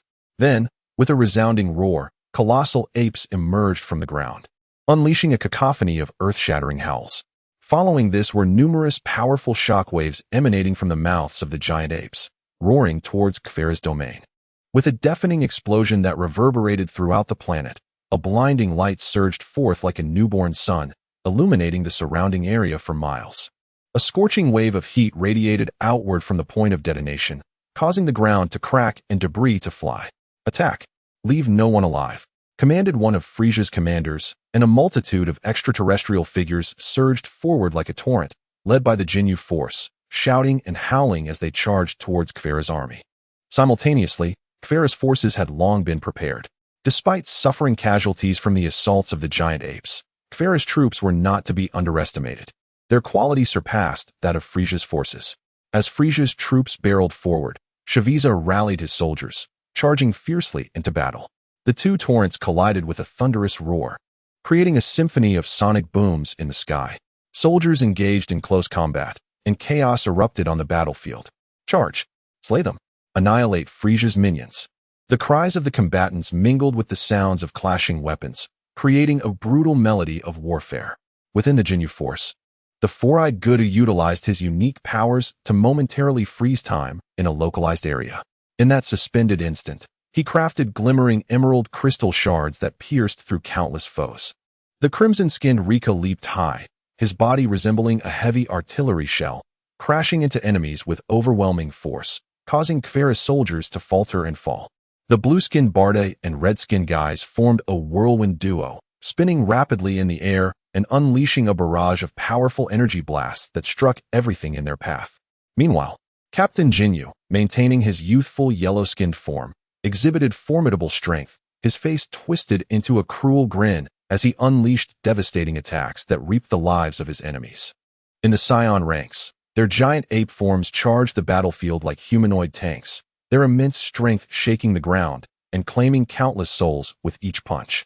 Frieza displayed remarkable prowess, crafting sharp blades of energy that sliced through Frieza's soldiers with ease. Dre, with his robust arms, barreled into foes, grappling multiple enemies and smashing them into the ground, shattering bones and sinew. Nez, hailing from the same planet as Dart, unleashed arcs of lightning from his body, reducing enemies to charred remains. Meanwhile, Kuru, fully healed, unleashed massive energy spheres from his hands, even larger than the Scion's energy blasts, creating craters in the earth as he mercilessly crushed the opposing forces. Soon, both sides recognized the formidable strength of their adversaries, and the Jinyu force clashed with Kfara's mecha troops. Jinyu faced Kuru, Frieza squared off against Rika, while Nez and Dre confronted Barde and Guise, with Gudu flanking the battle. The battlefield transformed into a veritable meat grinder, with both sides suffering grievous losses, yet neither leader paid heed to the fates of their subordinates, instead standing back and observing the clash unfold.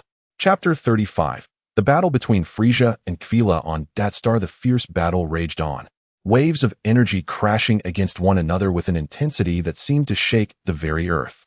The sounds of energy collisions echoed like thunder, deafening and relentless. The ground lay in ruins, scarred and battered from the relentless conflict. The expressions of the combatants varied from ferocious snarls to maniacal laughter and unbridled fury, as they charged recklessly at their foes, only to be obliterated by energy blasts from unknown origins. In the midst of this chaos, Belias darted through the throng. Not yet transformed into a gorilla, he swung his arms with abandon, unleashing waves of energy that sent groups of attackers flying. The violent energy surged around him, a manifestation of his unrestrained power. This was his first experience of such exhilarating freedom in battle. His previous encounter with Lena had ended too swiftly, leaving him wanting for more. Facing an onslaught of at least 100 foes, he relished the challenge. Now this is what I desire.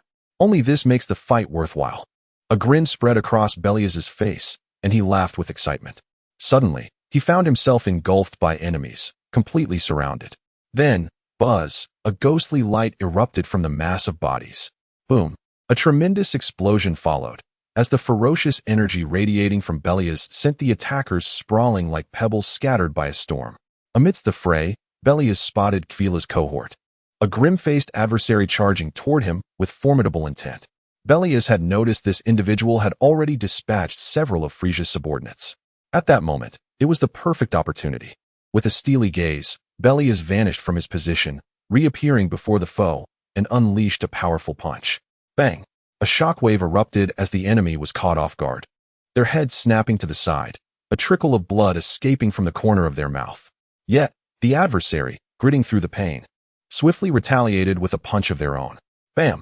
The sound of the impact echoed as Belias staggered back, but he did not falter. Instead, he grinned, twisted his torso, and swiftly countered. Bam! Another powerful blow landed squarely on the adversary's face, causing their features to contort in pain, igniting their fury. The two warriors then became embroiled in a rapid exchange of blows.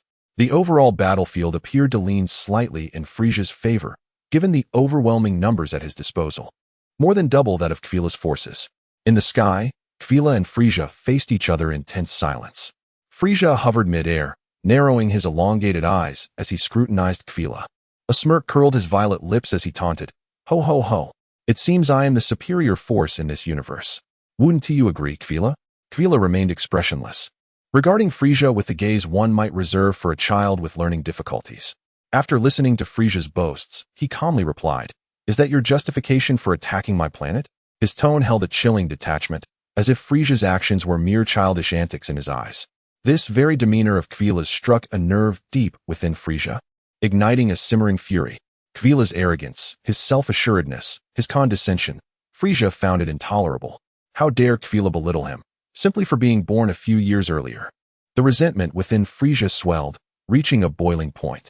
With a twisted expression, Frieza hissed, "That is my planet. Those 30 planets were promised to me by my father long ago. They are mine."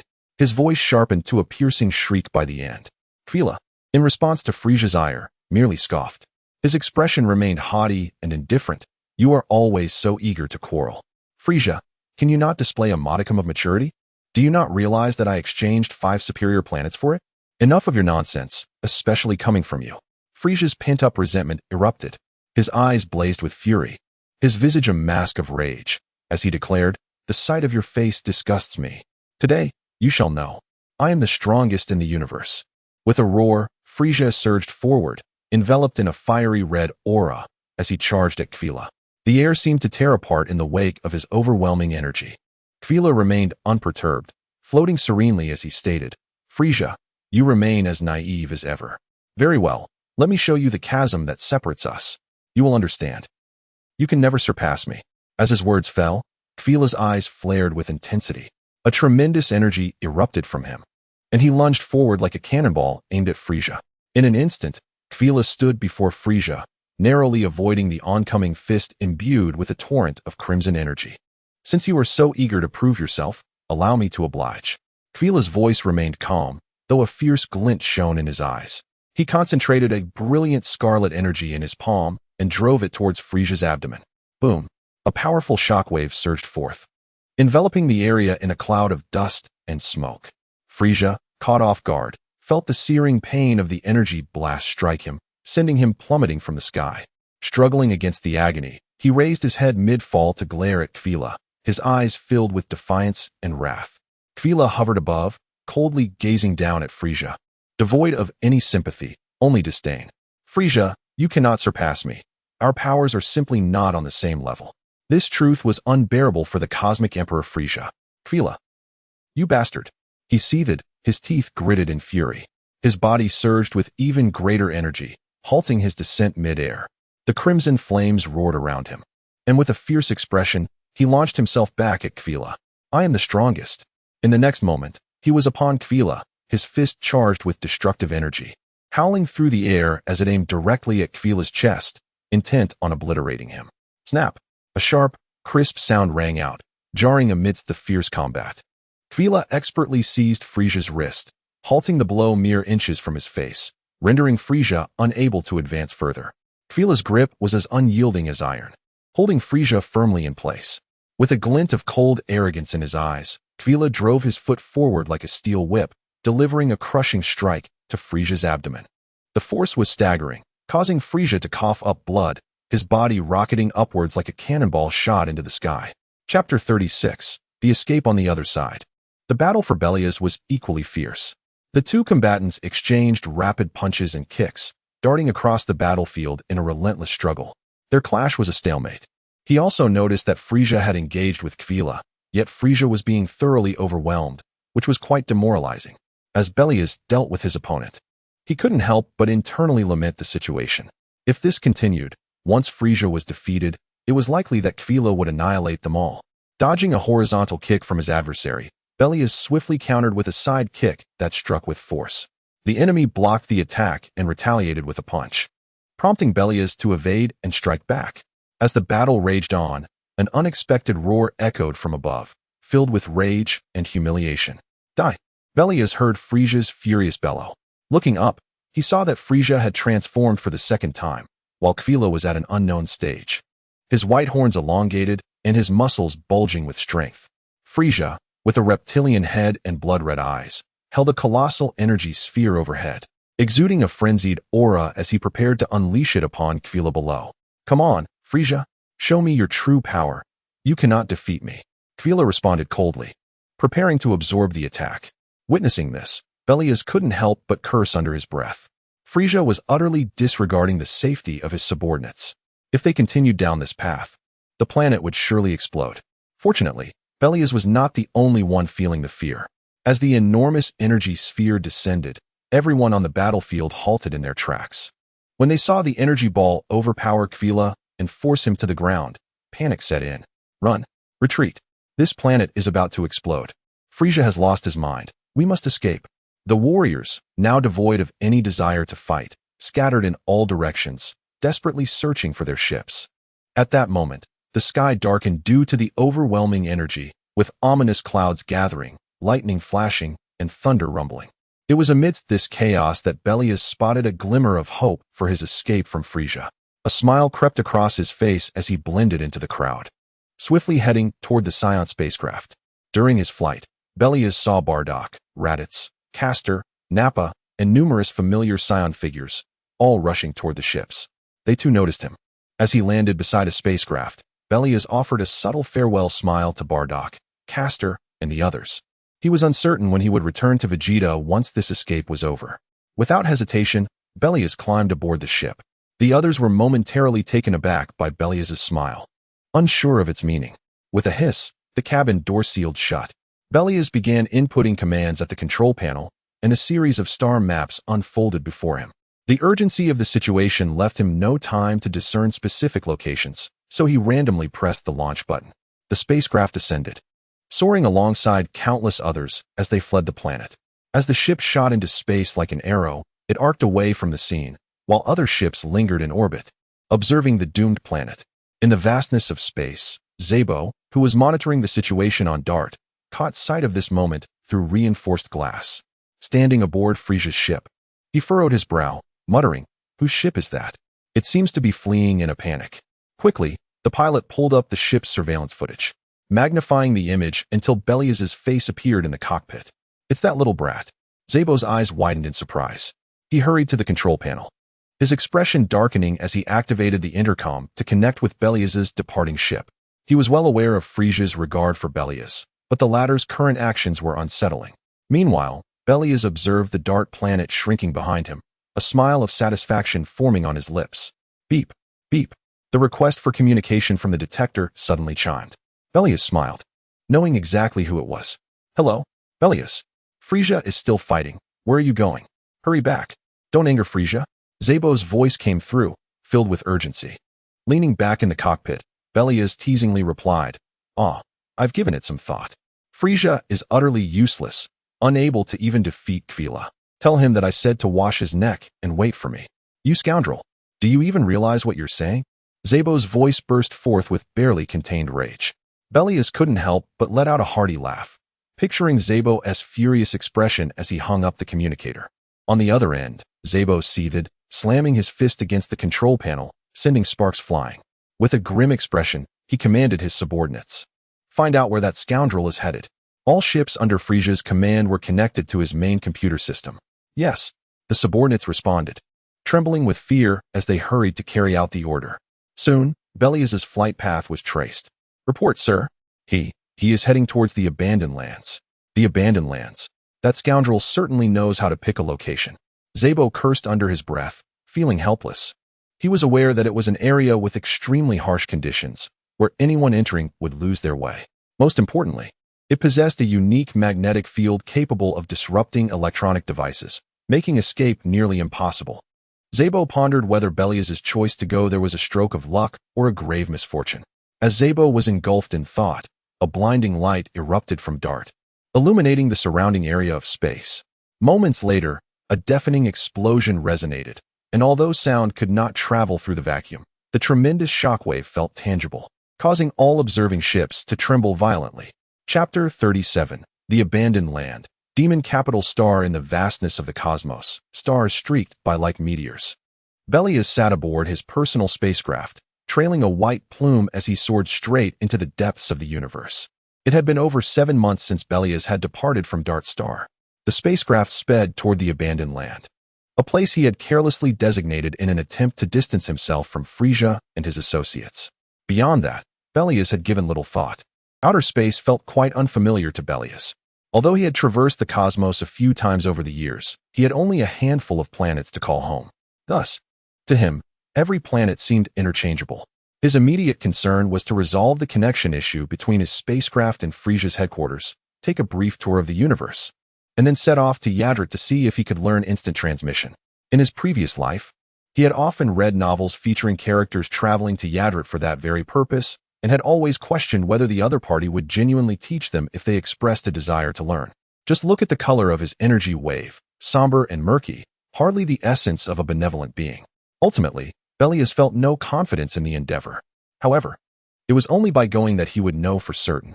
The 7-month journey brought him ever closer to the abandoned land as he slipped into slumber.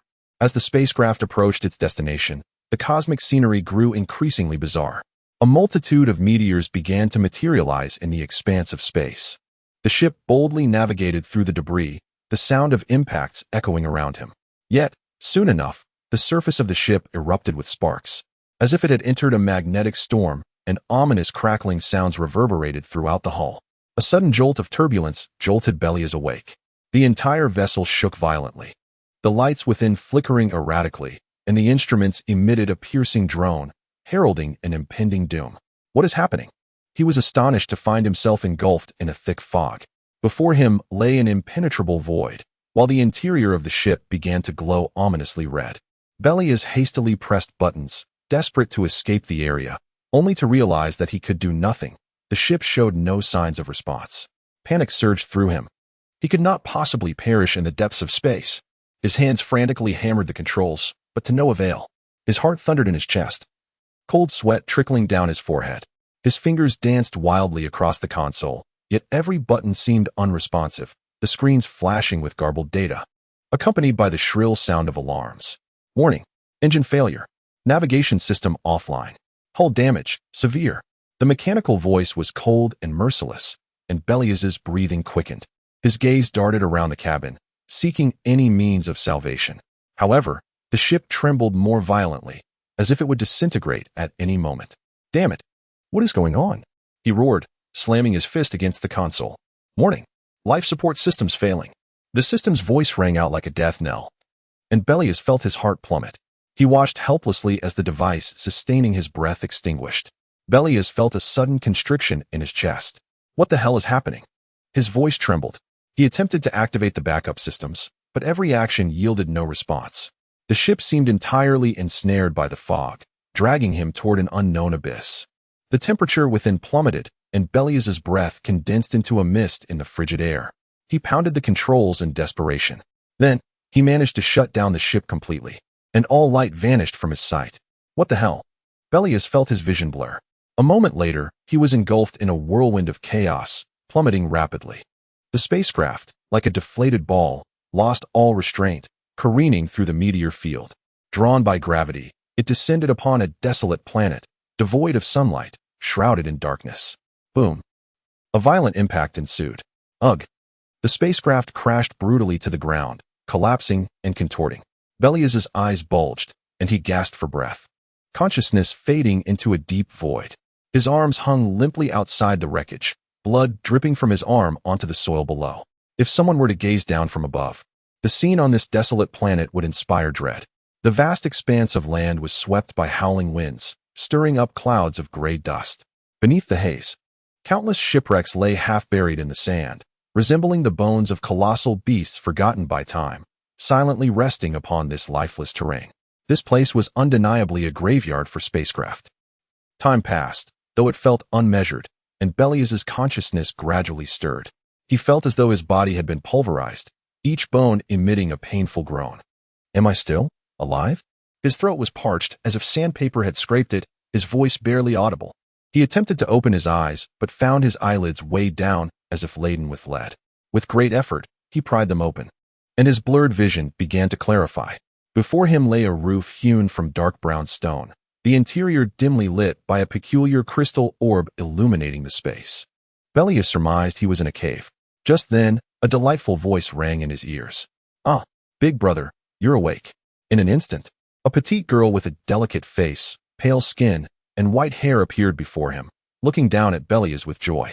Her eyes sparkled with innocence and concern, a gaze so pure that it sent shivers down Belias's spine, who had grown accustomed to the cold existence of Saiyans. "Where am I? Did you save me?" Belias, suppressing his discomfort, averted his gaze. With a hoarse voice, he inquired while slowly rising, his brow furrowed as he surveyed his surroundings. It was indeed a cave, modest yet neatly organized. In one corner lay rudimentary tools crafted from animal hides and stones, and several strings of dried fruits hung from the cave walls. His gaze returned to the clear-eyed girl. She was quite young, short in stature, clad in a loose green outer robe that enveloped a black long-sleeved shirt with a hood. The girl appeared taken aback by Belias's calm demeanor. The scene she had envisioned, filled with exhilaration and gratitude for saving his life, had not unfolded. This left her feeling somewhat disappointed and fearful, prompting her to take a step back, recalling her sister's admonition against bringing strangers home. In response to Belias's question, she fidgeted with her fingers, her voice barely above a whisper. "This is Demon Capital Star, but now everyone calls it the Abandoned Land. I saw your spacecraft crash from above, so I brought you back secretly." Chapter 38. Star Hunting in the City of Demons. The City of Demons, a place of remnants. Belias furrowed his brow, softly murmuring as his voice echoed through the air. He vaguely recalled that prior to his unconsciousness, the spaceship seemed to have crash-landed somewhere. To his surprise, it turned out to be the land of remnants. How fortunate, Belias thought to himself. At the same time, he sensed numerous powerful auras existing on this planet. Among them, one energy was more formidable than Jinyu, rivaling that of Frieza. This prompted Belias to be internally vigilant. He then redirected his gaze towards the girl who had saved him. The girl, named Lily, was also discreetly observing him with her head lowered. Belias paid little mind to her gaze and calmly inquired, "Where's my spaceship?" He needed to ensure that his ship was intact and could still fly. Upon hearing Belias's question, the girl appeared flustered, stammering, "Why your spaceship? I disassembled it." At her words, Belias fell silent. After a long pause, he suppressed the urge to strangle her, turning his gaze upon her and speaking in a calm yet profound tone, "Was it yours? So you took it apart? I am sorry." Lily, the girl, quickly lowered her head in apology, stumbling over her words. Belias sighed silently within, looking at the girl, whose eyes sparkled with light. He found it difficult to bring himself to harm her. Choosing not to say more, he felt a bit hungry and decided to leave. As Lily saw him preparing to leave, she opened her mouth to warn him that it was dangerous outside, but ultimately, she timidly lowered her head. Too frightened to make a sound, she merely watched with bright, yet furtive eyes as Belias departed from her home. Upon stepping out of Lily's dwelling, Belias realized he had been in a tunnel dug underground. The surroundings were dim, and the sound of the wind echoed like the roar of a beast. No wonder the girl referred to the surface as the upper realm. He had no time to ponder the terrain. He wanted to see what lay above on this planet. Without further ado, a fiery aura enveloped Belias, and he propelled himself through the tunnel like a cruising missile. The moment he burst forth from the tunnel, he was met with darkness, desolation, oppression, a gloomy, lightless sky, parched, cracked earth, dense, ink-black fog. The fierce wind swept across the barren land, ravaging it with black sands. Jagged stones protruded from the ground, resembling tombstones scattered everywhere. Desolation, utter desolation. The entire planet seemed to be shrouded in a tattered cloth, in this pitch-black world. There was no sign of life. Belias felt as though his eyes were covered by a dark veil, obscuring any distant sight. Was this truly the land of remnants? He could not help but furrow his brow as the black sands pelted his protective shield like bullets. Observing the scene before him, Belias sensed that this planet had reached the end of its life, yet somehow, humanity still resided here. One could only marvel at their resilience. Gazing at the dark surface, he was relieved to possess the ability to sense life forces. Belias detected signs of movement from somewhere in the distance.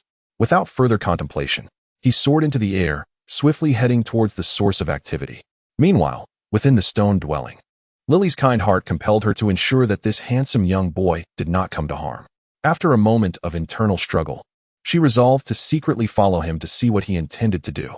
Thus, the desolate, cracked earth rushed beneath their feet, as Belias's formidable aura parted the black fog, while the wind and sands howled around him, unable to impede his advance. Lily donned her hood and stealthily trailed behind Belias. When she witnessed him take flight, Lily felt a surge of astonishment, momentarily envious, thinking, "I can't believe he can fly." However, despite her envy and dismay, her speed on the ground did not wane, as she dashed forward, striving to keep pace with Belias in the air. Before long, Belias arrived at a location pulsating with a more aggressive life force. Although faint, it stood out starkly in this lifeless environment. Hiding behind a rock, Lily's face tightened with anxiety as she clutched the stone, thinking, "Danger, that's the gathering place of the sand claw." Just as she contemplated whether to warn him, Belias raised his hand, a glimmer of light flashed, and an energy blast shot towards the ground. With a thunderous roar, the earth erupted in a torrent of sand and debris. From the crater emerged a massive creature resembling a cross between an ant and a crab, the sand claw. Startled by the sudden assault, its shell was hard, glinting coldly in the dim light, and its segmented limbs sliced through the air with a piercing sound. With a furious cry, it swung its powerful pincers towards Belias, seemingly intent on tearing him apart.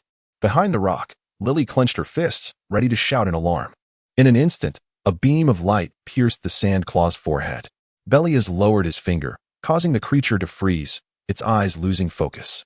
Following that, he raised his hand and unleashed a powerful energy wave, which crashed into the sand claw. In the blink of an eye, a perfectly cooked meal, steaming and aromatic, materialized before Belias. Relieved by the pleasant scent devoid of any foul odor, Lily's anxious heart settled. Belias, undeterred by the chaotic environment, casually sat on a rock, brutally prying open one of the pincers, exposing large chunks of tender, white flesh. Without hesitation, he began to eat. Soon, half of the sand claw was consumed. From a distance, Lily initially did not comprehend Belias's actions.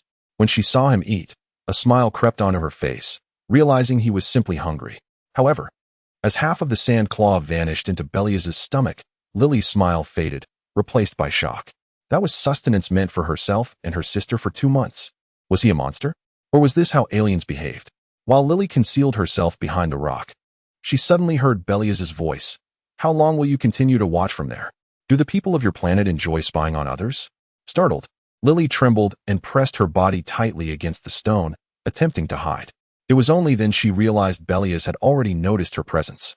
Hesitating for a moment, filled with trepidation, she slowly emerged from behind the rock. Her head hung low, almost touching her chest, her hands nervously gripping the hem of her clothing. She dared not meet Belias's gaze. Belias glanced at her with an indifferent expression and casually tore off a large piece of claw meat, offering it to her. Lily gazed at the steaming, white morsel of meat before her, its enticing aroma wafting through the air. For a moment, her expression transformed dramatically, akin to the swift changes of a Sichuan opera performer. Initially taken aback, she soon found her lips curving upwards uncontrollably, blossoming into a radiant smile. Her eyes sparkling with delight, she eagerly seized the meat and exclaimed, "Thank you, big brother." Without hesitation, she began to devour it, her cheeks puffing out as she relished each bite, the sweetness enveloping her senses, as if the earlier astonishment had never occurred. Chapter 39. The emergence of new characters from beginning to end. The other sand pincers were deeply buried in the sand, trembling in fear of Belias's imposing presence. none daring to emerge. Soon, the two had swept away the remaining sand pincers in a whirlwind of consumption. At that moment, the howling winds of Demon City Star graciously ceased. Lily, satisfied, patted her round belly, her earlier trepidation towards Belias completely dissipated by the hearty meal. After feasting, she couldn't help but think to herself that this cool boy was not as fearsome as she had imagined. Belias tossed the last shell onto the ground and noticed that Lily had finished her meal. He scanned the desolate surroundings and posed a question that had lingered in his mind. What is the story of this planet? Has it always been like this? Upon hearing this, Lily's expression darkened, and her voice fell. It wasn't always like this. My sister told me that this was once a very beautiful planet. But then, due to a leak of dark energy, Demon City Star became what it is today. Dark energy leak. What does that mean? Magic? Belias furrowed his brow, gazing at Lily with a look of confusion. This was the first time he had heard of dark energy. He was familiar with wizards, the most typical being Babidi, and he suspected it might be something similar. Well, I'm not entirely sure about the specifics, Lily nodded, her demeanor inexplicably growing somber as she continued. But legend has it that 500 years ago, a person fought against an evil wizard. Although they saved humanity, it ultimately caused significant damage to the planet, leading to the dark energy leak. As she spoke, her head lowered, her voice tinged with an imperceptible quiver, as if she felt guilt and sorrow for the planet's fate. After listening to Lily's tale, Belias began to understand that the planet's current state was a result of a great battle. After all, not every planet possessed a bug like the Dragon Balls. He nodded thoughtfully and inquired further, "Have you ever considered leaving this planet?" Lily blinked, looking at Belias in surprise. Leave? Is that possible? I haven't heard my sister mention it. Ships do occasionally fall from the sky onto this planet, but in the end, they are all captured by the clown. Upon mentioning the clown, Lily's tone grew despondent. Ships falling down. Belias raised an eyebrow, seizing upon the key point. You have ships on your planet? Initially, he had intended to contact Castor and the others after the ship was destroyed, but unexpectedly, he had heard new information from this girl. Unless absolutely necessary, Belias truly wished to avoid contacting Castor and the others.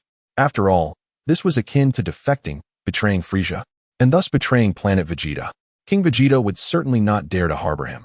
Moreover, while they might have grievances against Frieza, they likely held no ill will towards Planet Vegeta. His current strength would undoubtedly embarrass King Vegeta. Furthermore, he planned to return in glory, not as a penniless vagabond. Hearing that ships occasionally fell on this planet reignited hope within him. If that were the case, it meant he could find a ship and leave smoothly. On Demon City Star, the fierce winds began to stir once more. Lily tightened her hood, huddling beside Belias, braving the cold as she cheerfully replied, "Yes, there are many ships, but I have secretly looked, and those ships are all unusable. Some parts have been taken by the clown. However, he did build a large ship. But he's a very formidable villain, so he might not let you have it." Mention of the clown irritated Belias, and he shot a cold glare at the foolish girl. Why would this idiot dismantle his ship? Fortunately, with the prospect of a ship emerging, he noticed her shivering form and chose not to say more. Perhaps sensing Belias's gaze, Lily lowered her head in embarrassment, apologizing, "I'm really sorry. I've never seen a complete ship, so I was just investigating, and I accidentally dismantled it." Seeing her remorseful demeanor, Belias could only sigh in exasperation. Subsequently, with a blank expression, he stated, "Let us leave it at that. It's good to have news of a ship. Let us head back." Without further ado, he grabbed Lily by the scruff of her neck and swiftly flew towards her residence. During their flight, with her arms suspended by her sleeves, Lily chattered incessantly, "Big brother, you're so amazing. You can fly. I've only seen my sister and the Clown S gang fly before. Big brother, what is your planet like? Why did you come to our planet? Big brother, how old are you? Do the children on your planet all possess such abilities?" The barrage of questions left Belias feeling exasperated. Finally, he could no longer contain himself and coldly replied, "Could you please close your mouth?" "Oh." Lily fell silent, feeling chastened. After a while of flying, she looked up, "Big brother." Belias remained expressionless, silence. Lily weakly added, "It seems we've passed by." Belias. After a series of twists and turns, the two finally returned to the previous dwelling. Before even landing, Belias's gaze suddenly sharpened as he looked at the cave entrance. He then turned to Lily below and coldly inquired, "Are there others at your home?" Lily paused, There's only my sister and me, but she has been gone for a long time." "Who is down there?" Confused, Lily asked, "Down there?" Just then, A raucous laughter erupted from the underground cavern. Quite perceptive, aren't you, alien? As he spoke, a pale-skinned, burly man with high cheekbones and a pineapple hairstyle squeezed out of the cave entrance. His exaggerated muscles shattered the rocks at the entrance of Lily's home. Is that one of the clown's subordinates? Lily exclaimed in horror upon seeing the newcomer. You little brat. We've been searching for you and your sister for quite some time. The man glared at Lily with a sinister grin. Belias frowned, his expression cold as he looked at the brute, his voice as deep as ever as he asked Lily, "Are they your enemies?" "Yes. These villains have been capturing my sister and me.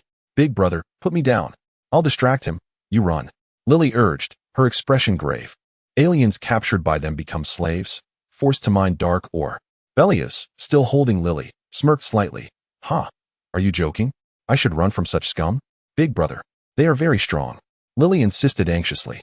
The hulking figure below, having listened to their conversation, wore a bloodthirsty smile as multiple magical circles suddenly appeared around him, illuminating the ground. Hundreds of humanoid creatures resembling ants, but with robust physiques, surged forth from the earth.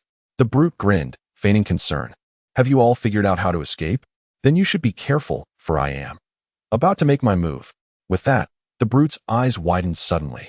Countless ant-like fiends surged forward like a relentless tide towards Belias.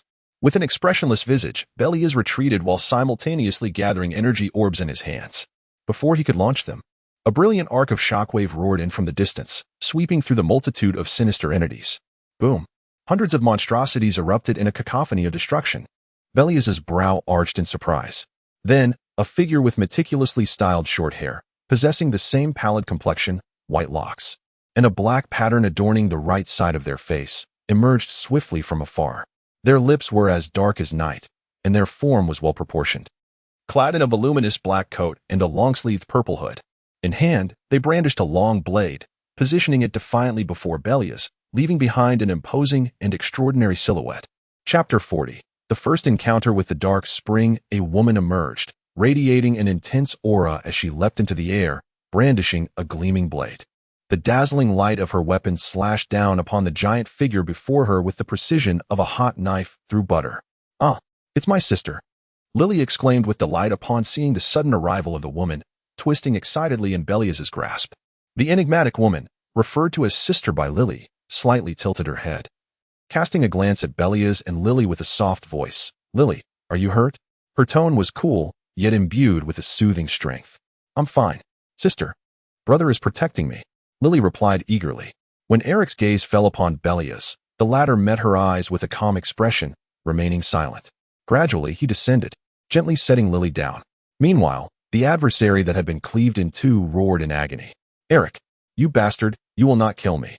To everyone's surprise, the severed body writhed and, in a blink, reassembled itself. Belias was momentarily astonished by this display of immortality. Eric's eyes glinted coldly. This revelation did not take her aback. Having faced the cunning minions of this foe multiple times, she had a fair understanding of their capabilities. Beside her, Lily tugged at Belias's sleeve, whispering, "That villain is Beluga, one of the four kings of cunning. He is very wicked and has been relentlessly pursuing me and my sister." Lily scrunched her nose and continued, "They are soldiers modified by cunning. Beluga can meld his body together like candy, making him exceedingly difficult to defeat." Belias nodded, observing the clash between Eric and Beluga while inquiring, "Is cunning truly the strongest being on this planet?" Since meeting Lily, he had heard the name cunning several times and speculated that it must be someone as formidable as Frieza. Lily's expression grew serious as she confirmed, "Yes. Cunning is an exceptionally malevolent figure. He abducts people to do his bidding, while only a few manage to escape and resist him." On the other side, once Beluga's body fully healed, he let out a furious roar. His muscles expanded instantly. Raising his arms, he unleashed a powerful energy wave towards Eric. The pressure intensified, rocks exploded, and a colossal fireball of energy surged toward Eric. With a steely gaze, Eric swiftly countered, deflecting the oncoming attack with a single punch, resulting in a thunderous explosion above. In an instant, Eric charged downwards with her blade drawn, while Beluga, with a malevolent grin, propelled himself towards her, the ground shattering beneath him. The collision of fist and blade generated a violent shockwave, dispersing the surrounding winds. Eric's eyes narrowed, her wrist twisting as she struck once more. With a swift stroke, she severed Beluga's arm, which flew away with force. As she observed this, Eric's expression hardened, and she raised her left hand, unleashing a shockwave that obliterated the dismembered limb. "Ah, cursed wretch!" Beluga howled, realizing his plight. Eric did not hesitate. She pivoted and delivered a fierce kick to Beluga's neck, sending him crashing to the ground with a thunderous thud, raising a cloud of dust. Struggling amidst the swirling debris, Beluga rose, sporting a bruised neck and blood at the corner of his mouth, his visage a blend of desperation and fury. He glared at Eric with a murderous intent almost palpable. "Impossible! How could you suddenly become so strong?" he screeched, his voice a twisted echo of rage. Belias, witnessing the fierce battle, gained a profound understanding of Eric's prowess. Not only was her swordsmanship formidable, but her close combat techniques were also masterful. With a combat strength estimated around 18,000. Even Beluga, the so-called punching bag, possessed a strength of 14,000 and a robust self-healing capability. From Beluga's remarks, it appeared that Eric's newfound strength had recently surged. He turned to Lily, asking, "Do the other three kings possess similar unique abilities?" Lily nodded gravely, concern etched on her face. "Yes, they are all very powerful. Some can transform, while others can immobilize people with beams of light. If it weren't for my sister's speed, we would have been captured long ago." Meanwhile, Beluga charged at Eric, fists swinging as he bellowed, "Impossible! You are merely an inferior being." His voice rasped like sandpaper. "How could you suddenly surpass me, a high-ranking demon? Unless—" His crimson eyes widened in realization. "You drank from the dark spring." The mention of the dark spring piqued Belias's interest, his brow furrowing slightly. Eric remained silent, her grip on the blade tightening as she coldly regarded her deranged opponent. Her aura growing ever more formidable, silently proclaiming her inevitable victory. At that moment, Beluga's arm regenerated, yet he seemed somewhat diminished. The mention of the dark spring had stirred Belias's curiosity. He understood that the universe harbored countless mysterious sources of power, and Beluga's horrified reaction suggested that the dark spring was indeed extraordinary. He glanced at Eric, pondering whether the secret behind her exponential growth and strength was indeed tied to this dark spring. Then he turned to Lily, asking, "What exactly is this dark spring?" Lily hesitated, biting her lip, unsure whether to divulge this information to Belias. However, she found him to be quite charming and seemingly not a villain. After a moment of inner conflict, she stuttered, It's a miraculous spring. Legend has it that there exists a cursed spring in a mysterious location, containing powerful and malevolent forces. Those who come into contact with it either succumb to its power or gain terrifying abilities." Upon hearing this, Belias realized that this planet must house something akin to the super god water on Earth, capable of enhancing one's strength. The mere thought ignited a thrill within him. What could be more delightful than augmenting one's power? He casually brushed aside Lily's mention of curses, his gaze fixated on the fierce battle unfolding before him. A smile curled upon his lips as he resolved to seek out the dark spring. Chapter 41. Counterattack on the Other Side. Upon realizing that Erica had consumed the dark spring, Beluga's pupils dilated in an instant, and he was plunged into a profound crisis. He understood that he could not defeat Erica. It was said that anyone who drank from the dark spring would gain special abilities as long as they survived. If Erica had truly partaken of the dark spring, she would not merely surpass him in strength. It was highly likely that she possessed hidden trump cards yet to be revealed. At that moment, even with his formidable self-healing abilities, he feared he would perish here. Contemplating this, Beluga stood in the deep pit he had created, his expression darkening and his gaze growing increasingly sullen. He glanced at Erica soaring in the sky, then at Belias and Lily, his eyes darting between the two. A cruel plan began to take shape in his mind. Suddenly, he roared, "Die!" With a primal howl. He unleashed a scarlet energy cannon. As the beam tore through the air, his muscles were taut to their limits. Erica's expression was icy, and she remained silent. With a swift stroke of her long blade, the dark energy spiraling around the edge cleaved through the incoming energy cannon, shattering it into a myriad of sparks midair. With a mere flick of her wrist, she exuded an air of arrogance and disdain. In her line of sight, the enemy who should have been at the bottom of the pit had vanished. A sense of dread washed over her as she suddenly turned her head. Beluga had taken advantage of the energy cannon's cover to charge towards Belias and Lily with astonishing speed. Lily, Erica's pupils constricted, her face reflecting sheer terror and worry. Almost simultaneously with her shout, She transformed into a streak of black lightning, racing towards Beluga, her hair flying wildly in the tempestuous wind. However, in her haste, Beluga was far too close to Lily, while Erica remained too distant. Despite her utmost effort and the gale she created with her speed, time and distance loomed like an insurmountable chasm before her. She understood that there would be no time. Seize these two little brats, and I win. A cruel glimmer flickered in Beluga's eyes. Yet, huh? A derisive sneer echoed. Belias stood firm, not moving an inch, merely raising his right hand slightly. Bang! Beluga's claw was seized by Belias in an iron grip. What? Beluga's eyes widened in disbelief. A smirk danced at the corners of Belias's mouth as he coolly mocked. What do you intend to do, you hideous creature? Before his words had fully escaped, Belias's left hand coalesced a dark energy sphere, pressing it directly against Beluga's chest. Boom! The explosive force sent Beluga hurtling away, a massive gaping wound torn into his chest, his mangled body rolling across the ground for several dozen meters before coming to a halt. Cough! Cough! Beluga struggled painfully to rise, the flesh around his wound writhing as if alive, desperately attempting to mend his damaged body through his self-healing ability. Yet, perhaps due to the excessive use of his regenerative powers earlier, his healing speed had become agonizingly slow. Each movement seemed to be accompanied by immense suffering, blood pouring from his wound and staining the ground a deep crimson. Damn it, who are you? Beluga gritted his teeth, managing to utter, his voice laced with anger, fear, and resentment. Belias offered no response, slowly raising his hand to conjure a second energy sphere.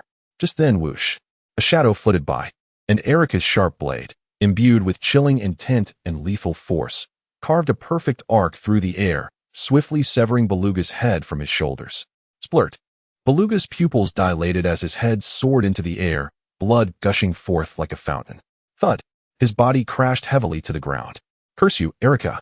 Lord Gigi will not let you escape. Beluga's head rolled away, yet he remained contorted in defiance, blood spilling from his mouth as he spat curses. Beluga, your rambling is excessive. Erica's demeanor remained as frigid as ice, no longer willing to listen to him. She raised her hand and unleashed an energy wave, obliterating his head completely. Beluga was dead. Once all was concluded, sister, you finally returned. Are you all right? Lily rushed towards Erica, enveloping her in a warm embrace, her face brimming with concern. Erica patted Lily's head, shaking her head to indicate that she was fine. Her gaze then fell upon Belias. Who are you? Erica's eyes sharpened, locking onto Belias with an undeniable aura of authority in her voice. Though her blade had lowered, the chilling energy radiating from her remained undiminished, as if she were ready to strike at the slightest hint of hostility from him. Belias maintained a serene expression, leaning against his shoulder as he met Erica's gaze. Speaking nonchalantly, I am Belias, merely a Saiyan who accidentally fell onto this planet. Having said that, he slightly raised his eyes to observe the persistently dark and desolate sky. Continuing, my ship crashed here, and your sister brought me back, but at the same time, she dismantled my vessel, leaving me stranded. At this, Belias spread his hands in a gesture of helplessness. Lily, feeling a bit embarrassed, chimed in, I was just curious. It was my first time seeing a spaceship. She then tugged at Erica's sleeve, pleading softly, sister, Big Brother is a good person. He even shared his Martia Claw with me. He's really powerful. He took care of the Martia Claw in an instant. As she spoke, admiration sparkled in Lily's eyes, clearly having placed her trust in Belias. Listening to Lily's words, Erica's tense demeanor softened slightly, yet her tone remained stern. Lily dismantled your ship, and for that, I apologize. But you must come to terms with reality. At this point, Erica paused, an involuntary sorrow reflecting in her gaze, as if sharing a similar fate. She then continued, her voice still steely. Even if she had not acted, you would still be unable to leave. You must have sensed that this planet is severely disrupted by dark energy, rendering any electronic devices inoperable. No one can escape from here. It was only then that a flicker of astonishment crossed Belias's eyes. His lips moved slightly as he finally grasped why his ship had failed the moment he arrived. He looked up at the boundless dark sky, then surveyed the barren ground beneath him. Sighing deeply in frustration over his misfortune, he inwardly cursed, damn it.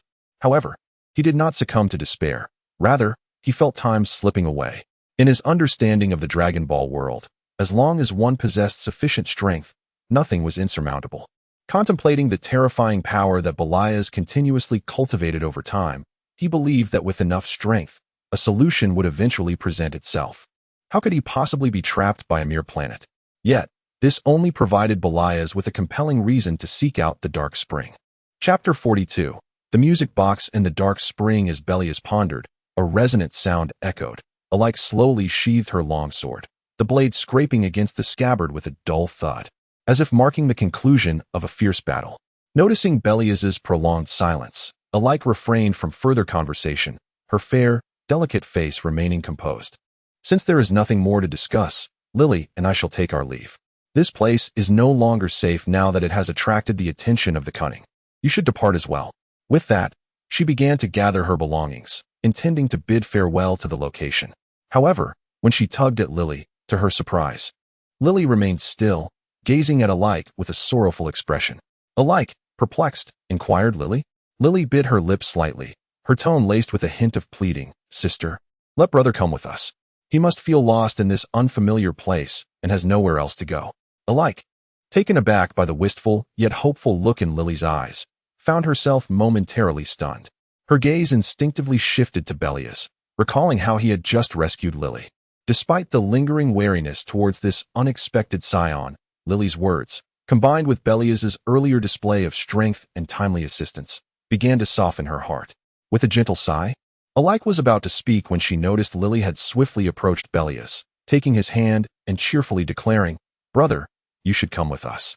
At that moment, Belias had also composed himself, choosing not to acknowledge Lily's plea. Instead, he raised his gaze to Alike, his demeanor calm and unhurried, stating, "I believe we can strike a deal." "A deal?"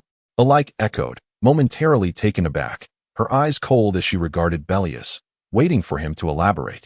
Belias crossed his arms. "Speaking leisurely, I possess a means to restore this planet to its former state, and in return, you need only disclose the location of the Dark Spring." Upon hearing this, Alike cast a reproachful glance at Lily, who averted her gaze. Then, she turned her icy stare back to Belias, declaring, "You are mistaken. I know nothing of the Dark Spring, nor its location." Alike's firm stance, which had initially sparked hope for a fruitful collaboration, now furrowed Belias's brow in frustration. "Do you doubt my words? In this vast universe, wonders abound, and your planet is not the sole repository of miraculous artifacts. I will eventually break free from this planet," Belias asserted, his brow furrowing as he fixed his penetrating gaze on Alike, seeking even the slightest sign of wavering in her resolve. Alike stood her ground, meeting his gaze with unwavering determination, her eyes as resolute as an unyielding ice sheet in the bitter night. As Lily observed the escalating tension between them, her palms grew clammy with anxiety, subconsciously gripping the hem of her garment. After a prolonged silence, Belias suddenly smiled gently, fixing his gaze on Alike as he slowly said, "Do you wish for Lily to live her life in such a desolate environment?" This statement left Alike momentarily speechless, plunging her into silence. Indeed, Lily was still so young. Must she endure a life on this sunless planet? It was at this moment that Alike's resolve began to waver. After a brief pause, she finally found her voice. Looking at Belias with newfound determination, "Is what you say true? How can I trust you?" Upon hearing her words, Belias's face broke into a genuine smile. Then, adopting a serious expression, he looked directly into Alike's eyes and said, "While I do not easily make promises, I can assure you that on another planet, there exists a magical object known as the Dragon Ball, capable of granting any wish. With it, you can restore your planet." After a moment's pause, Belias continued earnestly, "I have never harbored ill intentions towards you. Have I?" Alike fell into deep contemplation. She was acutely aware of Lily's longing for a better life and recognized the urgent need for change on their ravaged planet. Belias's proposition was like a glimmer of hope piercing through the darkness. Though faint and fraught with uncertainty, it was difficult for her to dismiss. At that moment, Lily approached Alike, her eyes brimming with anticipation. Gently tugging at Alike's sleeve, she whispered, "Sister, why don't we trust brother this time? I believe he is not a bad person." Now, with Lily's encouragement weighing heavily upon her, Alike's last shred of hesitation crumbled away. "Very well. I will take you to the Dark Spring, but you must join us in defeating the cunning." Belias smiled knowingly, agreed. "You shall find it well worth your while." Thus, the two finally reached an accord. After Alike and Lily gathered their belongings from the underground stone chamber, the three of them departed the battlefield together. Shortly after their departure, two figures streaked down from the distance like shooting stars, landing with a thud that stirred up a cloud of dust. One was a towering figure with flowing silver hair, wearing a somewhat sinister purple woven hat, his skin a sickly gray-white, revealing sharp, prominent fangs. He was as imposing as the previous beluga, resembling a demon emerging from the depths of hell. The other was a slender, graceful figure sporting a hairstyle reminiscent of the Kaioshin, with striking red-eye bags. Skin almost translucently pale, and an alluring yet dangerous aura. They were none other than Trudeau and Maji, two of the four kings of cunning. Upon landing, they surveyed the surrounding devastation, noting the myriad craters and the dismembered remains of beluga scattered about, a gruesome sight. Has this fool truly met his end so easily? Trudeau remarked, his expression impassive as he scanned the area with a cold gaze, his deep voice resonating like a whisper from an ancient well. Maji circled the remnants of beluga's body, her blood-red nails lightly tracing the contours of her elegant jaw, a glint of cold malice flashing in her eyes. How pathetic to die in such a manner, merely investigating an alien spacecraft, and yet he foolishly lost his life. I wonder which reckless little creature is responsible. Trudeau knelt beside the remains, his large hand carefully probing the wreckage, searching for traces of the battle amid the chaos. His brow furrowed deeply, and the flesh of his face seemed to deepen with effort as he sniffed the air for lingering scents. There is a trace of that woman, alike, he stated, his voice low and steady. The wind howled and dust swirled, yet he discerned the scent of battle that lingered. Maji, upon hearing this, was momentarily surprised. How is that possible? When did she become so formidable? Suddenly, as if struck by a thought, her red pupils narrowed. Could it be that she drank from the dark spring? Trudeau shook his head, maintaining a calm demeanor as he replied, it cannot be confirmed. There are two other scents on the battlefield. One belongs to her sister, and the other, unfamiliar, likely belongs to the alien who fell not long ago. However, Maji was undeterred, asserting with conviction, that wretch must have consumed the water from the dark spring. No wonder Lord Cunning insisted we capture her. He was right all along. This means Hilder's music box must also be with her. Trudeau rose slowly, his gaze sharp as he continued to search for more clues amid the wreckage. The howling winds continued unabated, whipping up sand and stones that struck their bodies, yet they remained undisturbed in their thoughts.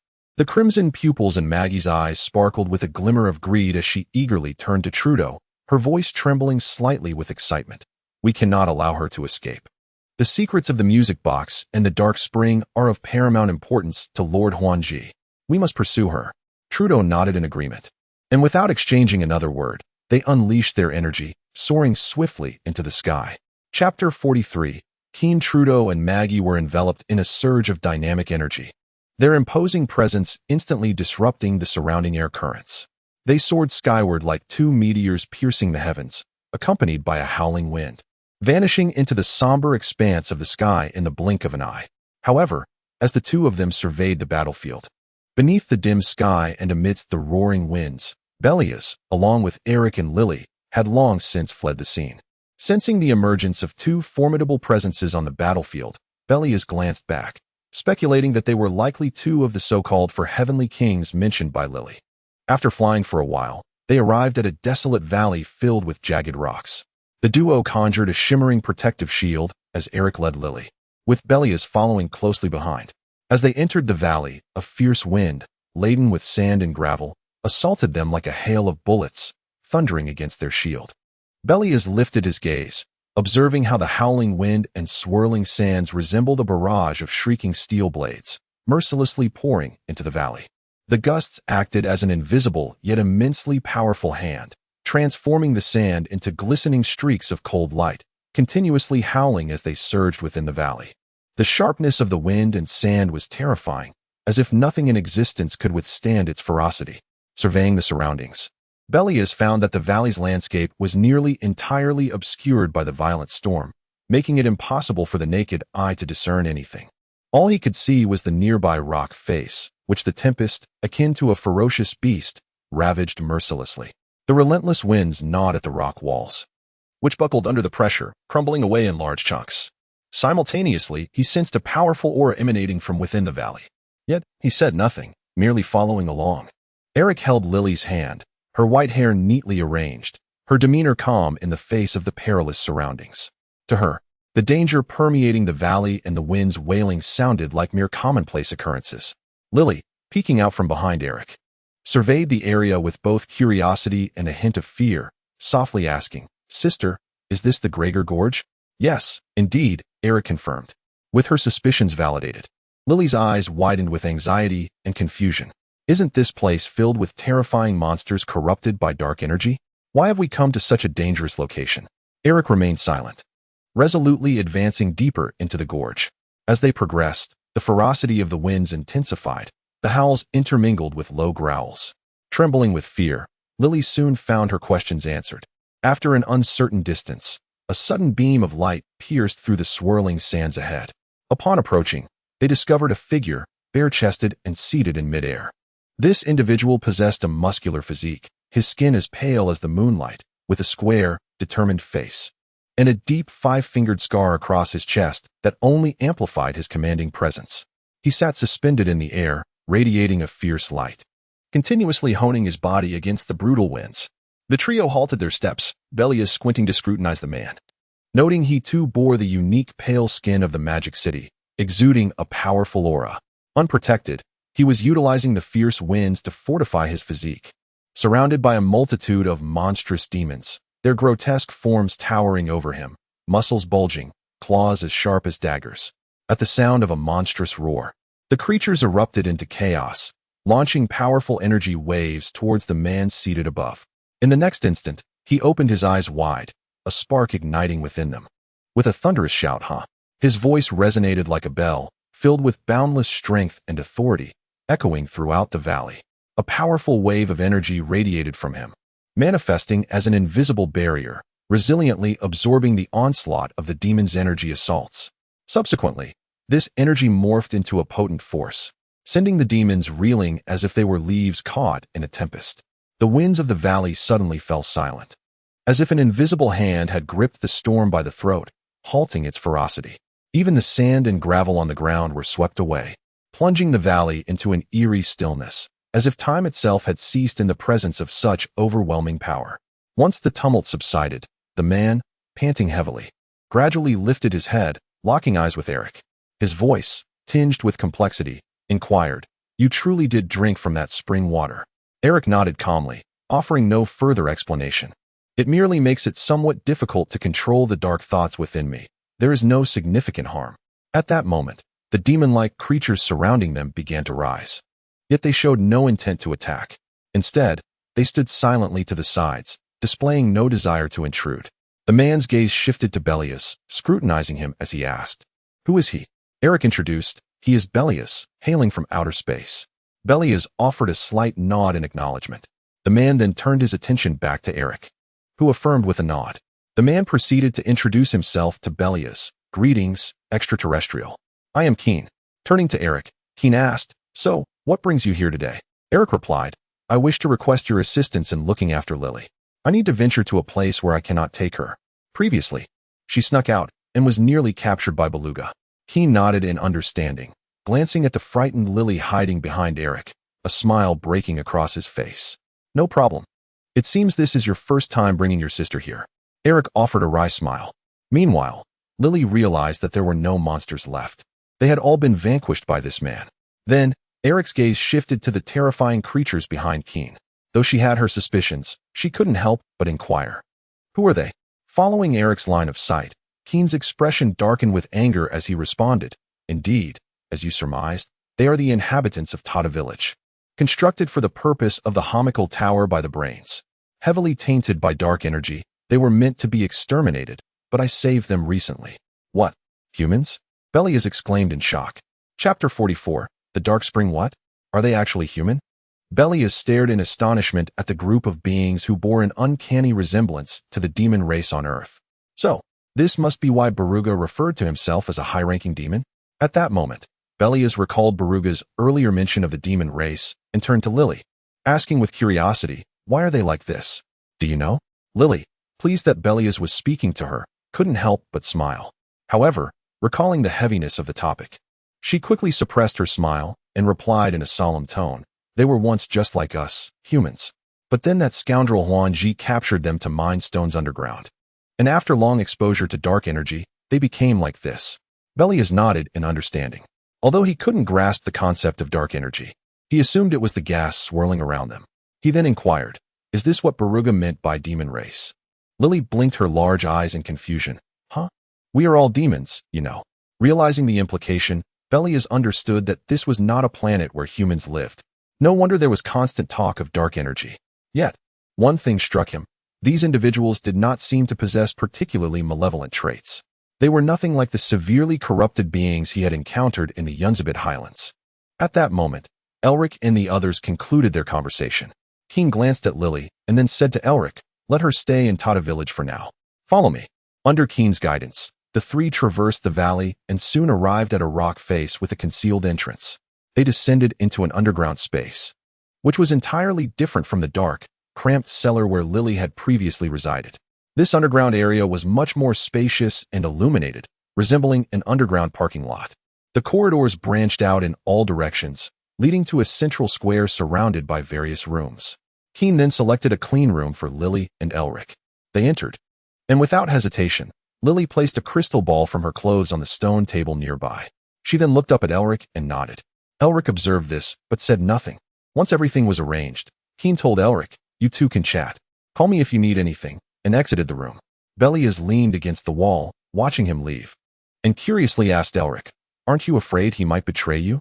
Isn't Huan-Ji always looking for you?" Before Elric could respond, Lily chimed in, narrowing her eyes with a smile. "No way. I can feel that Brother Keen is a good person." Belias glanced at her, but remained silent, turning his gaze back to Elric. "So, when will you take me to find the Dark Spring? I need to enhance my strength quickly, so I can help you eliminate Huan-Ji." Elric replied calmly, "Let's go now." He then turned to Lily, signaling her with his eyes. Lily, with a serious expression, nodded and extended her hands towards the void, reciting incantations.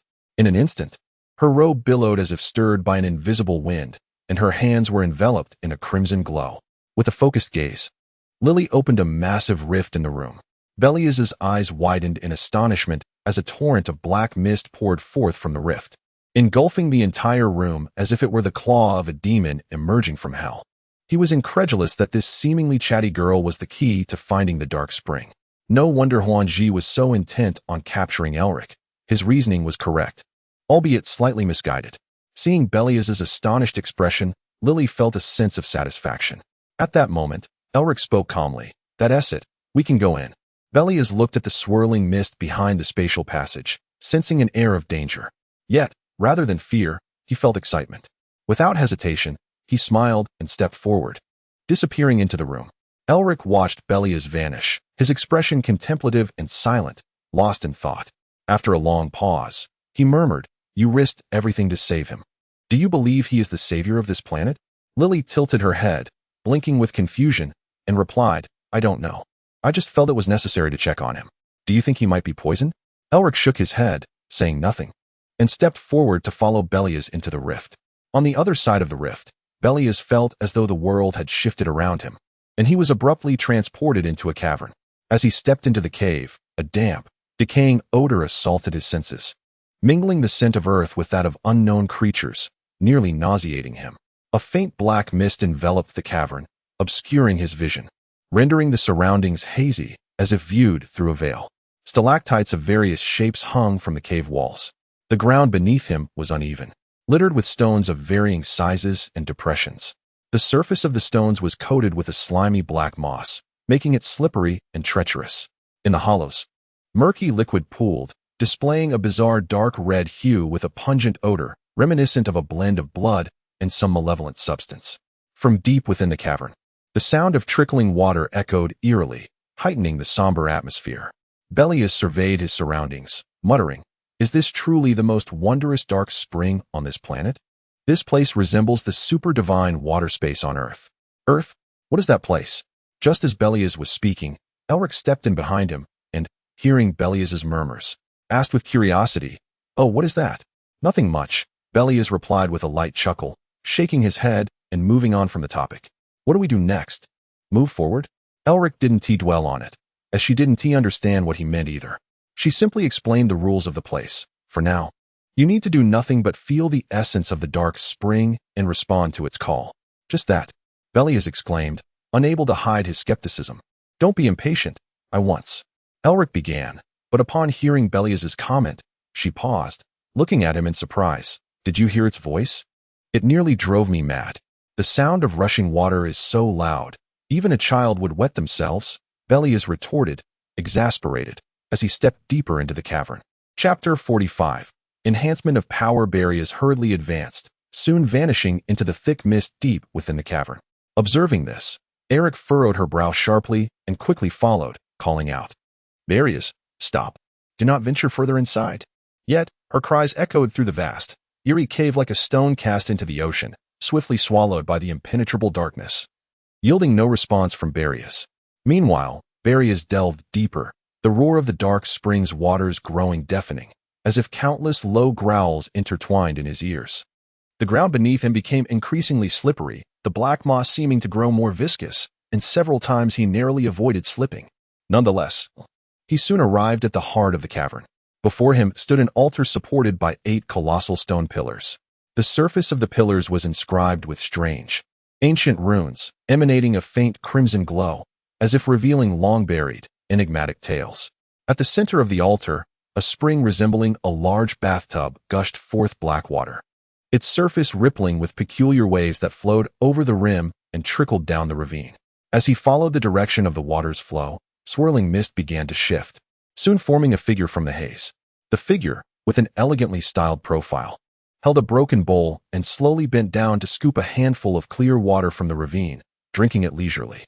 Then, it threw back its head and let out a roar, only to curl up on the ground, and suddenly, it vanished. The mist roiled again, morphing into another figure. This new silhouette possessed a long, slender head akin to that of a bee's abdomen, adorned with pointed, upright elven ears, and a tall, lean physique. Belias clearly witnessed the moment the man drank from the dark spring, as if a violent power ignited within him, causing him to clutch his head in agony. His body swelled as if inflated like a balloon, veins in his neck bulging like coiled serpents, shoulder muscles rapidly expanding before his eyes, and his arms swelling with tumultuous waves, his thighs thickening dramatically. In the blink of an eye, the man transformed from a gaunt figure into a fearsome, hulking mass of muscle reminiscent of an ancient beast. Belias raised an eyebrow. The man's sudden muscular growth was indeed a striking visual impact, akin to a Saiyan transformation, a sensation he relished. In the next moment, the black mist shifted yet again. This time, as another figure drank from the spring, his muscles swelled uncontrollably like tumors, eventually bursting apart in a silent explosion. The mist continued to morph, revealing multiple individuals who had met similar fates upon drinking the spring water. Belias realized these were likely those who had come before him. But regrettably, only 2 had survived the experience, one of whom appeared to be Eric. No longer concerning himself with the smoke, Belias turned his attention to the altar. From the scenes previously depicted by the mist, it seemed that none of those who had come here had approached the altar. They merely scooped water from the overflow. A surge of intense curiosity compelled him to step towards the altar. However, the spring showed no signs of danger, continuing to bubble forth with its dark waters. Unable to detect any anomaly, and recalling that even Eric had managed to endure and survive, he reasoned that it was improbable for a Saiyan with boundless potential to perish from it. With this thought, he hesitated no more, approaching the altar to scoop the water. At that moment, a slick, tentacle-like appendage, covered in numerous suckers, suddenly shot out from the spring. A splash erupted, sending waves crashing towards Belias. What? The unexpected assault caught Belias off guard just as he was about to drink. There was no indication of danger. Instinctively, he recoiled, his body darting back like an arrow, narrowly evading the initial strike of the tentacle. The appendage, laden with the dark spring water, struck the altar's edge with a thunderous crash, causing the surrounding pillars to tremble violently. Belias stepped back from the altar, frowning as he scrutinized the tentacle, still unaware of its true nature. Immediately, the tentacle, having missed its target, slithered back like a nimble black whip, lunging at Belias again, the air slicing with its swift movement. Belias sidestepped, barely avoiding its grasp. And with a cold gaze, he raised his arm, channeling energy into a blade. With a fierce shout, he aimed at the slick tentacle, and his sharp energy blade came crashing down. With a decisive sound of flesh being cleaved, green blood gushed forth.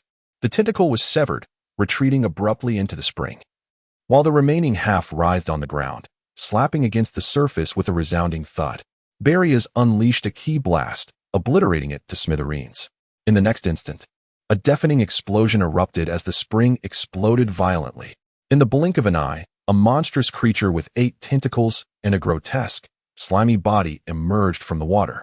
Its singular glaring eye fixed upon Belias, roaring in furious defiance. Belias, however, could only focus on the slick black substance dripping from the creature into the spring. Just moments ago, he had considered drinking from it. His face turned green at the sight. The sight of the creature filled him with both nausea and righteous indignation. At that moment, the creature, enraged beyond measure, brandished its tentacles, lunging at Belias. A surge of primal fury ignited within him. As the appendages approached, Belias furrowed his brow, his expression steely. A tempest of energy erupted as he sprang into action. Boom! The ground beneath him collapsed, cracks spiderwebbing outward. In a flash, he darted past the oncoming tentacles, arriving before the creature's eye in an instant. He raised his hand, gathering a dark energy within his palm, and with a powerful shout, he unleashed the amassed force towards the creature's eye. Boom! A thunderous roar followed as the tremendous energy erupted like a volcanic explosion, engulfing the creature. The cavern trembled, rocks raining down from the ceiling. The creature emitted a pained howl, and in an instant, it was disintegrated by the overwhelming force, leaving only a few tentacles that plummeted into the spring. Belias landed, dusting off his hands, having effortlessly vanquished the creature. Taking a deep breath, he considered whether to drink from the spring when, with a thunderous crash, a thick, slimy tentacle shot out like lightning. So swift was the assault that Belias had no time to react, and in an instant, he was ensnared, yanked into the depths of the spring. Splash! A colossal wave erupted. Time passed, though how long he could not tell. Belias suddenly opened his eyes. Submerged in the spring, his limbs felt heavy, and darkness enveloped him. However, the tentacles that once enveloped him had vanished. All that remained was the cold, piercing, and viscous black spring water that wrapped around him. His nasal passages and mouth were filled with the frigid liquid. Yet he felt no sense of suffocation. In the endless darkness, the rhythmic thumping of his heart echoed in his ears, like the beat of a war drum. It was as if an unseen hand was manipulating the frequency of his heartbeat, provoking an unusual agitation within Belias, as if his life was no longer under his control. A nameless fury surged from the depths of his being, compelling him to destroy everything around him. It seemed that only through such destruction could he reclaim a sense of mastery over his existence. Not just his own life, but the lives of others as well. Only then would they hold significance, and his heart would find solace. Simultaneously, a myriad of enraging thoughts flooded his mind. That scoundrel, Alec. Why had she never mentioned such matters to me? She ought to be eliminated. Yet, that woman was rather attractive. Imprisoning her could prove to be quite entertaining. And that girl, Lily, was also intriguing. It seemed she could unlock the entrance to the dark spring. Capturing her might also yield considerable amusement. And this planet. How dare it confine me here? I am a proud Saiyan. Once I escape, I shall annihilate every soul on this wretched planet. Hee hee. That little minx, Lily, and Alec. Huh. And this world, which inexplicably brought me here. I yearn to obliterate them all. Lying in the waters of the dark spring, Belias's expression shifted unpredictably, sometimes contorted in a wicked grin, other times filled with rage, his visage a grotesque mask. The waters of the dark spring seemed like invisible, greedy hands, caressing and eroding his body, attempting to utterly distort and assimilate his soul. As time drifted by, the dark spring appeared to have completed a transformation, finally ceasing its invasion of Belias's body. He suddenly felt his limbs regain sensation, a wicked smile creeping across his lips as the energy within him surged exponentially. Unlike the torment experienced by Alec and the others, he did not endure the excruciating pain that the dark spring often invoked. Instead, his empowerment occurred silently and swiftly. He could clearly sense each muscle infused with newfound strength, a terrifying power that felt capable of rending the very fabric of space. The familiar aura within him grew stronger, more refined. At this realization, his gaze sharpened. His fists clenched tightly, the long-accumulated power reaching its zenith in that moment, and he erupted with a thunderous roar. Ha! In an instant, boundless energy surged forth. Like a long-dormant supervolcano erupting with terrifying might, shaking the ground beneath him. This energy radiated from Belias, expanding outward in a spherical wave, distorting the space around him. The first to be struck was the black spring water. Once viscous and frigid, it now reacted as if bombarded by countless massive explosives. The water was violently lifted, forming towering black cascades that obscured the heavens, twisting and rolling in midair like ferocious black dragons, eager to devour the entire cavern. The energy continued to wreak havoc, next assaulting the altar supported by 8 colossal stone pillars. The ancient runes carved into the pillars dimmed instantly under the onslaught of this terrifying energy, their glow flickering like a candle nearing its extinguishment. Cracks spiderwebbed across their surfaces, and in mere seconds, the pillars could bear the weight no longer. Collapsing with a thunderous crash, stones flew like cannonballs, splashing into the water and creating immense geysers. The altar was obliterated by the energy, reduced to mere dust, with the remnants propelled through the air like lethal projectiles, carving deep, horrific gashes into the cavern walls. The air currents generated by the shockwave howled through the cavern, reminiscent of a rampaging super tornado. The mist that had once filled the cave was instantly swept away, leaving the dark, damp environment in utter chaos. Large chunks of rock began to detach from the walls, crashing into the water with a resounding thud, sending ripples cascading outward.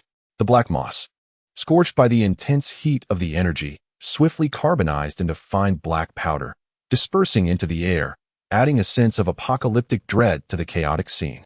The entire cavern trembled violently under the influence of this formidable power, as if the very earth quaked in terror. Rocks from the ceiling loosened, occasionally plummeting into the spring, producing deep, resonant booms.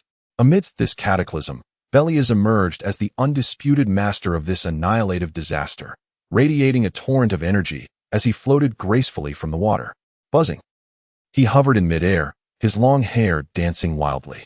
Lowering his gaze to his hands, feeling the power coursing through his muscles beneath the armor, Belias allowed a wicked smile to linger on his lips. So this is the power of the dark spring. It seems rather mundane. Is this merely on par with that fool, He. Though Belias uttered these insincere words, his face betrayed an uncontrollable grin, echoing throughout the dim cavern with a manic and sinister laughter. Within his laughter lay an infinite madness and confidence, as if he regarded all things in existence with disdain. After a moment of mirth, Elec, who had been ensnared by the dark spring's mist, her senses dulled, finally approached as Belias shattered the altar and dispelled the smoke. Upon witnessing the wreckage and the powerful figure of Belias hovering in the air, Elec's heart raced with alarm, her eyes filled with wariness as she cautiously inquired. Hearing Elec's voice, Belias turned, arching an eyebrow at the tall, fair-skinned woman wielding a long sword, her exquisitely short hair framing her face. A meaningful smile crept across his lips. No worries. I am quite well now. Chapter 46. The Great Battle. Upon hearing Eric's furrowed inquiry, Belias's lips curled into a cold smirk. A sanguine glint flickered in his eyes as he leered at Eric, his voice low and raspy as he slowly uttered, I am quite well. I simply feel that, at this moment, it seems unnecessary for us to engage in any further transactions. That sinister smile appeared particularly grotesque in the dim caverns. Every word he spoke seemed laden with an insatiable malice. Eric's expression remained impassive as she quietly regarded this boy, who exuded an unfamiliar and perilous aura. After Belias finished speaking, Eric lowered her gaze, a sigh escaping her lips as she mused, so easily succumbed to dark thoughts. It appears that Lily's judgment has faltered. With this reflection, she gradually drew the long blade from her back, her eyes instantly turning as sharp as frost, an air of lethal intent radiating from her being. Belias, with a chilling grin, observed Eric's silence as she unsheathed her sword. He then queried in a tone that was both flippant and malicious, What is this? Do you wish to engage me in combat? Haha. Do not be so angry. Although I have changed my mind and no longer desire to negotiate with you, I could still show mercy and allow you and your sister to remain by my side as my female slaves. Wouldn't that be delightful? You would obediently heed my commands, ensuring that you enjoy wealth and glory. As for the others on this planet, they will serve as my sustenance. That shall be the ultimate fate for you wretched beings. Ha ha ha. As he reached the climax of his deranged laughter, Belias could no longer contain his inner madness, erupting into a thunderous guffaw. Despite his youthful visage, he resembled the quintessential villain who had triumphed in his scheming. Eric maintained her composure, waiting patiently until Belias had concluded. She then coldly stated, I finally comprehend why you have been so severely consumed by dark energy. It seems that a potent malevolence has long resided within you. Her voice, though frigid, carried a hint of regret as she continued, I must apologize. Knowing that the dark spring harbors such negative energy, I still brought you here. Yet, it is unavoidable. You have succumbed too deeply to the darkness, and I must take your life here. I am truly sorry. In the face of the current predicament, Eric's heart was steeled for this outcome. While she chose to trust Lily's intuition, she had also prepared for the worst. Should Belias prove incapable of resisting the dark forces, she would be compelled to eliminate him. The pursuit of power often exacts a grave toll. Although she had not anticipated Belias's fall to such depths, witnessing the unfolding events did instill a twinge of guilt within her. Nevertheless, it did not sway her initial judgment. Having conveyed her thoughts, Eric gripped her long knife tightly, an aura of cold determination enveloping her. In response, Belias tilted his head, gazing at Eric with an air of arrogance as he remarked, As it happens, I have also awakened an intriguing ability and crave an exhilarating battle. With that, his gaze sharpened, and a chilling glint ignited in his eyes. In an instant, he vanished, akin to a black lightning bolt that tore through the darkness, charging towards Eric with ferocity. At the same moment, a flash of brilliance ignited in Eric's eyes, propelling her into action. She brandished her shimmering long knife, the blade seeming to generate intense friction and tearing against the surrounding air, as if attempting to unravel the very fabric of the atmosphere. The two figures, akin to highly charged cannonballs, collided with a resounding force, their energies crashing together. Boom! In that instant, the cavern's air swirled violently, a powerful shockwave stirring up a cloud of dust. The surrounding rocks trembled under the strain, as though the entire cavern quaked in response to their fierce clash. The terrifying force transmitted through the blade left Eric's hand tingling, her eyes wide with shock. What? Yet Belias remained unfazed, a glimmer of insanity flashing in his eyes. Is that all you can do? Such a lackluster display makes you an easy target. With that, he pivoted and delivered a powerful kick to Eric, unleashing a wave of force that sent her sprawling, blood spilling from her lips as she was hurled 100 meters away. Boom! She crashed against the cavern wall, a cloud of dust erupting around her. Belias, a cruel smile gracing his lips, transformed into a projectile, swiftly charging towards Eric. As she lay amidst the rubble, eyes closed, Eric suddenly raised her hand just as Belias approached, unleashing a torrent of devastating shockwaves directed at him. Boom! What is this, a sneak attack? Belias taunted. Raising his hand, a wave of energy rippled outward. In an instant, the energy coalesced, akin to a fish entering the ocean or an android absorbing power.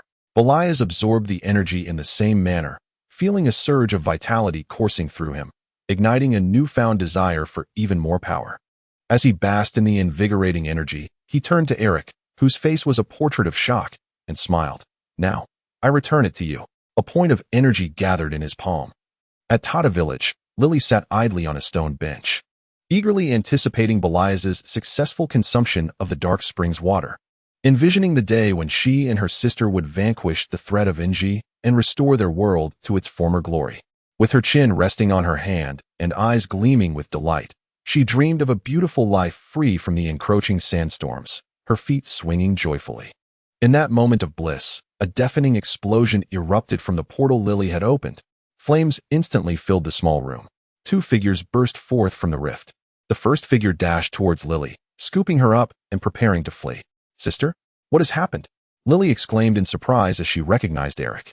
Before Eric could respond, Belias, his long hair billowing and eyes wild with madness, followed closely behind, seizing Eric by the hair.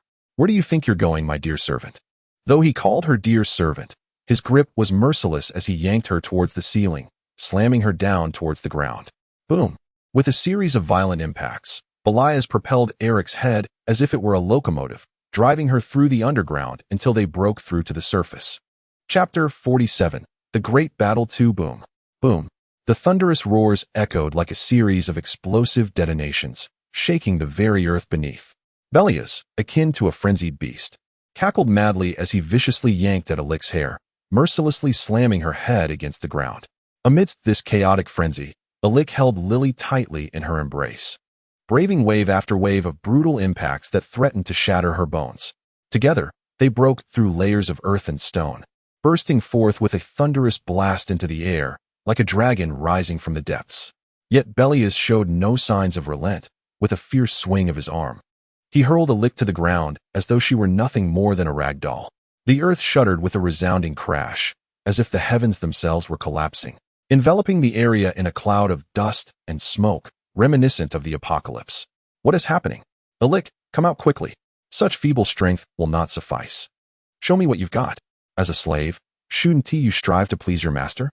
Belias hovered in the air, casting a towering shadow over the billowing smoke, his face alight with arrogance as his laughter reverberated through the desolate landscape, brimming with unending cruelty and mockery. Within the haze, however, Lily remained unharmed, her small face etched with fear and concern. She gazed at Alik, who lay gasping for breath among the rubble, her eyes glistening with unshed tears. Rushing to support Alik, she cried, "Sister, what is happening? Why is brother suddenly fighting you?" Alik, panting heavily, fixed a steely gaze on Belias in the sky, ever wary of another sudden assault. "You must flee. Belias has been utterly consumed by malevolent thoughts. He is exceedingly dangerous now. Do not linger here." Upon hearing this, Lily's tear-streaked face fell further, her heart heavy with sorrow. How could this be? Brother isn't like this. Despite Lily's unwillingness to accept this reality, Alik had no time for further debate. She gently pushed Lily away, her expression resolute as she focused intently on Belias above.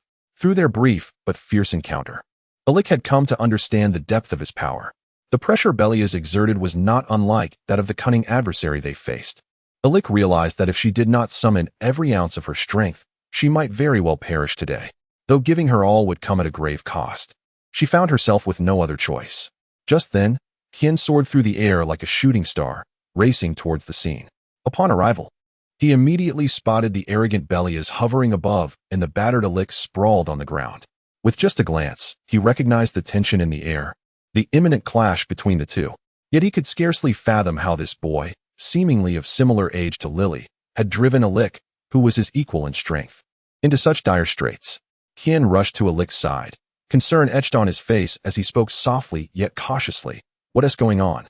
That boy seems off." Seeing Hien arrive, Alik's expression grew grave as she quickly explained. He drank from the dark spring, and because of his overwhelming malevolence, he is now completely under its control. We must find a way to stop him, or we will both perish at his hands. Hien's face blanched at her words. As if a chill had enveloped him, he exclaimed angrily, "You are being reckless. Knowing that the dark spring corrupts the mind, how could you lead him to drink from it? Have you forgotten the lessons learned from the cunning adversary?"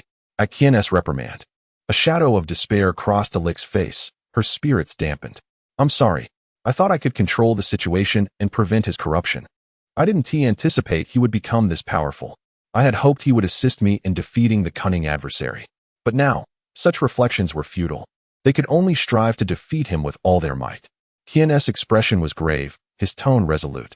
Just then, Belias's deep, mocking voice sliced through the moment like a bolt of black lightning, shattering the brief silence. "Have you two come up with a plan on how to fight?" Hien looked up at Belias, his eyes filled with wariness and gravity.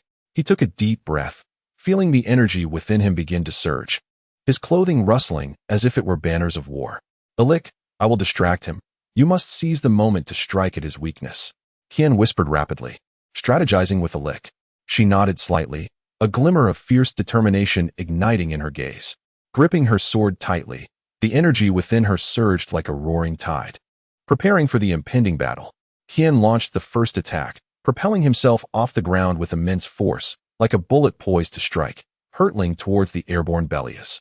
In the fleeting moments before collision, Hien clenched his right fist, channeling his entire strength into a single, devastating punch aimed at Belias's face. Boom!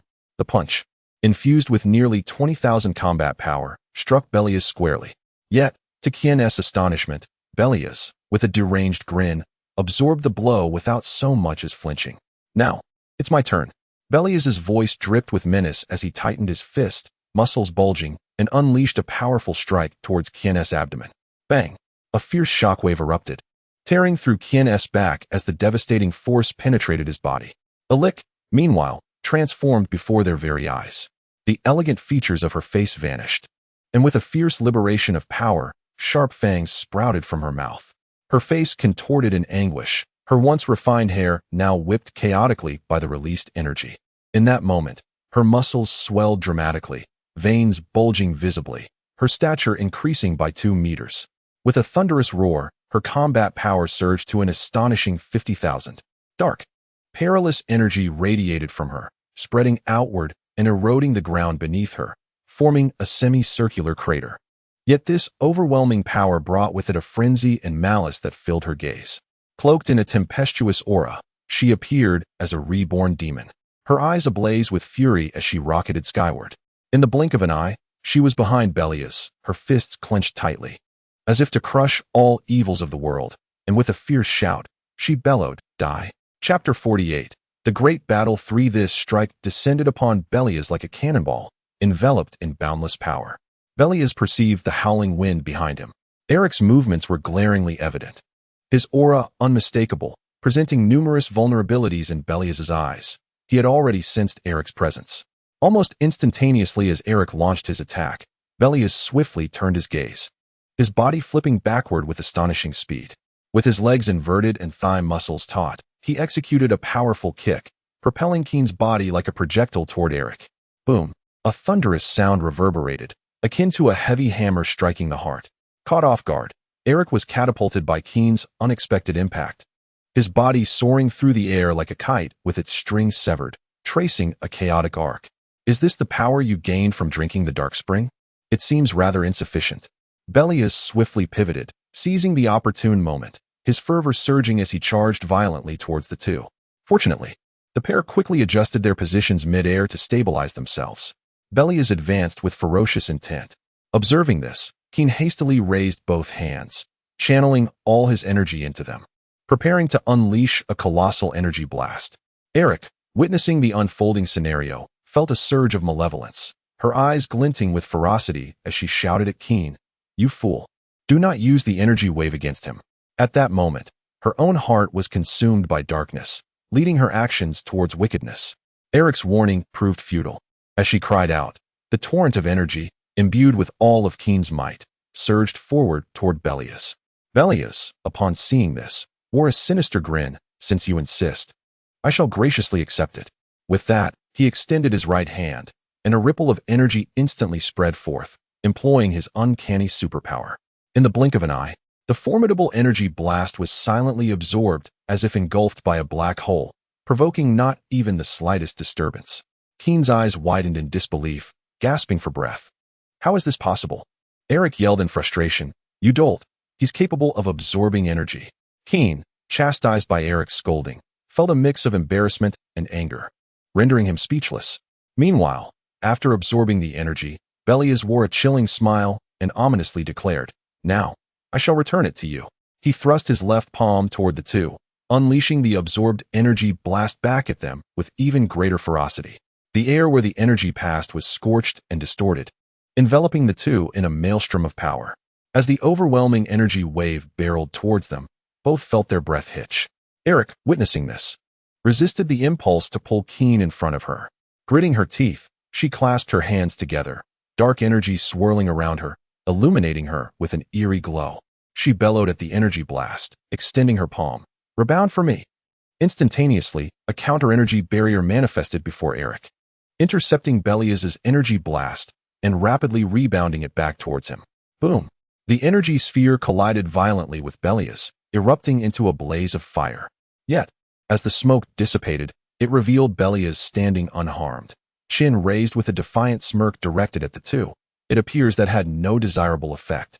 Seeing Belias's arrogance, Eric's eyes glinted with fury as she gritted her teeth. "You arrogant wretch! I shall rip your head off and use it as a chamber pot." With that, Eric clenched her fists, unleashing a tremendous surge of energy. Boom! The world dimmed in response, the terrifying energy radiating wildly, stirring dust and debris. Without hesitation, she and Keen charged at Belias, fists raised in a synchronized assault. Belias laughed heartily. "Huh? No matter how you struggle, it is futile." He surged forward to meet them. Boom! The fists of Belias collided heavily with those of Eric and Keen. In that instant, a blinding light erupted from the impact point, bright enough to render the world in darkness. Following this, a tremendous shockwave swept outward, sending nearby boulders flying like dust, and tearing the solid ground as if it were mere paper, creating unfathomable chasms. The earth trembled under this force, as if the apocalypse was imminent. Damn it! The two gritted their teeth in defiance. They swiftly dodged, launching a relentless flurry of strikes targeting Belias' head, face, chest, and abdomen.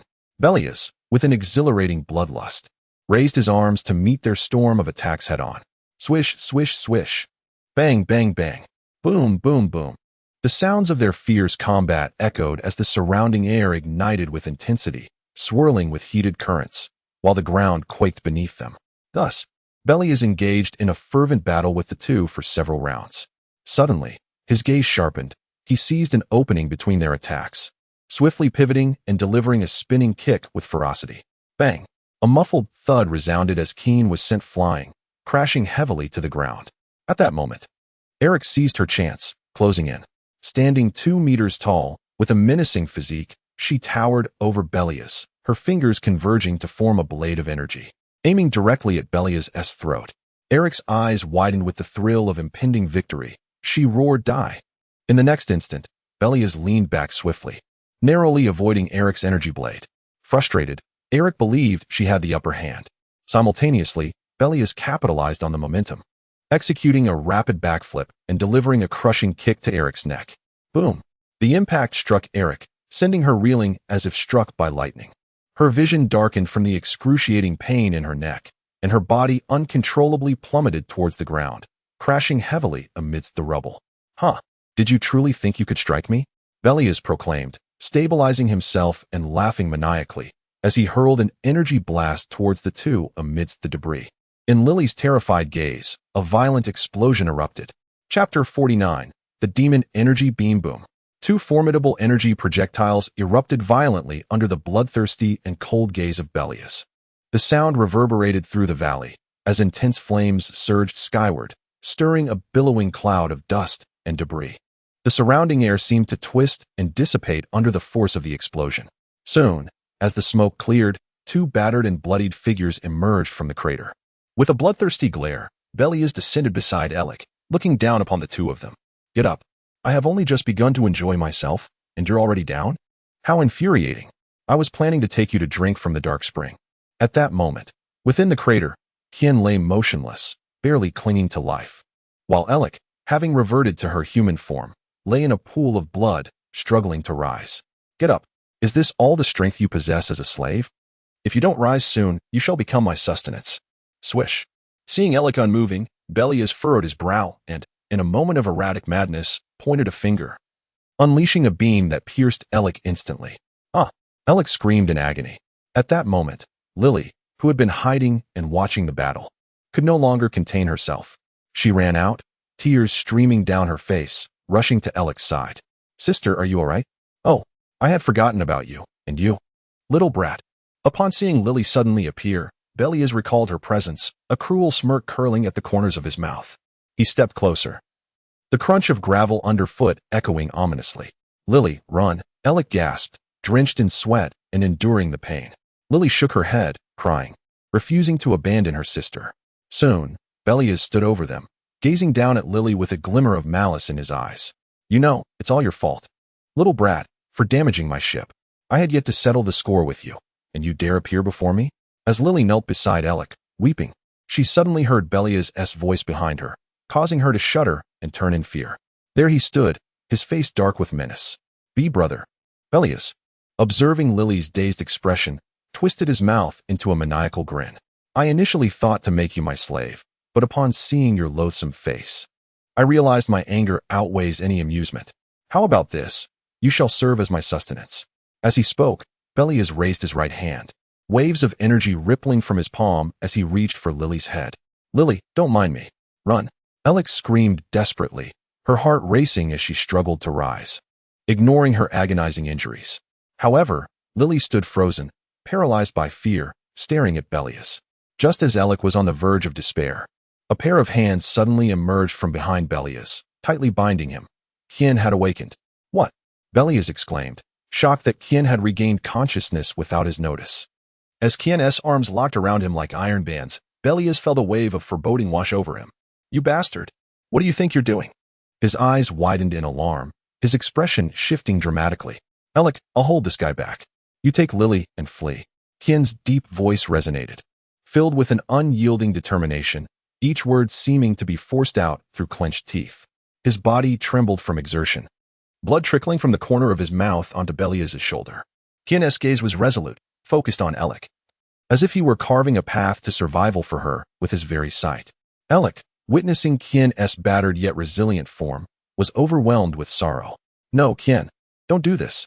She struggled to rise, but was met with a wave of pain that sent her crashing back to the ground. Lily clung tightly to Alec, sensing the gravity of the situation, her voice trembling with tears. Sister, Kien, he. Alec gritted her teeth, suppressing her grief and fury, torn between the instinct to flee for their lives and the inability to abandon Kien. She knew that if they did not escape now, all three would perish. Yet the thought of leaving Kien behind was unbearable. Belias, realizing Kien's intention, was consumed by rage. You bastard, what do you think you're doing? Let go of me. His fury intensified, and he strained against Kien's grip, but found it inexplicably firm, as if bound by an unseen force. Useless. This is a technique I developed specifically to defeat you, known as the Demon Energy Beam. There is no choice but to use it on you. Kien's emotionless voice echoed coldly from behind Belias, as if he had already resigned himself to fate. Belias, unable to break free, felt his rage ignite as dark energy surged around him, violently crashing Kien into the ground. Boom, boom. Each impact resonated like an earthquake, shaking the valley and leaving deep fissures in the earth, sending clouds of dust into the air. Do you think this will stop me? You are gravely mistaken, he roared, his voice laced with unbridled fury and murderous intent. Kien grunted, yet his grip tightened. Though battered and bloodied from Belias' assaults, he held firm. Alec, hurry. This is our only chance. Kien urged again, his voice faltering as radiant white light began to gather within him, illuminating his form and intensifying in heat. Alec bit her lip, drawing blood, and inhaled deeply, fighting back her sorrow. Lily, we must go, she commanded. With tear-filled eyes, Lily looked between Kien and Alec, then glanced at the enraged Belias, struggling to comprehend how the situation had spiraled so drastically. Crying, she nodded in agreement. You bastard. If you let them escape, then I'll see just how brave you are when I reach them. Belias felt the energy behind him becoming erratic, nearing its critical point. His face contorted with madness. He lunged toward Alec and Lily. Bastard. Kien, who had resolved to fight to the death, now wore a mask of terror as he watched Belias close the distance to Alec and Lily. Lily, Alec. Their horrified and frantic expressions were etched in his memory. Finally, no. Boom. A colossal mushroom cloud erupted from the skies above the Gregor Canyon. In an instant, the world seemed to be muted, engulfed in a suffocating silence, as if all life held its breath in the face of the impending horror. Then, an unfathomable surge of searing energy burst forth like a beast unleashed from its cage, roaring toward the earth. In its wake, everything tangible was mercilessly obliterated. Boulders crumbled to dust, and mountains collapsed under the relentless force. The solid earth has been torn asunder, revealing gaping, unfathomable chasms that mar the landscape. In an instant, the once familiar topography has been utterly reshaped, leaving behind a scene of desolation, scarred and hauntingly silent. The entire expanse of land trembles in the aftermath. Chapter 50. The wisdom of deception. As a colossal mushroom cloud ascended above the Gregor Canyon, the city of magic, known as Stellar Capital, trembled in response. The magnitude of this disturbance reverberated even to the far side of the planet. Within a dimly lit grand hall, silence reigned supreme. A heavy darkness, akin to thick ink, pervaded the space, seemingly eager to consume everything within its grasp. The only source of illumination came from a few floating emerald-hued gems, serving as chandeliers, casting a faint and eerie glow that barely outlined the hall's vague contours. The walls were adorned with grotesque and twisted carvings, their bizarre forms appearing almost alive under the ghostly light, occasionally flickering with otherworldly colors before retreating into the shadows, obscuring their full visage yet hinting at an ancient and mysterious essence. The ground was laid with massive black stone slabs, the chasms between them deep and foreboding, as if they led to an endless abyss. Each step taken produced a dull, hollow echo, reverberating through the cavernous hall like the sigh of a specter. At the center of the hall stood a monumental stone throne, encrusted with several gems that emitted a cold glow. The interplay of their luminescence created strange shadows that danced around the throne. Its backrest towered high, intricately carved with the visage of a massive demonic skull, its jaws agape, revealing sharp fangs poised to rend any who dared approach. The hall was suffused with a scent of decay, a mingling of age and malevolence. At this moment, a robust figure sat cross-legged, suspended above the throne, radiating an eerie yet potent energy, completely immersed in meditation. This individual bore blue skin and an elongated cranium dotted with sparse purple speckles, his muscular frame towering and formidable. Clad in black trousers and a purple robe, he exuded an air of mystery and strength. Suddenly, a violent tremor akin to a hammer strike jolted the man from his meditative state. What has transpired? As he slowly opened his eyes, his voice emerged, deep and resonant, imbued with an irresistible, innate authority that commanded attention despite its subdued volume. Upon hearing him, attendants rushed into the hall, hastily kneeling before him in the center of the chamber, reporting, "My lord, you have awakened. For reasons unknown, the planet magic has experienced severe tremors. We have dispatched individuals to investigate." The man was none other than the esteemed Gigi, often mentioned in reverence by Eric and Lily. Upon receiving the report, Gigi offered a slight nod, descending from his throne to gaze out of the hall's window. "How long have I slumbered?" Outside, the darkness remained unbroken, a thick fog enveloping the entirety of magic, obscuring any trace of light. His gaze pierced through the layers of gloom and cloud, fixating on the desolate land below. His disdain unmasked decay, darkness, desolation, an incessant source of revulsion. How he longed to obliterate it. It turned out his hall was situated thousands of meters above the ground. Stifling the impulse to annihilate the planet, Gigi stood coldly, fists clenched, silent. The attendant respectfully stated, "My lord, you have been in slumber for 5 months. 5 months, indeed. How fares the construction of the Homashir Tower?" Gigi's expression deepened, his tone thick with restrained intensity, akin to an ancient bell demanding attention. The attendant lowered his head, replying, "All is proceeding smoothly. It should be completed in about a year. Congratulations, my lord, your long-cherished wish is soon to be realized." Finally, he would escape the confines of magic and conquer the cosmos. Having served Gigi for many years, the attendant was well aware of his thoughts, and thus offered this compliment. Upon hearing that the tower would be completed in a year, a rare smile graced Gigi's otherwise cold visage. "Oh, it seems that the final step before venturing into the universe lies in capturing Eric and unleashing Hildur." This was the news Gigi had yearned to hear upon awakening from his meditative state. For far too long, Gigi had endured the harsh and chaotic environment of magic. Silence, desolation, malevolence, darkness, each inch of land, and every breath of air was saturated with decay. Ever since learning from captured aliens of the existence of numerous beautiful, resource-rich planets in the cosmos, his desire for conquest had ignited within him like a roaring flame, never to be extinguished. Filled with resentment, he pondered why he, the one destined to end the turmoil of magic, was confined to this wretched, dilapidated planet, while lesser races basked in the glory of splendid worlds. Each time this thought surfaced, an intense chill surged through him, amplifying his loathing for magic. Now, with the completion of the Homashir Tower on the horizon, the dream of conquering the cosmos was within reach. He would not tolerate any person or event obstructing his path forward. At that moment, as Gigi contemplated his cold future, Trudeau and Maggie hastily entered, bringing troubling news. "My lord, not long ago, Beluga was slain by Eric." Upon hearing this, Gigi's expression remained unchanged as he gazed out the window, remaining silent for a moment before slowly responding in an indifferent tone, "Cke, henceforth, you shall be one of the 4 kings." The room fell silent for a moment. Then the attendants swiftly realized that Gigi's words were directed at the servant, who trembled with excitement, exclaiming, "Thank you, my lord. Thank you, my lord." He was acutely aware of the significance of Gigi's words. He, a dark sorcerer and one of the 4 kings, was Gigi's most trusted subordinate and one of his earliest followers. He knew that all the soldiers under Gigi had been enhanced by Hi's magic, including Trudeau and Maggie, who owed their power to him. Thus, this meant that he was about to soar to great heights, acquiring the same strength as Beluga and the others, which was enough to send him into a frenzy of excitement. At the same time, Trudeau and Maggie felt a mix of emotions.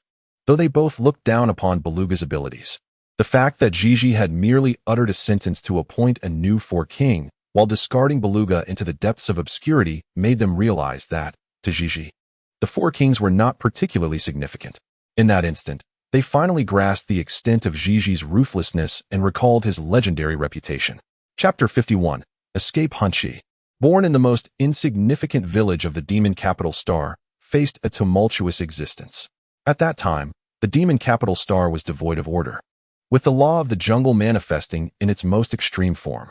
On this desolate and silent planet, resources were scarce, and the demon populace was incessantly eroded by dark energy, giving rise to malevolent thoughts, competing for survival space and scarce resources. The entire planet succumbed to relentless chaos and bloodshed. Only a few villages managed to escape this fate, but Hanshi's village was brutally slaughtered, and he witnessed his family being mercilessly killed amidst the turmoil. The frail boy narrowly escaped death, hidden among the corpses by his family. Subsequently, he struggled for survival amidst warfare and conflict, brushing against death time and again. Yet, instead of being crushed by adversity, suffering sowed within him an intense yearning for power. To survive and grow stronger in this merciless world, Hanshi embarked on a grueling path of cultivation. He traversed the perilous landscapes of the demon capital Star, seeking every possible means to enhance his strength. Until one day, he learned of the Temple of the Celestial Deities, situated atop the majestic Pearl Malang Mountain. Driven by his desire for strength, he overcame countless hardships and ascended the mountain, seeking the tutelage of the celestial sage. During his training, Hanshi exhibited remarkable talent and extraordinary perseverance. His sensitivity to magical energy was acute, allowing him to swiftly grasp various intricate spells and combat techniques. Regardless of the fierce winds or the bitter cold of night, he immersed himself in his training, continually challenging his limits and enduring both physical and mental torment. He grew relentlessly stronger. Eventually, one day, he emerged from the lower realms, drenched in blood, defeating adversary after adversary with formidable prowess, solidifying his foothold in the chaotic landscape of the demon capital Star. It was later revealed that he had slain his mentor, the celestial sage, instilling fear among the populace. As his power continued to escalate, so did Hanshi's ambition. No longer satisfied with regional dominance, he set his sights on the entirety of the demon capital Star. Utilizing his exceptional leadership skills and ruthless decisiveness, he gathered a cohort of demon followers, equally yearning for strength and glory, to establish his own faction. He even created numerous beasts to fight on his behalf. Ultimately, he led his demon warriors to annihilate those who dared to oppose him with overwhelming force. Under his iron-fisted rule, various factions on the demon capital Star yielded completely. In the end, Hanshi successfully restored order to the chaotic planet, becoming its sovereign. Yet, he remained unsatisfied. Upon learning from captured extraterrestrial beings about the existence of numerous beautiful, resource-rich planets in the universe, his desire for conquest was ignited. To him, being trapped on this dilapidated demon capital Star, despite his immense power, was an utter humiliation. Thus, he set his sights on the vast cosmos. Suddenly, he issued a peculiar command to search for a woman named Elec, while simultaneously capturing all inhabitants of the planet, enslaving them to construct the Homical Tower, a project devised by countless extraterrestrial researchers. Twofold, he prepared to leave the demon capital Star and embark on a campaign of cosmic conquest, ensuring his name would resonate throughout the universe. It was only later that Trudeau and Maggie discovered that all of this was orchestrated by He behind Hanshi. They also learned that capturing Elec was to locate the dark spring in the music box, rumored to possess the ability to break the seal of the music box, releasing the demonic entity Hildegon. Hanshi sought the power of Hildegon in order to dominate the universe, leading to his fervent search for the music box. These revelations were pieced together by Trudeau and Maggie after years of following Hanshi, deeply impressed by his colossal ambition. As Trudeau and Maggie reminisced about Hanshi's past, Hanshi withdrew his gaze from the window and returned to his throne with a steady demeanor. In a cold tone, imbued with an unyielding authority, he commanded, from now on, before the completion of the Homical Tower, ensure that Elec is found. Otherwise, your lives shall be the price. Though his voice was not loud, it pierced through the hearts of those present like countless chilling steel blades, leaving Trudeau, Maggie, and the attendant trembling, hastily bowing their heads in unison to reply, yes. Meanwhile, as the terrifying mushroom cloud slowly dissipated over the Gregor Gorge, The entire demon capital star seemed to descend into an eerie and oppressive silence, with only the lingering smoke silently narrating the cataclysmic event that had just transpired. Suddenly, a crisp sound of stone rolling shattered the stillness, followed by a faint cough. From the smoke emerged Belias, dragging his bloodied and battered body. His battle attire lay in tatters, exposing large swathes of his chest, while his tight pants were largely burned away, leaving only the underwear intact. He floated in midair, his expression fearsome yet unable to suppress a laugh. Ha! Ha! Ha ha ha! You scoundrels! Want to kill me? It is not that easy. You shall descend into hell alone. Ha ha ha! In that decisive moment of explosion, a powerful shockwave surged forth like an enraged primordial beast, carrying a devastating force. In the face of imminent death, Belias endured the explosion's aftermath, frantically channeling his energy to form a protective shield, simultaneously siphoning a significant amount of life energy from Keen, thus withstanding the torrent of energy. Nevertheless, he was still left battered and bruised by the wave's impact. Had it not been for his powers, he might not have perished but would certainly have lost limbs. Who could have known that Keen would suddenly unleash such overwhelming energy, defying all reason? However, with the life energy absorbed from Keen, Belias had acquired the same technique. After indulging in laughter for a while, Belias stopped and began scanning his surroundings for the figures of Elec and her companion, his brow furrowed as he murmured. Before the explosion, I vaguely saw them diving into a spatial portal. Did they escape? Or have they perished completely? In the midst of the explosion, Belias was too dazed to observe closely, leaving him uncertain of their fate. In any case, he could sense no trace of them on the demon capital star. And with a shake of his head, he ultimately resigned himself to the uncertainty. Chapter 52. Are you talking to me? Could it be that she is truly dead? If so, one can only blame her misfortune.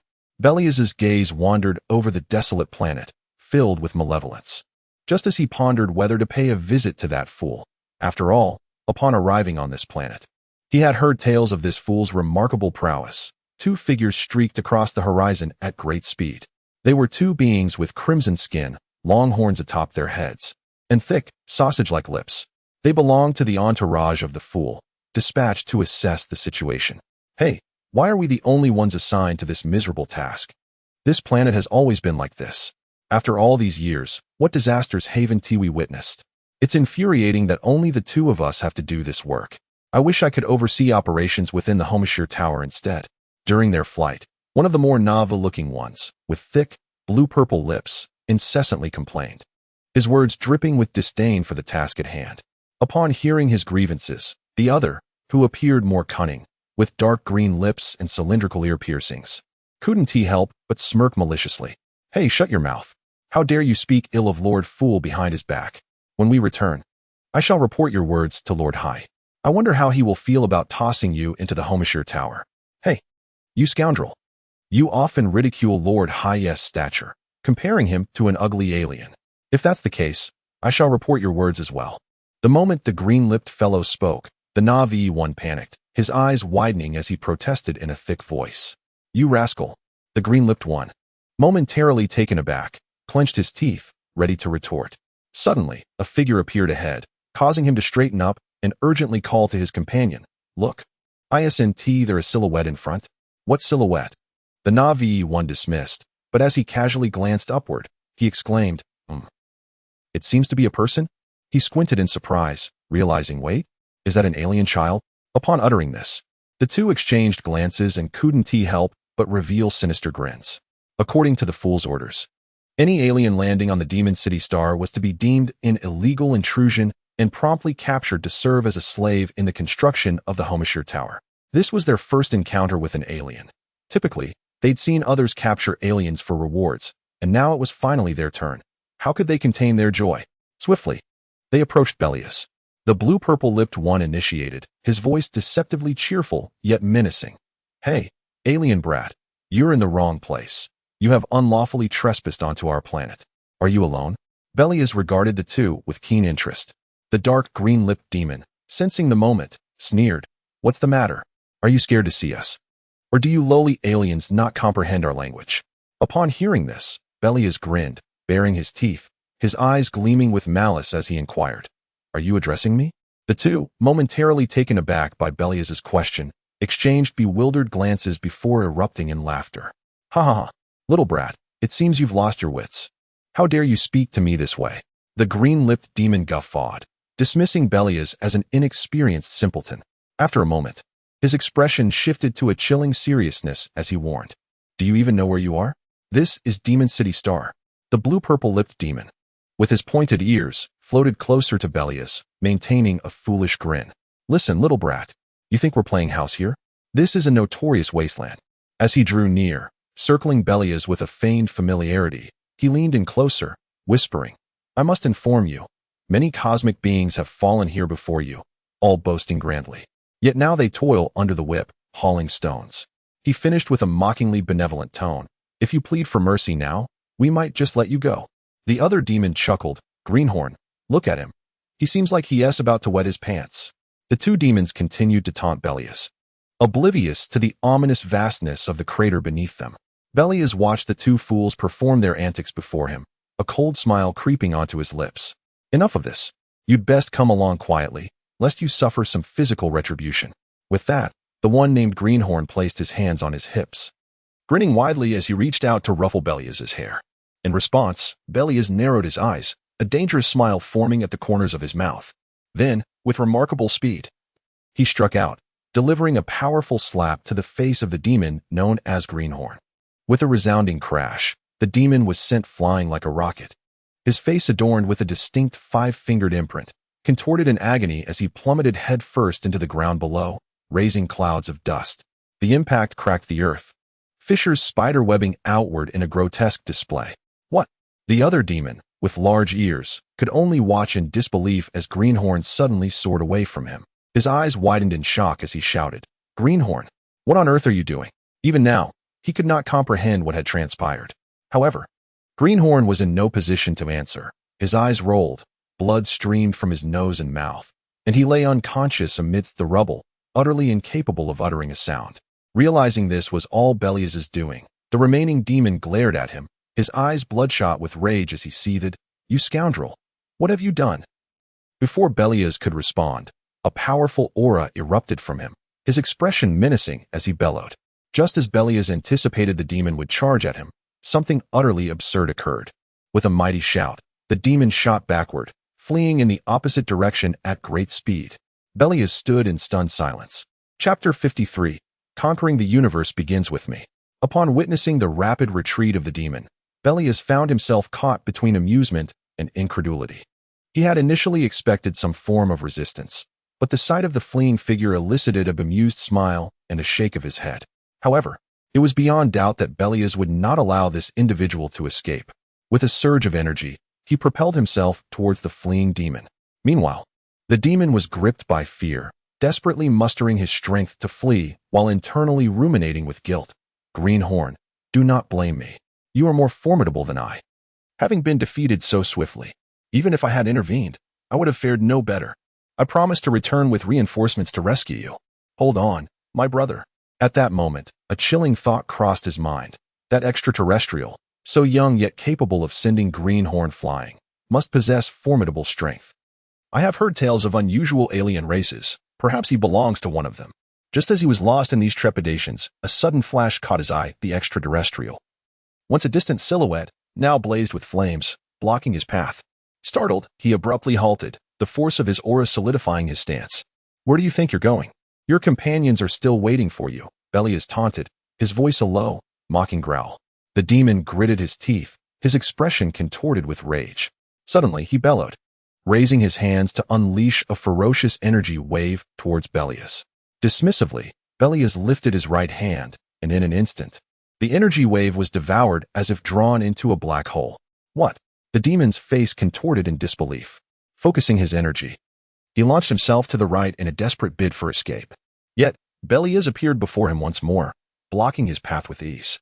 With a loud thud, the demon skidded to a halt, teeth gritted in frustration, and changed direction again, only to find Belias intercepting him yet again. This relentless cycle continued. The demon darted in various directions, panting heavily, while Belias effortlessly thwarted each attempt. Curse you! After yet another failed attempt at evasion, the demon's eyes blazed crimson with fury.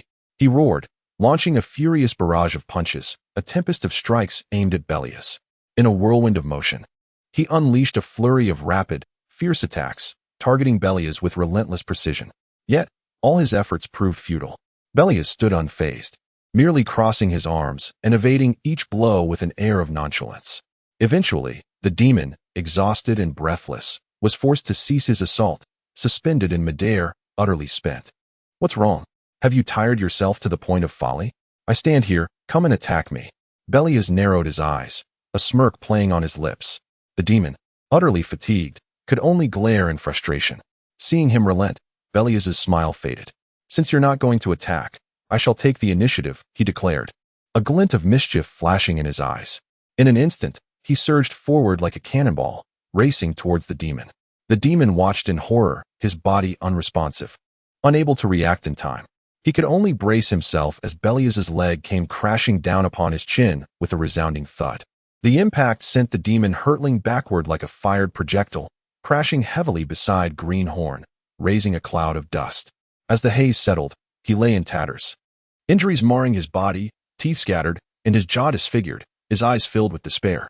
Belias alighted gracefully beside him, squatting down with an air of mockery. "Is there truly no one of merit on your planet? Just cosmic refuse?"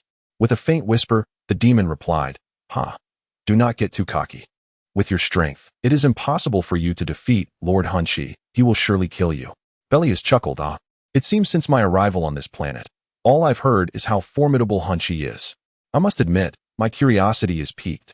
As if struck by inspiration, he adopted a playful expression, gathering energy at his fingertip and pointing it at the demon's forehead.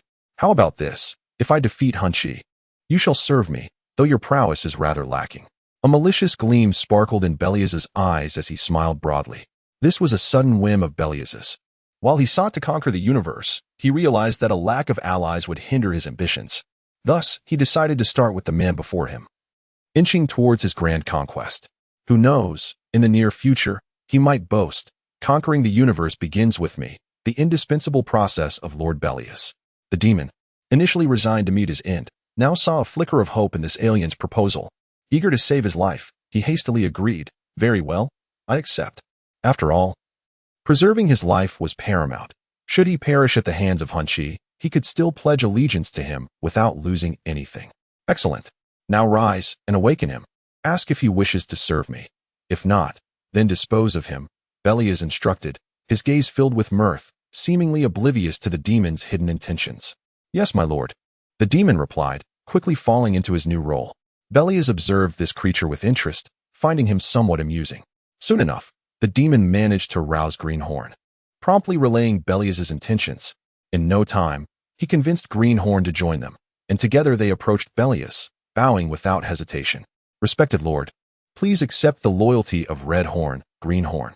Belias was pleased. This marked the acquisition of his first subordinate. Lena did not count, as their relationship was merely cooperative.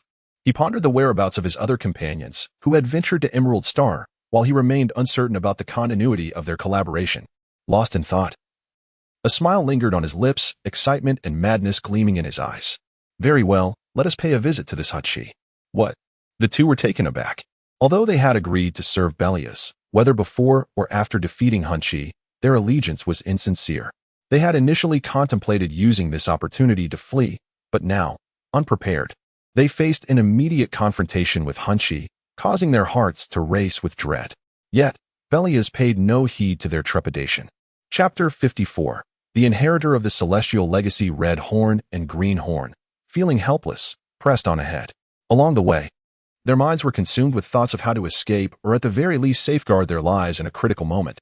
Behind them trailed Belias, whose eyes glimmered with a fervor intertwined with madness.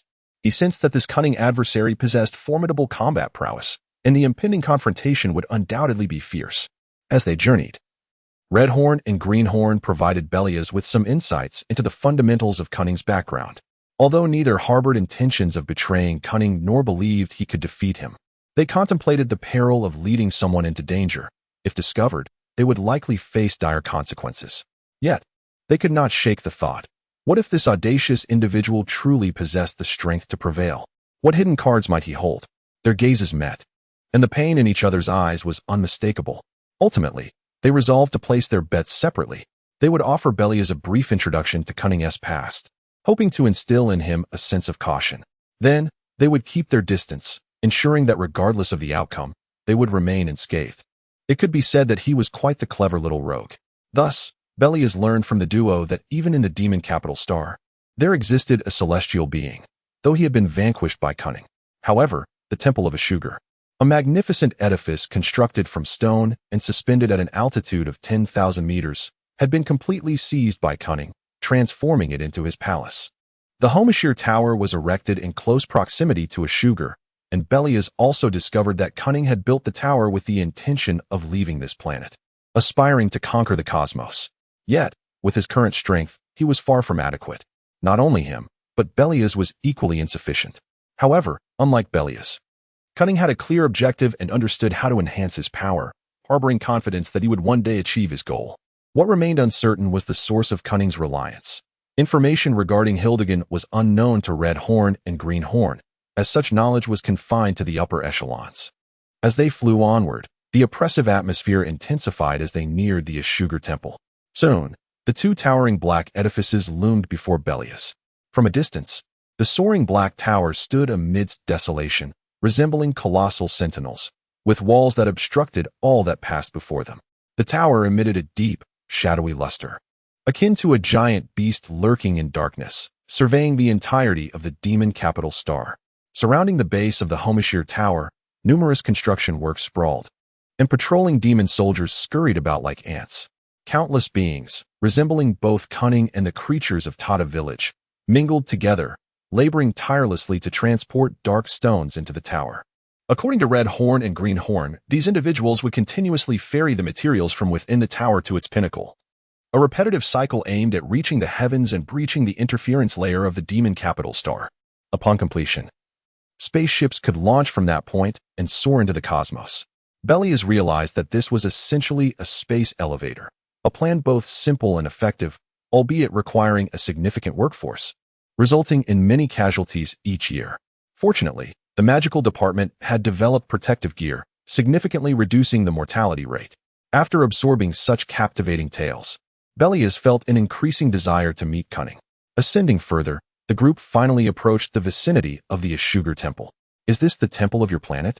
"It certainly appears intriguing," he remarked, gazing at the magnificent structure, which resembled Chiron Tower but was exponentially larger, floating in mid-air, squinting as he observed. Meanwhile, a thunderous explosion resonated as a colossal mushroom cloud erupted from the Gregor Gorge. In that instant, Lily activated a spatial tunnel, urgently taking Eric into an alternate dimension. This realm resembled a dark, cavernous abyss. The entire space was shrouded in darkness, with the surface beneath their feet appearing like an unfathomable mirror, rippling as they stepped upon it. At the heart of the space stood a stone table, upon which rested a pristine music box adorned with silver-edged patterns, precisely the box that Cunning had long coveted, sealing the lower half of Hildigan. At that moment, Eric lay quietly atop the water's surface, creating gentle ripples around her. Sitting beside her, Lily held on to Eric's arm, worry etched across her face. "Sister, how are you? Are you all right?" she inquired anxiously. Eric furrowed her brow, suppressing the pain from her wounds, and reproached softly, "You shouldn't have opened this space. It's too perilous. You know this realm connects to the Ashugar Temple." "But it was too dangerous at that moment," Lily replied softly. "I feared the dark spring would continue to erode your body, which is why I opened this portal." Eric sighed lightly, acknowledging the truth in Lily's words. When uninjured, things were manageable, but with her current severe injuries, entering the dark spring space could awaken malevolent thoughts, potentially leading to a fate akin to Belias' sister. "We should exit and tend to your wounds. You're bleeding profusely," Lily urged, her gaze fixated on Eric's shoulder, where blood flowed freely from the wound inflicted by Belias. Moreover, numerous fractures marred Eric's body. "No, if we open the portal, it will undoubtedly lead us back to the Ashugar Temple," Eric stated firmly, shaking her head resolutely against Lily's suggestion. But Lily hesitated, yearning to express that her intuition assured her it was safe to open the portal. Yet she understood her sister's stubbornness, recognizing that their current predicament stemmed from following her own spiritual guidance. Yet even now, her intuition insisted that everything was unfolding as it should. "It's all right, Lily, just a short rest, and I will recover," Eric managed a faint smile. Attempting to reassure her sister, Lily bit her lip, her eyes brimming with concern and conflict. After a moment's hesitation, she ultimately chose to heed her intuition. Her expression resolute as she declared, "Sister, we must go outside. My instincts tell me it is safe out there. Even if we open the portal, there won't be any issues. If we remain here, your life is in jeopardy." Lily. Eric gazed at her sister, who had always been peculiar since childhood. Reflecting on Lily's selection by the celestial will, as the inheritor of divine legacy, Eric's resolve began to waver, caught in a swirl of conflict and silence. Chapter 55. The little warrior within the otherworldly realm housing the music box. Darkness enveloped the atmosphere in a serene tranquility, almost allowing one to forget the passage of time. Blood flowed profusely from Eric's wounds, yet it seemed to be embraced by the unique laws of this space. The surface of the water beneath him rippled gently, not disturbed by any external force, but rather emanating from an inner, mysterious rhythm. After a prolonged silence, Eric finally inhaled deeply and nodded slowly. "All right, Lily, I trust you. Let us follow your intuition." Lily pursed her lips, her small face breaking into a smile as she nodded in agreement. Rising to her feet, she extended her hands towards the air, reciting an obscure and unintelligible incantation. A doorway to the external realm materialized, outlined by an ethereal glow. Although her instincts assured her that no harm would come, the moment the portal was truly opened, fear and tension crept into her expression. Cautiously, she assisted Eric and stepped through the portal. Inside the Ashugar temple, a tall full-length mirror suddenly flickered with a phosphorescent light. A tiny foot emerged first, followed by Lily's head, her eyes wide with vigilance as she scanned the surroundings. She found herself in a room supported by stone pillars, filled with various ancient tomes, scrolls, and peculiar artifacts. The walls were adorned with human skeletal remains, while the floor was etched with intricate magical symbols. The stone pillars were inscribed with incomprehensible runes, and the room was cluttered with mysterious items such as unknown beast pelts and various sacrificial tools. Lily cautiously surveyed the area, discovering no immediate threats. She quickly helped Eric out of the mirror. Upon entering, she wrinkled her nose at the unpleasant atmosphere. Then, her eyes caught sight of bandages meant for treating Eric's injuries, prompting her to find a place for Eric to sit. Without regard for the potential dangers of the room, she hastily began to dress Eric's wounds, as the bleeding from the wound inflicted by Belias persisted. Next, Lily rummaged through the room in search of medicine to aid Eric. In no time, the room was in disarray. Eric watched as Lily, with her bottom in the air, dove into the cabinets, pulling everything out, and couldn't help but smile. She thought to herself that if Lily did not live on this planet, she would surely find happiness elsewhere. I found it. Just as she was lost in thought, Lily discovered a vial of medicine, an instinct telling her it would be effective for Eric's injuries. "Sister, drink this quickly. It will surely help your wounds heal soon," she exclaimed, presenting the potion to Eric and assisting her in opening it. A thick, dark substance oozed out, half poured onto Eric's severely fractured area, while the other half was consumed by Eric. The moment the dark liquid made contact with Eric's wounds, it was swiftly absorbed. Given Eric's severe injuries rendered her unable to travel, the two girls decided to take a risk and rest in this room. Lily, armed with Eric's sword, wore a serious expression as she patrolled the room, contemplating how she would swiftly retaliate should any enemies show up. Meanwhile, as Lily was tending to Eric's wounds, in the grand hall of cunning intellect, the master of schemes had just finished issuing orders. After the attendants departed to seek out He for strength enhancement, Trudeau and Maggie exchanged glances, uncertain where to search for Eric. Suddenly, Trudeau halted, his nose twitching as he frowned. "I smell Eric's scent." Maggie, with her red-rimmed eyes, gasped in surprise. "What? You detected Eric's presence here?" Skeptical of this revelation, she expressed disbelief. "This is the domain of Master of Schemes. Is it a jest? How could she possibly be here?" Without responding, Trudeau continued to search, his nostrils flaring as he scoured the outer corridors of Ashugar, scanning the skies beyond the temple. Suddenly, he spun around, his gaze piercing as he locked onto the temple behind him. "She is within the temple," Trudeau declared, his conviction striking Maggie like a heavy hammer, shaking her initial skepticism. "Are you certain? This is not a trivial matter," she questioned anxiously, her voice quivering slightly. Trudeau remained silent, swiftly moving in the direction from which the scent emanated, and Maggie hurried to follow. Soon, they arrived at the room where Lily and Eric were situated. "This is He's room," Maggie exclaimed upon entering. Trudeau, unperturbed, maintained a steady composure, and kicked open the door with force. With a resounding crash, the door swung open, startling Lily, who turned to see Trudeau and Maggie standing at the entrance. They scanned the room and found Eric, injured and unconscious on the floor, while Lily, wearing a beast bone as a makeshift helmet and holding a sword defensively, stared at them. "Don't come any closer. I am quite formidable," Lily stammered, recognizing the intruders as Trudeau and Maggie, the very ones who had previously failed to take her and her sister. Her voice trembled with anxiety. "Huh, little one, has your sister been injured? Hand her over to me. My medical skills are unparalleled. I did not expect to see you two here." "It seems the heavens are aiding master of schemes." Trudeau's deep voice resonated as he advanced towards Lily. Nervously, she retreated. "Why, you mustn't come closer." Trudeau's expression remained unchanged as he stepped steadily forward. "Come with us. Master of Schemes wishes to see you." Frustrated by Trudeau's relentless approach, Lily, summoning courage from somewhere deep within, furrowed her brow and raised her sword, shouting, "Take that, you villains." With a burst of energy, she leapt forward, aiming a fierce strike at Trudeau. Then, with a calm demeanor, Trudeau delivered a single punch to Lily's abdomen. The sword clattered to the floor as he effortlessly lifted her by the collar, suspending her in midair. Clutching her belly, tears welled in Lily's eyes. "Wow, Trudeau, you really know how to be ruthless."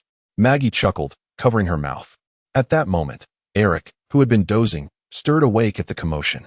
Upon seeing Lily being held aloft, she cried out in alarm. "Lily, let us go. Take them to Master of Schemes," Trudeau instructed, casting a glance at the incapacitated Eric, his expression unyielding. Chapter 56. Maggie extended her delicate finger, and in an instant, Eric was lifted into the air, hovering before her. With a teasing tone, she traced the cold, pale face of Eric, who gritted his teeth, and said, "Hee, I wonder what brings you here. Are you not aware that Lord Huanji is searching for you? Or perhaps he has taken you in? You scoundrels, release Lily. I will go with you to meet Huanji," Eric declared fiercely, his expression pained. Meanwhile, Lily was held tightly by Trudeau, struggling to hold back her tears. Upon hearing Eric's words, she turned decisively, acting with a maturity beyond her years as she reassured Eric, "I'm fine, sister. Don't worry, we will be all right." In that moment, Eric felt as if she had become the younger sibling, caught between laughter and tears. Maggie, overhearing this, smirked, glancing at Lily. TSK, such a brave little girl. What gives you the confidence to think you will be safe?" Yet, Lily merely pouted, ignoring her. Amused, Maggie shrugged it off and said, "Let us see what awaits you next." With a flick of her finger, Eric floated behind her, while Trudeau carried Lily, leading both to Huanji to account for their presence. As they walked, Maggie couldn't resist a jest. "I never expected to find you so easily. I thought it would require more effort." In the grand hall, Huanji sat regally upon a stone throne, with Trudeau and Maggie flanking him. He gazed at the pair, one large and one small, who had unexpectedly appeared before him, feeling slightly out of sorts. Yet, this was perhaps a fortuitous turn of events. Looking at Eric, who lay slumped on the ground, Huanji spoke gently. "Eric, it has been a long time. You treacherous scoundrel." Eric's eyes blazed with fury upon seeing Huanji, wishing to devour him whole. "Eric, you have been completely brainwashed by that old god," Huanji replied nonchalantly, leaning back in his chair, resting his head on his hand as he calmly explained. "He possesses the power to end the chaos in the demon city, yet he remains aloof, claiming that gods should not interfere in worldly matters. His arrogance has led to this planet's downfall. He is unworthy of being a god. I merely wish to create a better future for everyone." "Eric, you once expressed a desire to leave this planet, yet now you cannot comprehend my intentions and continue to oppose me. You have greatly disappointed me." Huanji exhibited remarkable patience towards his former disciple, revealing his inner thoughts, shaking his head unconsciously. Listening to his grandiloquent words, Eric's disgust and anger intensified. She glared coldly at Huanji and retorted, "You drank from the dark spring and killed our master. How many lives have been lost on this planet because of you? You fool." Silence. At the mention of fool, Huanji's expression darkened, surging with fury as he roared, "You understand nothing. This is all for the future. These are necessary sacrifices." Unfazed, Eric shot back, her face like ice. "You are merely driven by your own ambition." Her voice matched his intensity, filling the hall with palpable tension. In that instant, the air in the grand hall seemed to freeze, enveloping the atmosphere in a heavy silence.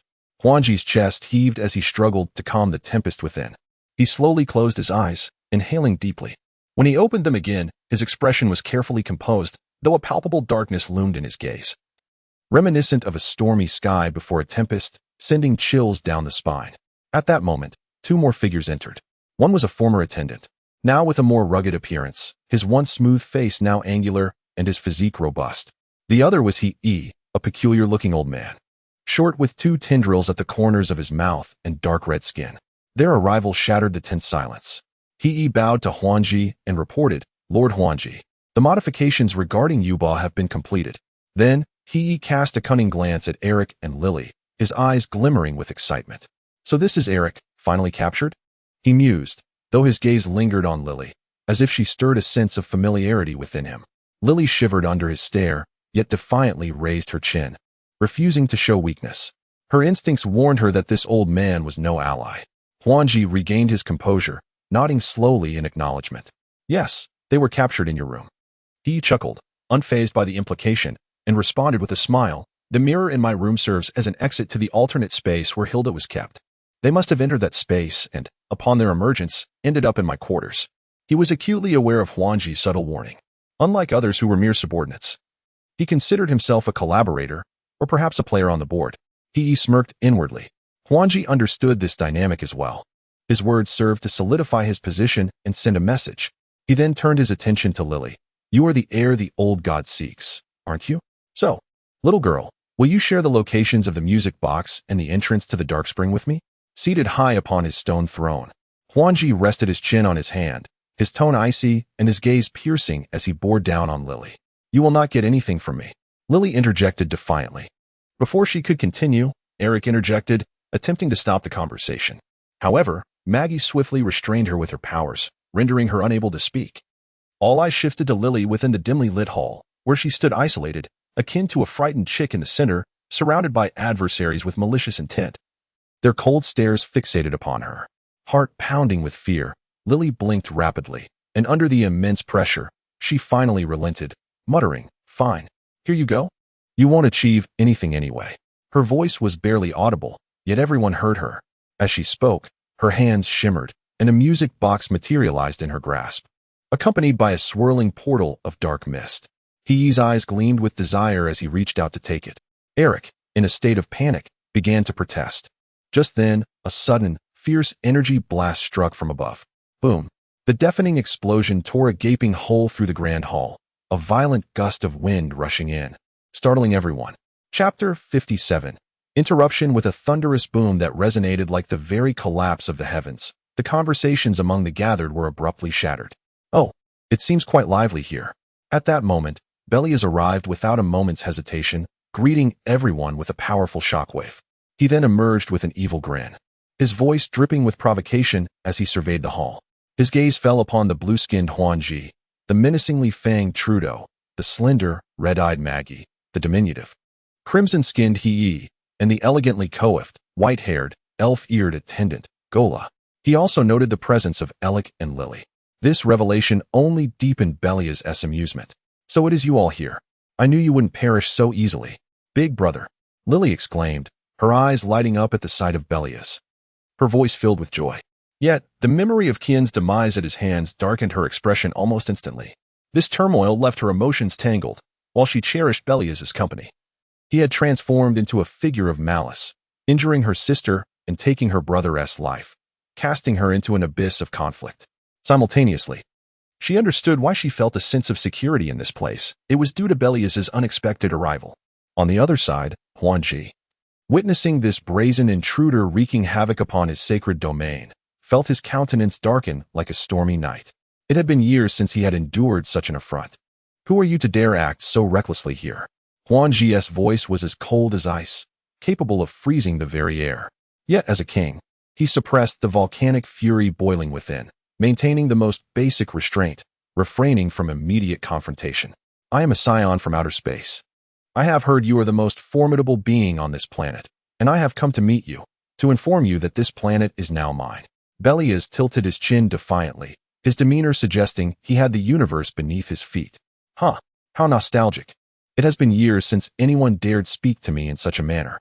Huan Ji's lips curled into a cold, chilling smile, his voice echoing as if from the depths of the underworld. Veins throbbed on his forehead, his anger surging like a relentless tide. However, before Huan Ji could act, 3 of his warriors could no longer contain their rage. As the saying goes, when the Lord is insulted, the vassals must die. For them, Belias' words were a profound insult to their sovereign and to the entire planet. Moreover, it was an opportune moment to demonstrate their loyalty and strength before their king, and they would not let it slip by. "You insufferable brat," they shouted in unison, disregarding his youth, their fury palpable. In the next instant, they erupted with overwhelming energy. With a stomp, they surged toward Belias like arrows released from a bow, their murderous intent evident. Belias regarded the advancing trio with a smirk of disdain. Unperturbed, he stood his ground, his feet slightly apart. Just as they were about to reach him, he moved. In an instant, his form flickered, his speed so swift it was nearly imperceptible, and he vanished from sight. The trio stumbled, nearly losing their balance. "What?" they gasped in astonishment. Before they could regain their composure, Belias appeared behind them like a specter. "Are you all truly this incompetent? Is this the extent of your speed?" His mocking voice echoed from behind. A chill ran down their spines, and they felt an icy dread wash over them. Resolutely, their expressions hardened, and with fierce determination, they swiftly turned, thrusting their palms forward, gathering energy. "Huh!" they roared in unison, their voices resonating powerfully. 3 massive energy blasts surged forth from their palms, akin to rockets unleashed, carrying a tumultuous force that illuminated the hall like midday. The formidable energy waves rushed toward Belias, distorting the air around them with their might. "Hey, hasn't anyone told you not to use energy blasts against me?" Belias smirked at the incoming onslaught. With a deft motion, he extended his hand, activating his powers to absorb the 3 blasts entirely. What just happened? The trio was bewildered by this turn of events. However, Belias had no intention of explaining. "Now, let me return this to you." He raised his other hand, conjuring a swirling sphere of red, purple, and white energy. With a cruel smile, he turned to face them. "Drink." With eyes wide open, he unleashed the energy with a swift gesture. A torrent of terrifying energy erupted, its force magnified several times over compared to their initial blasts. It surged toward the trio, tearing through the space with a sound akin to a vacuum forming. As the air was instantaneously drawn away, Trudeau, Maggie, and he widened their eyes in horror, unable to execute any form of effective defense. As the energy sphere approached, fear consumed their expressions. Upon contact, it erupted with a power far surpassing their initial attacks. Boom! The deafening explosion reverberated, nearly toppling the temple's dome. And a massive inferno erupted at their location. The blinding light was unbearable, a raging wave of heat engulfing everything around it. In an instant, clouds of dust billowed, shrouding the space as if heralding the apocalypse. The trio lay battered, their bodies marred with wounds, garments torn, skin charred, and bloodied. Their eyes glazed over, breath shallow. They lost all semblance of resistance, akin to marionettes with severed strings, slowly descending from the smoke, their fates uncertain. Having completed this, Belias turned his attention back to the brooding Huan Ji, whose expression had darkened ominously.